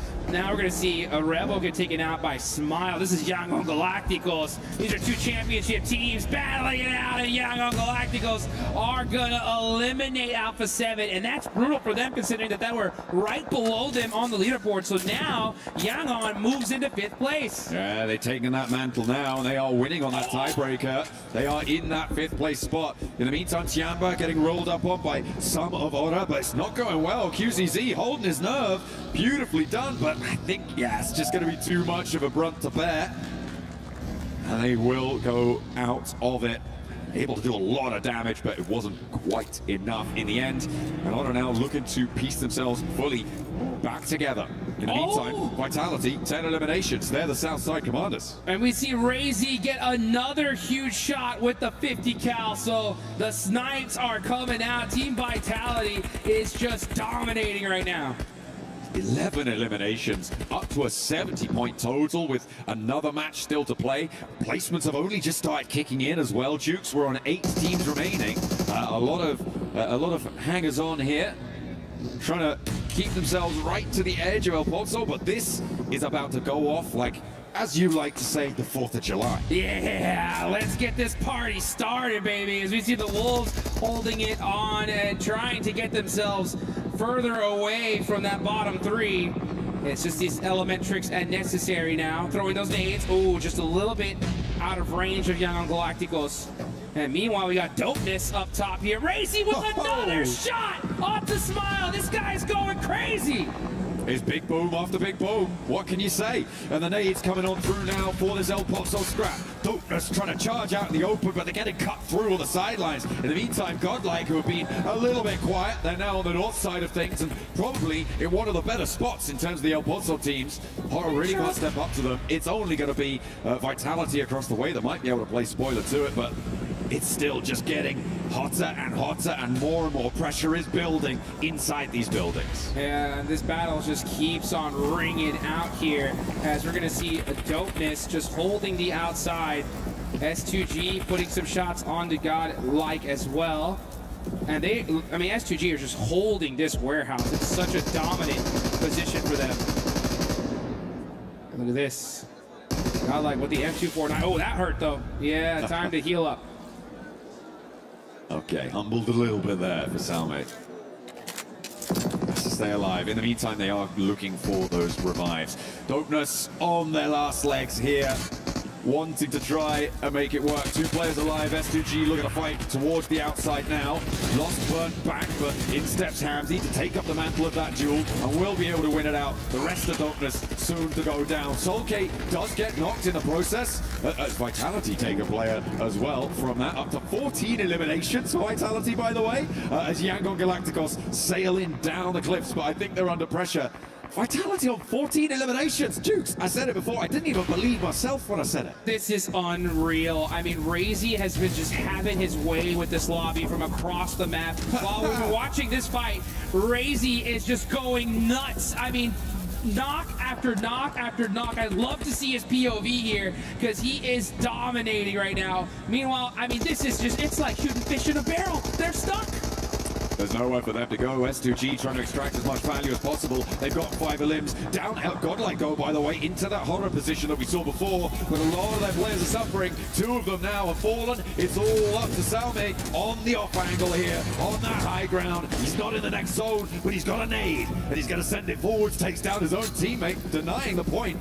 Vitality want to watch this one drop, and Federalis wants to get closer, wants to be in with that opportunity as S2G join the jump. Here we go. Now we're seeing it from Vitality's perspective. They've got so much sightlines here, but the teams are just battling their way to find any sort of coverage. And you're going to have to hit the deck because Vitality are going to be soaking up tons of eliminations here. Razy with 7, all on his lonesome. And these hay bales are just paying dividends for this team. Nobody's really able to challenge them out in the open. I mean, maybe Yangon Galacticos, if things start to conclude, could dash straight towards Federalis on this angle here, maybe get in with a chance of doing it. But that's kind of the only way I see this not going to Vitality. It was 88 points on that 5th place bubble yesterday for 5th place. They're within striking distance of that right now. And that nade, oh, that one is much too close for comfort. I like the fact that Wolves are throwing down these smokes just to try and make it a little bit more difficult for this Lights of Aura to hit these nades. That one looks too good, though. And Necessary is out. Elementrix is pinned between that vehicle and hay bale, so that's a perfect spot for both these players to survive just a little bit longer. Every point counts when it comes to Wolves. Yangon Galacticos will go down entirely. Vitality up to 17 eliminations now. Horror on 11 themselves on this game. And there is just no way that they don't win this one. Surely. Oh, the fire out the open field. It's going to make things tough. That nade over the top bounces back just incorrectly there. Necessary does get a heal off, but the nade to follow it up, and Axel to follow it through as well. The fact that Wolves are still alive with both their players right now is kind of crazy. And Horror now have to make that mad dash. I don't know how much more they've got left, but they get another burn on. Well, here comes Team Vitality looking to take this chicken dinner, and it's Razy. He's got the angles. He's got the Molotov. Burn, baby, burn. He throws it. Oh, starts getting some shots on himself, though. Now hits the deck. but with this utility usage, Vitality are just dominating this lobby. Crazy still has nades to play with as well. Sends that Molotov forwards, finds Sleepy with the explosion. Razy wants a little bit more. Just Sky now there, as well as necessary out in the open field. Axel joining him for the 1-2 punch. Razy goes down, and Sky stays alive now with a chance against Axel in a 1 versus 1. Necessary could backstab. There's Razy getting flushed away. A little bit of danger now. He's going to stay at their doorstep as Sky steps forwards. He looks for the feet, looks for the ankle swipe. It is traded, but 2 players now, and Necessary could do it. Necessary's got to make a play here for this team. Got to keep them alive. Got to get them at least to the survival state. Oh, the angles, though, are just too good from Razak. And it's Team Vitality getting a huge, massive win. 19 eliminations coming through from Vitality. It's absolutely insane, right? Okay, sure, we saw something pretty crazy earlier on, fine. But this on Miramar, on that map from Vitality's position, to be able to get that done is miraculous. This is a team that I think has already, on match 5, qualified in the top 5. Oh, I mean, that's a fact. These guys could not show up tomorrow, and we'll still see them in the finals. At this point, it's just a victory lap when it comes to Team Vitality. And look at that react. I mean, no reaction. These guys are just too cool for school at this point. It's just like, hey, you know what? Another day at the office. You know, when you're a giant striding amongst the pigeons, do you look at the birds? That's no, right. you got That's your right. eyes on the horizon. And you're stepping towards those finals. like That is what Team Vitality are looking to do. That is so impressive. We talked about consistency from this roster from the start of the day all the way through and all the way to the end. They've got so much punch. Oh man, what a game. You can see all these other players right now. I'm looking down at the stage and you can see them just kind of talking to each other, being like, what do we do for this next Miramar? Last game of the day, how do we do this? And I look at Team Vitality and they're just like, hey, what kind of croissants are we going to get here at this point, right? Because I mean, we're good. Hey, you can't be saying it like that. We're in Paris, you know. You got to go full French. You got to throw out sorry, croissant.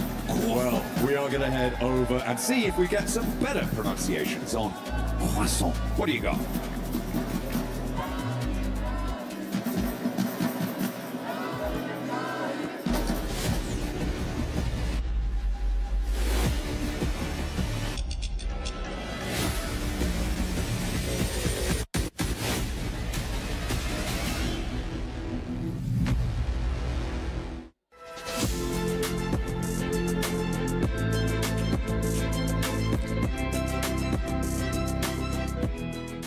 The human body was built to move, not trapped at a desk in one singular posture for 12 hours a day. It's time your chair evolved. This is Secret Lab Titan Evo. Ergonomically engineered for you, gamers, hybrid workers, artists, backing your every move. Hello everyone. Sorry. This is Media Day at EWC 2026, and I'm going to show you guys exactly what the players go through every single day whenever we're taking pictures, recording content, and basically everything that you see on the streams. And I'll show you a little bit of a walkthrough once I'm done with this, so give me a second. What's up, everybody? It's Jukes. We're here backstage at the Esports World Cup here in Paris, and while watching all these players get all their media shots done, let's give you a quick little behind the scenes of what we got going on here, right? So you can see these different stages here. The production value of this is absolutely wild. We got some of the boys here as well from Nigma Galaxy. What up? How y'all doing? It's great. Organization is great. Everything is perfect, you know. As always, EWC on top. Let's go. Let's go. All right, we'll see more of these guys in here in a little bit as we go and take a look at some of the player photos that we're doing. Look at that. Look at that right there. So sick. Perfecto. Perfecto. Do I look bonita?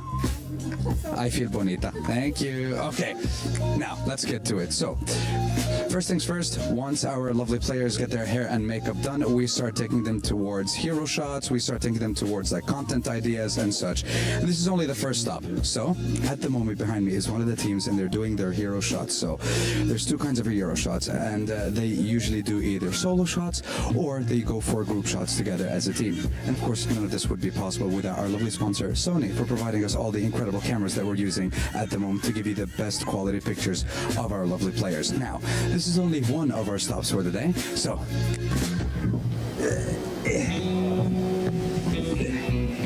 okay, that was a little bit more difficult. I don't know how they're getting the players up here to shoot these pieces of content, but hey, this is another one of the segments that we have here for Media Day, and now I don't want to get down. I have a slight fear of heights, so just hold on, give me a second.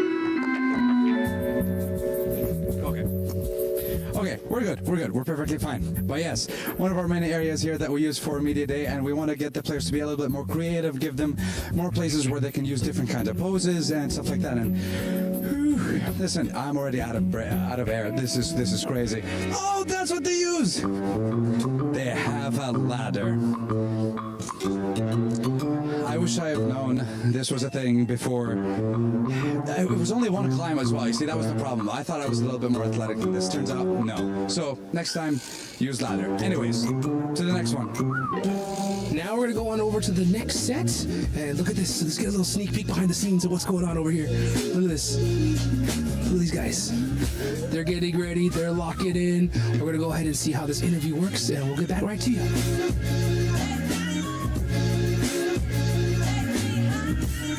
That's it for now. So why don't we go ahead and take it back on over to the studio, and we'll talk some more about PWC.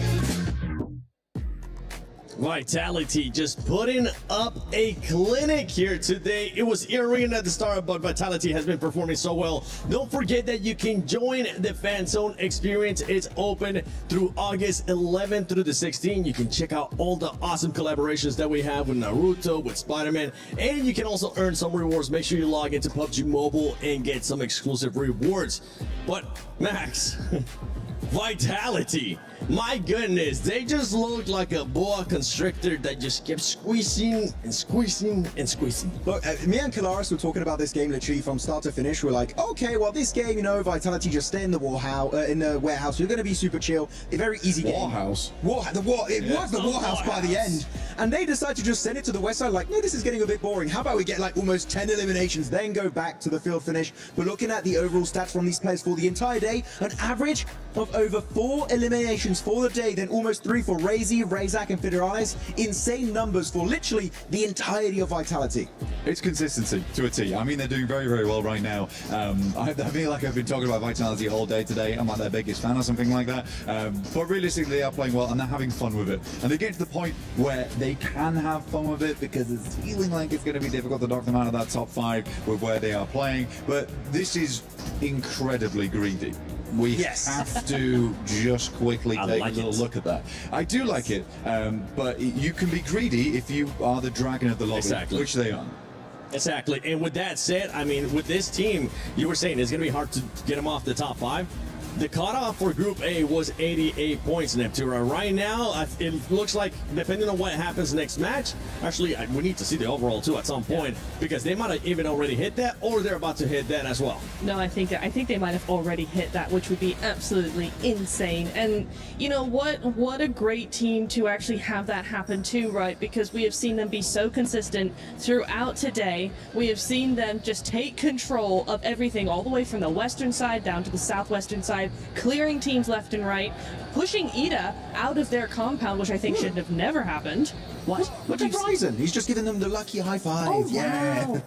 Very nice. He gave him the dap up as we see Hora Esports getting 13 eliminations as well in the last game. And a big one too is going to be none other than Wolves Esports. Wolves Esports was in 15 plays coming up before this match with 13 points. That's going to be pushing them up. And keep in mind, you want to be outside of those bottom 3. No, it's very true. Wolves were able to just, get as much points as they needed to, just keep that momentum going or move up onto the last match. But I want to talk about Hora here, because this dip is actually incredible for them, because you've got the back end of you right there is completely covered. Nobody can see you in there. In fact, when we saw, I think it was 721 GS move in, it was a complete surprise that they were even there. Out in front of you, it's too open. The only place a team can go is within nade range. So actually that was a fantastic dip for Hora to be in, and they were able to get third place because of it with quite a few elims. That's right. That's very correct. I mean, it's a great position to play as well. I think a lot of teams tried to pick this place up. Tiamba, though, they're kind of disappointing me right now. I think Tiamba has a lot left in them. They originally had this spot quite early on, but were evicted fairly quickly now. They played fairly decently over at PMI, and I think they had some really pop-off moments. I mean, QZZ was looking fantastic, but where is that now? Tiamba has been down on the tables for a long time at this point. That's got to change. We've got one more chance to see it through. I hope it happens, Max. Yeah, I mean, it would be really nice, come on, to see some Chinese domination here. I mean, QZZ had a really good moment, that right from PMI going into this one too. But that's what I said. Yeah, sorry, I'm just stealing your point. I'm leaving the desk now. That's why I don't want you on the desk, otherwise he's too good on the desk, guys. It's a big issue. There you go. Your game MVP is going to be Razy. From Razy and Razak, also known as Ray Ray. That's why I call them. Yeah, we should get that changed. We actually need to get a new MVP card for Ray Ray. Just Ray Ray. My boy Ray Ray. By the way, Racy was able to make that push up. It ended up backfiring because he ended up getting knocked. But you could see that was going up to par with what you're saying, the greediness. And with this squad, if they're going to continue to perform like that, I see that greediness getting worse and worse and worse. Okay. Which is going to make it even more scary for some of the other squads that are outside of the top 5. There are some games as well where that greed comes back into play. But my boy Ray Ray. Okay, sometimes you got to lay one of the Rays down. All right. That's the way it's got to be. Actually, Erangel game 3, I believe it was, they greeted a res. It was Razy. Axel had gone in, Razak had gone down, and Razy was like, my boy. And he went back for him. So it's greed in other areas as well. And I think Vitality, what I've loved about them there is that maturity, that ability to be like, we can't take this 2-2 split. I don't want to let it go to their heads. I love that they're down there, they're smiling, right? You know, they're dapping each other up. That's great. But let's bring back what we saw from game 1 and 2. Yeah, I mean, actually looking back real quick at this game in particular, and I want to know if you would agree or not with this, Blank. Okay. Looking back at how they played in PMWC Season 1, right, which was a tough tournament for Bigatron, this looks like a completely different team, so confident, the synergies are there. Yeah. Of course, a bit greedy as time, which is what you just said, but this does not feel like BTR we had earlier this year. Well, it's not a horrible overcorrection. Group of death. Group of death. No, sorry, I'm just looking at the contradictions here between people on the Twitch chat, because one of them said this group is not strong. The next one was like, this is the group of death. Make up your mind, chat. Which one is it gonna be? But look, the thing is that it's not the it isn't the group of death, right? Oh my God! They got it exactly. Yeah, they've got 88 exact. This is not the group of death. It has a selection of ridiculously strong teams at the top. When we say group of death, we mean it's very even across the board, which Group A was. It was very hard. We had different teams stepping up all the time there. Here, it's quite obviously not the group of death because now the same teams time and time again perform well. I would say it's the more unfortunate group that you have Team Vitality, Aura, as well as E-Arena all in it at the same time. Yeah, this budget of points is something that we're just going to continue to keep in mind here, especially from the top 3 teams. You can see there between top 3 in 6th place, already 27 points difference, which is going to allow for some of the teams to have even more freedom later on, especially tomorrow. I mean, for Yangon Galacticos Neptura, they're currently in 5th place right now, tied up at 30. For the defending champions, do you think they can stay in that top 5? I think actually they can. I really like how they've been playing today. I didn't have that many expectations for them going into today, to be honest. Okay. Because, you know, we just haven't. They won last year, and we haven't seen much from them since. But this is a really nice team that's able to actually compete very well against everybody else, and I'm very excited for what they got both today and tomorrow. It is you, Shiva. Yeah, great points, by the way. Sorry, I got sidetracked here. This guy does as not. I was able to find Shiva from X-Force Rejects. I wish we were able to come along at a different time, because you guys did end up getting eliminated from PMWC at EWC 26. But anything, first of all, how are you enjoying Paris outside of, you know, getting eliminated? I'm enjoying Paris. Like, Paris is probably one of the best places I've ever visited. I really love it here, and the venue here is crazy. I've never thought of something like this in my life. Is this guy trying to steal John Allen's I know. That voice, brother. Hey, if being a player never ends up working out, you should definitely might be looking at something with us working maybe here. But what have you learned from PMWC that you can take on later into the year, right? Because we still got PMGO Season 2. We still got PMGC. Have you learned anything that you can take into those upcoming events? I think the biggest thing that we have learned is like to be a bit more aggressive, because I think not being aggressive, you stuck yourself in one spot, and teams takes advantage over that, where you allow them to get space, and if you don't do that, I think, yeah, like I said, like I think if you don't give the other team space, like we are now, they don't allow any team to come close to them, and that's why they have rocked up 61 kills. That's crazy. It is crazy. Honestly, with the way that some of these teams have been performing, it has been scary. Natura, do you have any questions for Chiba from Exports Rejects? I mean, I want to know, because I was thinking that there was going to be, you know, some big plays coming in from you guys, but we didn't really see that much coming into the end of, you know, the end of the circles, the end of the games that much. Was there like a rotational pattern that was being cut off by other teams, or what went wrong in the mid phase of your games? I think the biggest problem that we had is that we kept on losing 1 or 2 players on rotations, and that already makes your game even harder. Like you lose almost like 70 or like 25% of your game winning chance. So if I think you have 4 players end game, I think you already have a really good game. So for us, what we need to fix on is try to have all 4 players up on rotations, and also be more coordinated on pushes and holding spots and things like this. That's also a big thing. Hey, man, Joe, thank you so much for coming on and just giving us an insight. And I'm hoping we'll get a chance to see you at PMGO Season 2. I'm hoping that we'll get a chance to see you as well at PMGC. You know what? I actually want you to take over my job. I want you to say, John Allen, Hot Jukes, take it away. John Allen, Hot Jukes, take it away.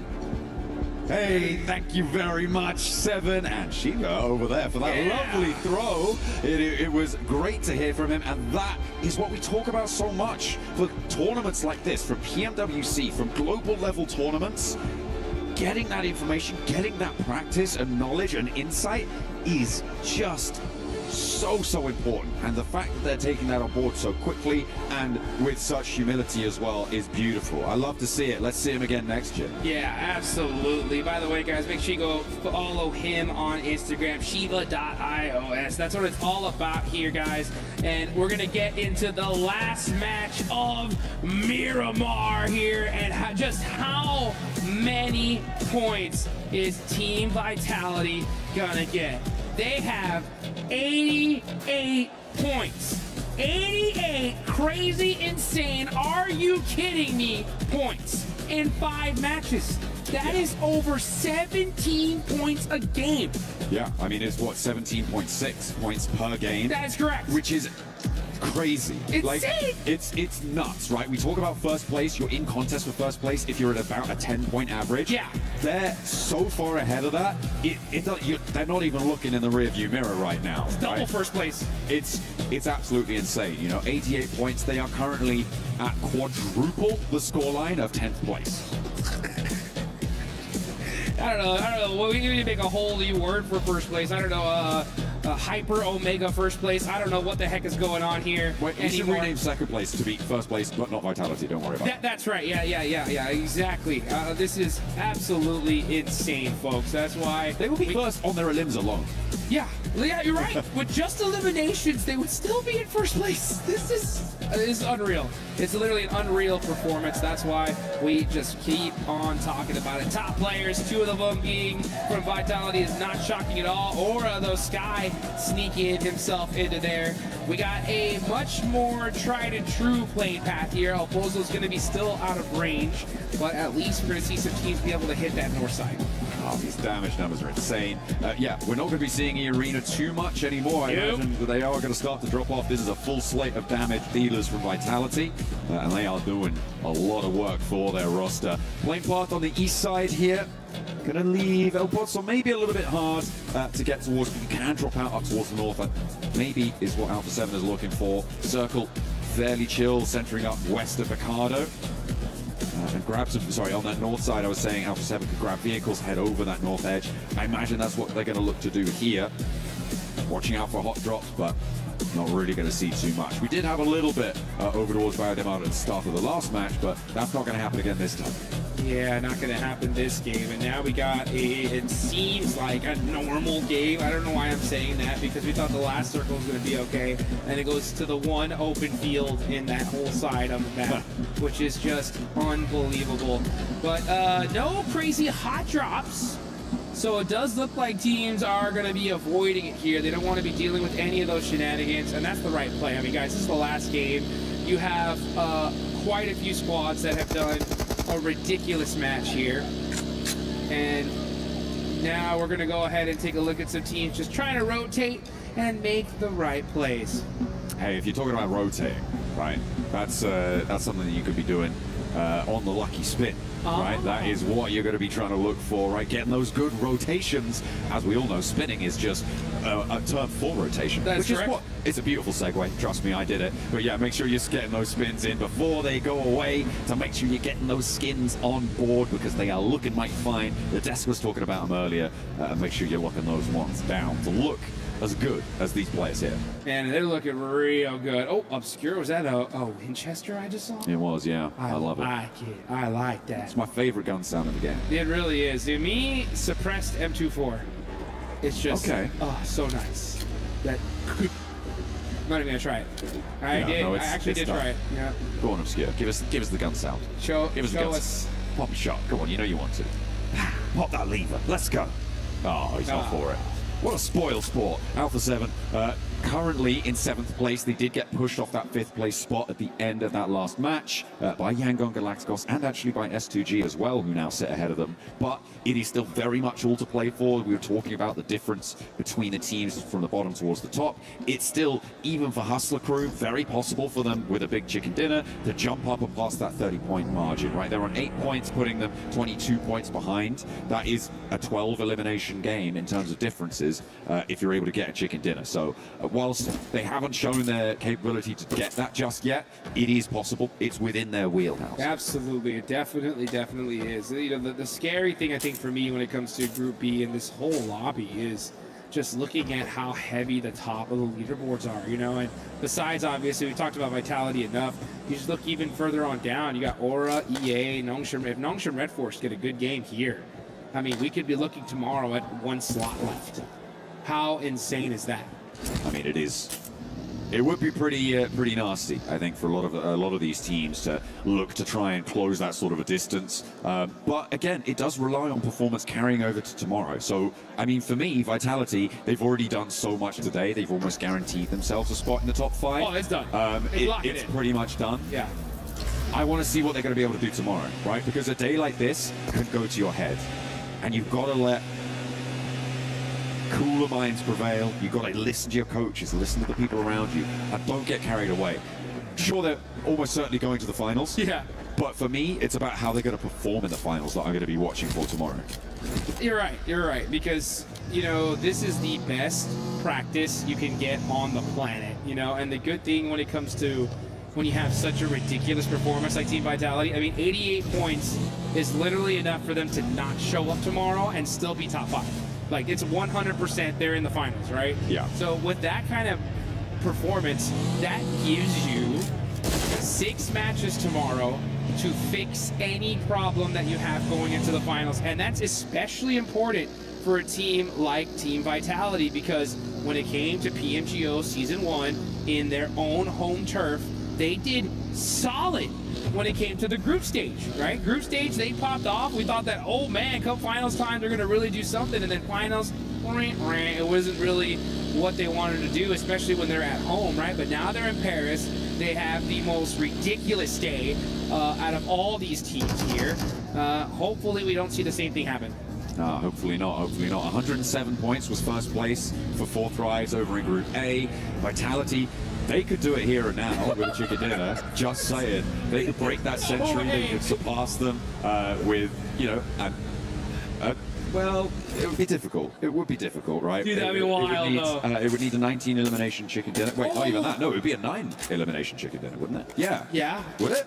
Yeah, I think it would be. So that's actually very doable for them. So if they win this match, it's very likely that they surpass 4 Thrive scoreline in first place from Group A over the 12 matches that they played. But that is a big if for Vitality to get another chicken dinner here. We did see our first casualty, I believe, of the match as Dopeness able to clock a shot over towards TT Project. Lufa with the car, 98 too. Love to see some sniper action here. It's very rare these days with just how overpowered the M4 and shotgun meta is right now. But you know what? When it comes to military or when it comes to Miramar, right, we're going to possibly see some of that. Yeah, over on the north side, we're on board with Alpha 7, who have got in and amongst it with Hora. I don't know how much they can stick around here. It doesn't look like they've got the weaponry to be dealing with this. Carrillo's only got an S12K. What happened? Yeah, I'm not entirely sure. They must have, I mean, they dropped out from the plane over towards the north side. Maybe they were just really slow on grabbing those vehicles and trying to get out west, which seemed to be their approach, but they've got stalled. They've stymied over in these Crater Fields locations, and it's not looking super good. They do need to get on towards El Pozo and probably get a little bit more loot, if we're honest. I thought that's exactly where they would be heading, straight in that direction. But yeah, look at that player cam there. You see that? That gyro just tapping away with that mini, making some great shots downrange, trying to catch Alpha 7 off, but it looks like they are going to be able to get away. So now Aura are still here, and this is why it's so important to have such a strong start in tournaments like this, because when you do, it just gives you so much more freedom to kind of have your way with the lobby and do maybe not even the best play, you know, but just you can afford it. You can afford to make mistakes here. Next zone about to pop. Let's see where it decides to go. Ooh, okay.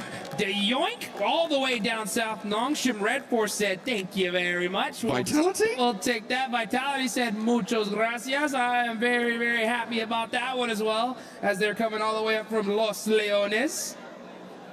That is how you do it. Wow. I mean, that is actually a really big shift for Vitality. They are going to be kept safe from a lot of the teams descending from that north side. The bit that you have to worry about a little bit is sweeps from the west, right? So for instance, Alpha 7, Yangon Galacticos, maybe even Hora could rotate around that west side and try and cut in beneath them, but they have Los Leones to try and buffer any pushes coming from that east side. They might just want to get a little bit more central with it, but yeah, I think for Vitality, this is great news, and they're guaranteeing themselves probably at least a 4-point gain here. That's I think, right. which is pretty nice, pretty nice. 12 points for them would be needed to get to 100, break that century in a single day, which would be monumental.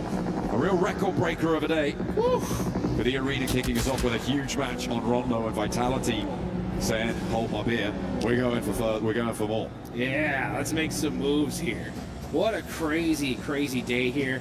Oh, let's look at this though. It's Hyunbin, the man, the myth, the legend, all by himself. He's got the DBS. He's got the stairs. Ooh, but, he has to jump out. He hits the headshot and thirst. Oh, but gets popped in the back on his way out. But hey, he said, I'm not going down without taking someone with me. Hey, that looked real pretty. You know, he saw that nade coming in, he was like, well, guess I gotta do it to him. Yep. Hops straight out, immediately puts him in the grave. The flush comes through. Nongshim Red Force, yeah, I kind of like this decision to disengage. You don't need to commit. They have the buildings. Yeah. They have that defense. You've already lost your player. There's nothing for you there anymore. Hey, just a quick little handshake. Just said, all right, hey, you know what? 1 for 1. 1 for 1. Good job. See you later. All right. He's got the MG3. Look at that. XZY. He'll take that. Don't want to risk it. No, you don't. That's for sure.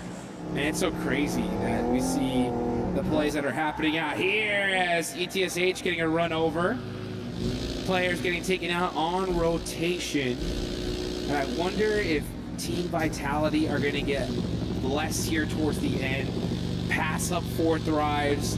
2 crazy days in just 1 single day of matches. That is a huge thank you. Actually, how do you say thank you in Indonesian again? Or is it Taremakase, right? Yeah, that's it. Yeah, we were Taremakase. learning it whilst we were over there before. Like I say, that's what they want to be saying towards the end. And right now, on the southeast side, they've got a really good spot on the west border of Los Leones to potentially hold this one out. I'm slightly worried about some of the buildings further out to their east. They might be vulnerable to that, but the next circle's going to be coming through fairly soon. The north side, definitely more chaotic. But it looks like that's where we're going. Okay, so Vitality, they get the circle once, and then it takes it back. Yeah, so you know what? Okay, we'll get it a little close to you, but you're going to still work for this one here. If you want to etch your name into PUBG Mobile history even further. But, you know, the one thing that happens when you have such a crazy performance like this, it really kind of puts a lot of expectations on your shoulder, right? So we hopefully will see Team Vitality keep the same energy, right? Not just going into tomorrow, but also going into the finals here. But who else is going to make it into the finals? That is the question. Wolves are saying, you know what? We don't want to get eliminated right here. They've pushed themselves up from the bottom to at least 11th place. That is a much more comfortable position to be in. They would love to rocket launch themselves at least into that top 5. And it is possible. I mean, top 5 from all the way down to 11th place, that's only, what, 9-point difference? That's pretty wild. So these leaderboards can definitely shake up here on that bottom mid-pack area. But Elementrix is forced to hit the laydown. Gonna try and edge it out here. Baton jumps on out the vehicle. He's hits the shimmies. He's dodging these shots. He's moving back and forth. Sky now starting to get some return fire on him, and he goes down. He's burning him with the Disco Inferno there, dancing around those bullets. And there is nothing you can do about it. Sleepy will be on the chopping block there as well, and he will be put to bed. No fear of not living up to that name as he's turning tail and fleeing from the sight of that pack of wolves. Gotta get moving. Yeah, the Wolves, man, they were doing that dancing with Wolves right there. We like to see that. But now we're gonna see Alpha 7 getting mighty close to S2G. Carrillo ends up getting popped out the vehicle by Hemsuji. Wazao tries to get in the building, but S2G has a set play for them.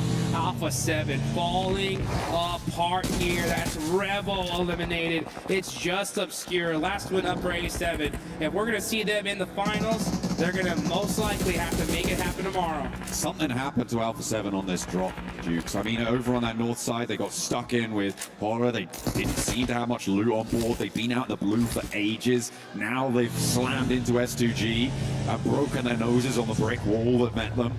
Yeah, Obscure trying to have to skirt through the alleyways around them, but now the Wolves are going to have firing lines onto him, and I don't think he's going to make it.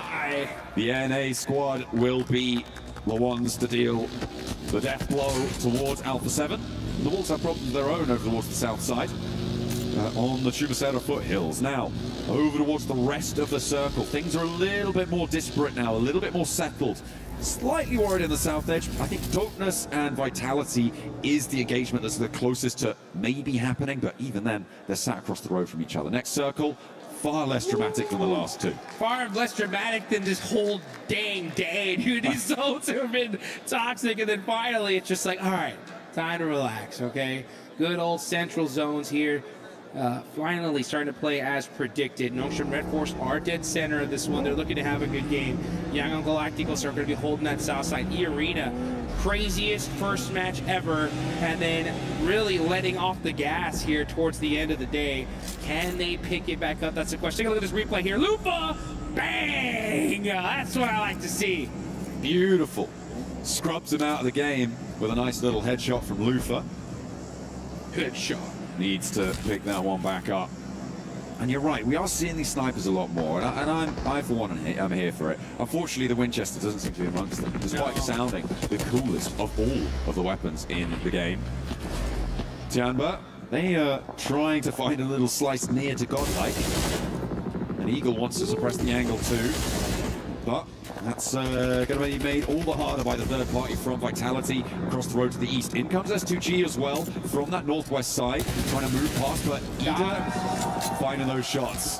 Amino will find one more knock over towards Tiamba, isolating them just to the longhouse now. Oh, you're going to see shots ringing all over the place. The Wolves are starting to get beat up. That's QZZ getting knocked by Tiamba. There's fights happening everywhere. Eagle's going to go ahead and try to pick him up. Looks like he should be able to get that res. Meanwhile, on the other side, it's Elementrix fighting it up with TT Project, tries to get the shots through the window and gets denied. TT Project finally starting to put some points on the board. They were in the bottom 3, now in 12th place, feeling a little bit more comfortable here, but they still got a long way to go. There is still a lot of distance left on the track. Godlike with a pretty decent split on this compound, Dukes. This is going to be a tough position to try and get across towards, especially with Vitality holding out on your east side. The south approach is currently stymied by all of these teams trying to leave from Chumacera. It makes that ground pretty difficult to move around, not to mention Nongshim Red Force taking that compound that overlooks the approach. So for now, Godlike are big chilling. Big chilling right now. 7th place, 27 points. A good win here will have them definitely kicking back and relaxing a little bit more than they would if they didn't.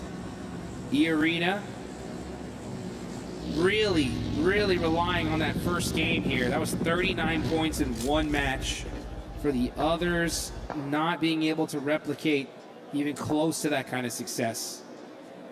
So they're still in 3rd place with 58. That's a great start, but teams are starting to catch up to them. Now 2 have already passed them. Lufa's got that car 98. Come on, show it to me one more time. One more snipe. That's all you want to see. That's all you want to see. That's all I want to see. I mean, I want to hear the crowd start chanting it, right? One more snipe. One more snipe. Let's K9, K9. Yes. Let's get it done. And then to send the bite to be as big as the bark on that. We've seen it a couple times. Maybe we'll be treated to it a couple more. But again, our team's now just waiting the next 5 seconds to find out where the next zone will be. Where is it going to go?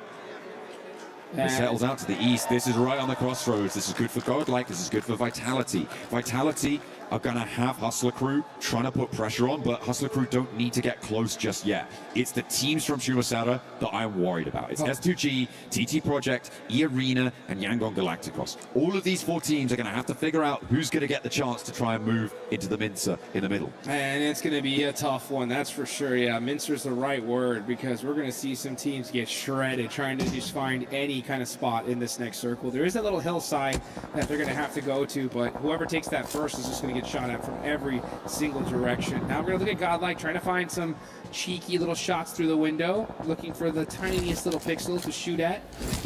QZZ from Tianba, very happy to just share this real estate right now. They're dead center of the zone. They're saying, hey, Godlike, y'all are good. Look over there, we'll look over here, okay? And then once we get to the end game, we'll battle it out. Absolutely. Happy to play in the total shadow. Full squad, by the way. Yeah. Happy to play in the shadow of the bigger tree that is Godlike right now. That's right. They are cooling off in the shade for the time being after having taken some pretty heavy casualties. Fight in the shade. Yangon Galacticos on the western side. This is that western side difficult scenario that I was worried about. The arena, they were already down to 2 players alive, and Yangon Galacticos puts them 1 further out of the money. That's going to get flushed away, but mana is down. Low HP on Smile, a little bit diminished. Can TT Project make anything happen? Because they are the ones to deal the final blow towards E-Arena, ending their day on 58 points. 2nd and 3rd place are gone. That is a huge thing for this lobby. Nongshim Red Force are down 1. S2G is still in the mix, though, here. Meanwhile, TT Project, Yangon Galacticos battling it out back and forth. Romeo gonna have to make a play here. It's only him and Smile up for his team, throwing out some nades. That actually did a little bit of damage there, but now here comes S2G. They heard this fight happening. They want a piece of this action. They are starting to get peppered, though, from other teams. That's gonna be Nongshim Red Force. Ooh, Kamikaze trying to find a little bit of coverage by that hill, and he does find it.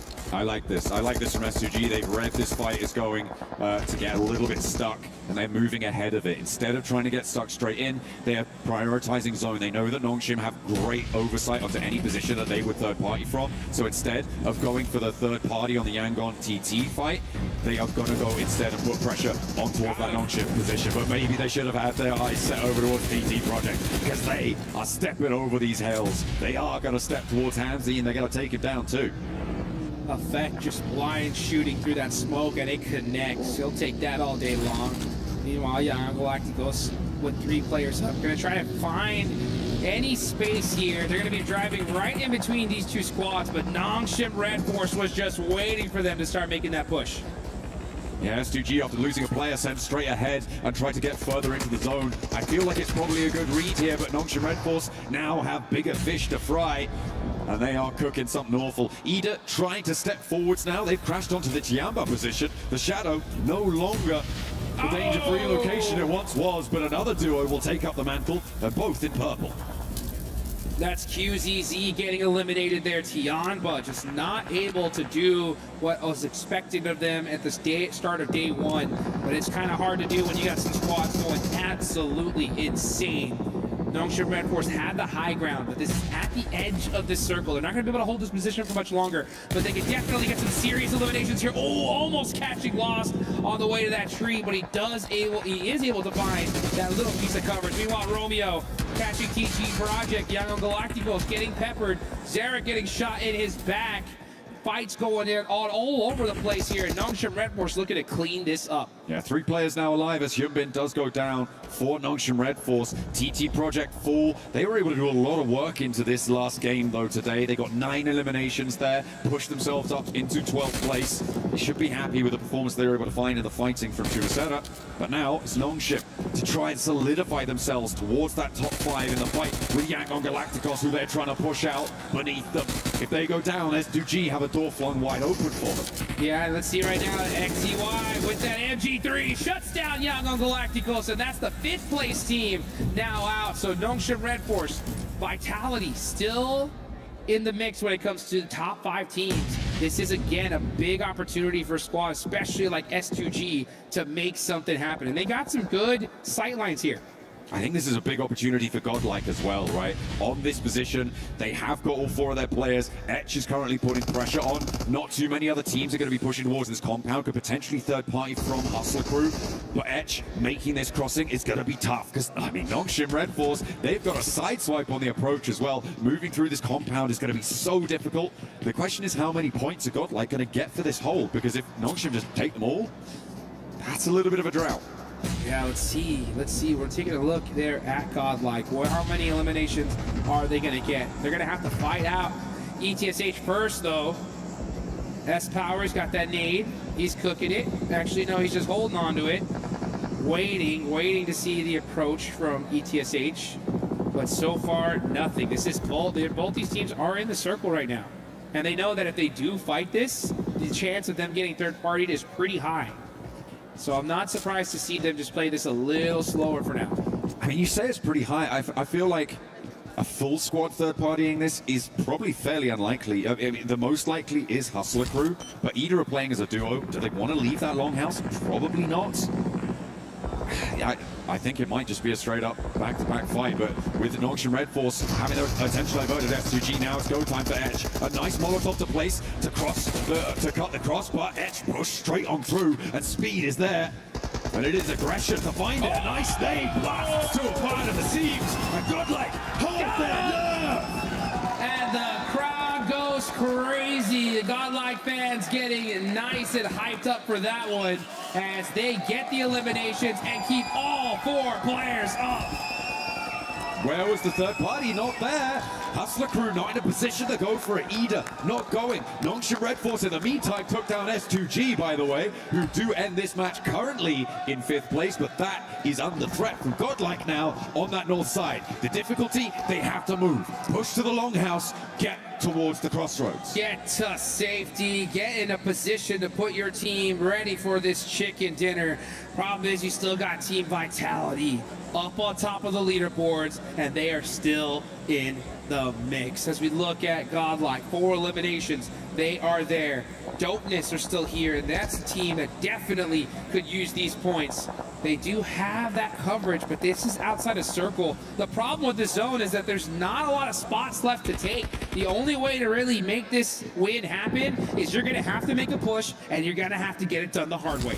Yeah, it's really tricky now to make ground in this one. The reason Dopeness can't push up the roadside there out to their west is because because of Nongshim Red Force and 721 GS, right? Both of those two teams have the angle to control the roadside. If that fight goes poorly, if the players start to drop from both of those sides, it is going to get a lot easier for them to move. And if you're going to get a pick on the Razy, that's also going to be quite a boon to your movement. Let's get it. Lufa with the car 98, making it happen in the end game. I love to see it. Nongshim Red Force looking to possibly get their third chicken dinner on the day. That would be huge for them. Tizzy having to make a play though.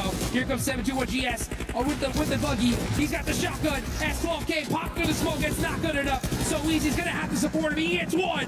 Can he get another? He's getting the thirst. Nongshim Red Force doing a great job of stiff arming this team. Absolutely beautiful stuff. Tizzy does go down, but he does enough damage to make it difficult. But now Malik has found a pick onto the off angle, and Nongshim Red Force are going to go low. This is the scenario that I was thinking about for Dopeness. They can start to move west because that fight has gone a little bit mucky on the western edge. There's no longer the pressure from that side. Let's go, and Nongshim Red Force finally eliminate that threat behind them. They have their back against the wall now. Now it's time to look forward and soak up some of these eliminations. But like you mentioned, Dopeness utilizing their time, pushing up, but they gotta battle the titans of the lobby. It's Team Vitality versus Dopeness. They're trying to get away. They say, no, we don't want to deal with this. And they're punishing them on the way as they go straight into the jaws of Nongshim Red Force. Oh, it's not gonna go well for you there.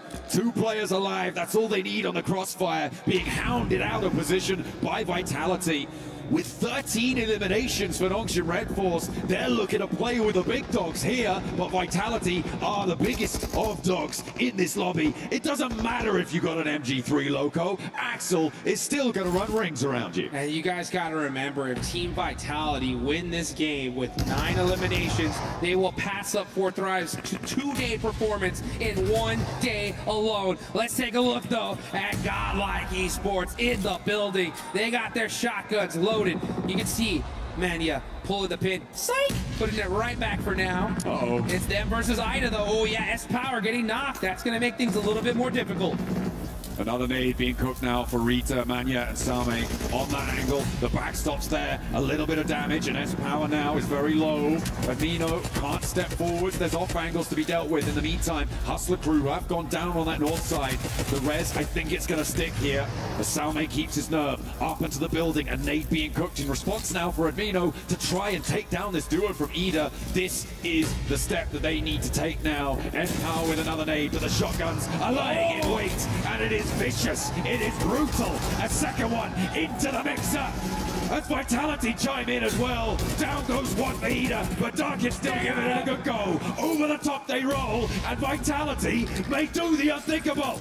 Vitality pushing Godlike at the perfect time, and it's Godlike going down. It's Vitality versus Nongshim Red Force. A great performance on the side of Godlike, but an insane performance from these two teams. Vitality looking so solid. Nongshim Red Force looking for their third chicken dinner, but it looks like it's all Vitality here when it comes to Group B. There's one. Let's put the 11th on the board. Looking for TZ, is it a self-denial? It might be. Get to double digits on the evenings and burn yourself down to the ground, because Vitality live on top of the tables and beating a 2-day performance from Group A. Are you kidding me? No reaction needed. Team Vitality are your monsters here in Paris. What a shutdown. 108 points in 6 matches. Nobody is going to top that. We thought we'd seen it all. A 39-point game at the start of the day from E-Arena. We were thinking, how's anybody going to top that? Well, let me introduce you to a little team called Vitality. Darimaka said, thank you very much. These guys are gonna be sitting pretty tomorrow. Nothing but just kick back and relax, baby, because you made it happen on day number 1. But man, the expectations are now through the roof for this squad, right? You gotta have a good day tomorrow. You know what, as a matter of fact, forget tomorrow, dude, right? You're good to go. Finals time, right? That's where your eyes gotta lock in. So you know what? Even if Team Vitality doesn't go crazy tomorrow, I want tomorrow to be their day of, you know what is it that we need to fix for the finals, right? Absolutely. Is it any little tiny little mistake that we can adjust? Even if they do something so wild, just to work on that, I'd rather them do that there. So come finals time, they pop off. Absolutely. I mean, I was really impressed towards the end as well with Godlike, able to jump up just about into that 5th place position at the end of that last match, holding their compound. Really, really heavy stuff coming through.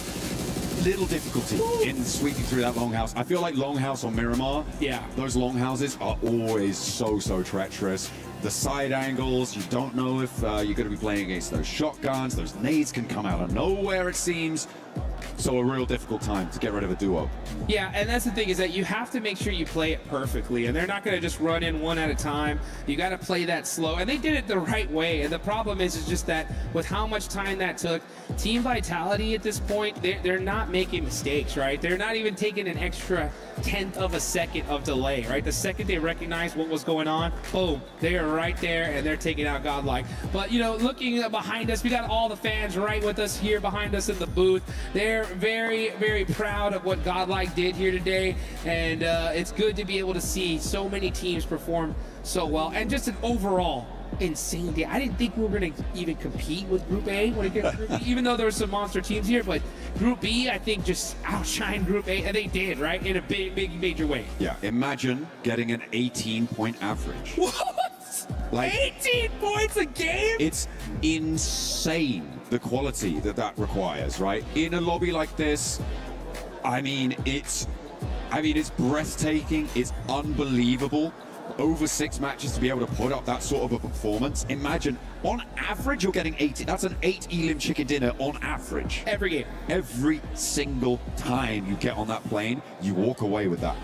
I hope everybody watching, understand what they just witnessed here today. This is a performance in one day that we may never see again. But you know what? One team that we're going to see some more of is Alpha 7. Let's go ahead and take it on over to the stage. Much, guys. I've got Revo here from Alpha 7 Esports. Group B, day 1, has come to a close. Middle of the pack right now. I think you're currently sitting in 9th place. Look, Revo, we know that the expectations for yourself is a lot higher. So what were the issues that you were encountering today? And, you know, what were the things that you kind of struggled with? I think like we had a bad executions, so we need to fix that, and we're gonna fix that for tomorrow. And let's see what's gonna happen. We are doing our best. We're still confident, and we know we can make it direct to the finals. Yeah, that's fair. Just so that you know as well, Rocco is on standby. We're going to try this interview in English, but you know, Rocco's just there, just in case we need him. So, more specifically in that Miramar game, that final one, you were forced kind of northwest of Picado. You had to do a big wrap through the blue zone, and then as you came back into zone, you encountered S2G. Was that just kind of bad timing, bad execution? Like, from your perspective, what happened? I think like we need to join in the zone. We need to join the zone. We need to try. So we like said, let's gonna crash and let's try to fight. We saw them, but it happens. We made a better execution again. So that was the problem, and yeah, it happens. It's just bad execution, and sometimes, honestly, for those of you watching at home, the level is so high, it's also just bad luck sometimes, and it depends on where the zone pulls, right? Finally, before I let you go, I just want to talk a little bit about you joining the desk earlier this week. You had a chat with Seven and the rest of the gang. You said that there's been quite a few strategies you guys are changing, some internal things you're changing as well, because this year hasn't exactly been the best year. Have you been implementing some of those things, and what's working, what's not working? Yeah, we are trying. We did like many changes, but we are like still studying which one gonna work, which one not gonna work. We see that today, and we're gonna fix that for tomorrow and do better. That's good. I mean, if there's any day to have not the best day, it's today. Revo, I really appreciate it. Best of luck to Alpha 7 Esports tomorrow, because they've got one more day of group stages to go. But don't go anywhere, because we're staying right here on the stage, and we're heading over to Kalaris with another interview. That's right, thank you very much, Barney. Bow down to your South Korean overlords, all right? Because I've got Hyungbin here, as well as Maddox, to do the translations and ask a few questions about the whole day. So you didn't have the easiest of starts, but after those first two games, back-to-back chicken dinners, looking amazing in this last game as well. Between Game 2 into Game 3, was there any kind of discussion in the team or kind of change of pace that you might want to kind of talk to us about? 일단 현빈 선수 일단 첫 번째 질문은 사실 오늘 첫 두 경기 그렇게 순탄하진 않았는데 그래도 세 번째 매치부터 2연 치킨을 먹고 또 마지막 매치까지 또 2등을 하시면서 굉장히 또 좋은 마무리를 했습니다. 그래서 이 매치가 끝난 이후에 좀 어떤 점을 좀 얘기를 했고 좀 어떻게 분위기를 전환하셨는지 일단 궁금합니다. 일단 1, 2 매치가 잘 안 됐는데도 저희 팀은 분위기를 최대한 살리려고 좀 같이 텐션 높여가면서 했던 것 같고 저희 팀원들이 너무 잘해줘서 마지막 매치까지도 잘해서 점수 잘 먹은 것 같아요. Yeah, even though we're like 1 or 2 points into the first two games, I mean, we're not down yet. I mean, we just try to bring our tensions up as much as possible. Like we just try to get spice up with everyone. So yeah, I mean, yeah, we try to be vibing, and we had a really good vibe from our team. So I think that went pretty well for us, and we had a really good teammates. I think they lead me pretty well. So yeah, that led to really good results today. Okay, and backstage, Maxman is your biggest fan, and I want to know, he believes that ever since you came onto the international scene as a young player, you've been unbelievably consistent with your performance. Is there any secret spice to that, or what do you think from your perspective? 사실 또 중계석에 있는 맥스맨 캐스터가 사실 현빈 선수의 또 굉장한 팬이거든요. 그렇기 때문에 또 현빈 선수가 또 어린 나이에 이렇게 국제 무대에 처음 와서 정말 지금까지 굉장히 또 꾸준한 모습을 보여주고 있는데 그 비결이 무엇인지 궁금합니다. 아직 제가 막 잘한다고 생각하는 선수가 아니라 또 잘하려고 노력하는 선수라 더 성장하는 것 같아요. Well, honestly, I don't really feel that I'm really a good player. However, I'm trying to being good at it. So I think the consistency of keep trying and the continuity of being an effort player. So I think that's what makes me a really good player right now. Staying humble and looking amazing whilst doing it. Kamsahamnida Hyunbin, thank you very much. And that does it down here on the stage. Standing by. Thank you, Kalaris and Barney, with those interviews. But we gotta talk about the records that are being broken here at Kirilla City Grid.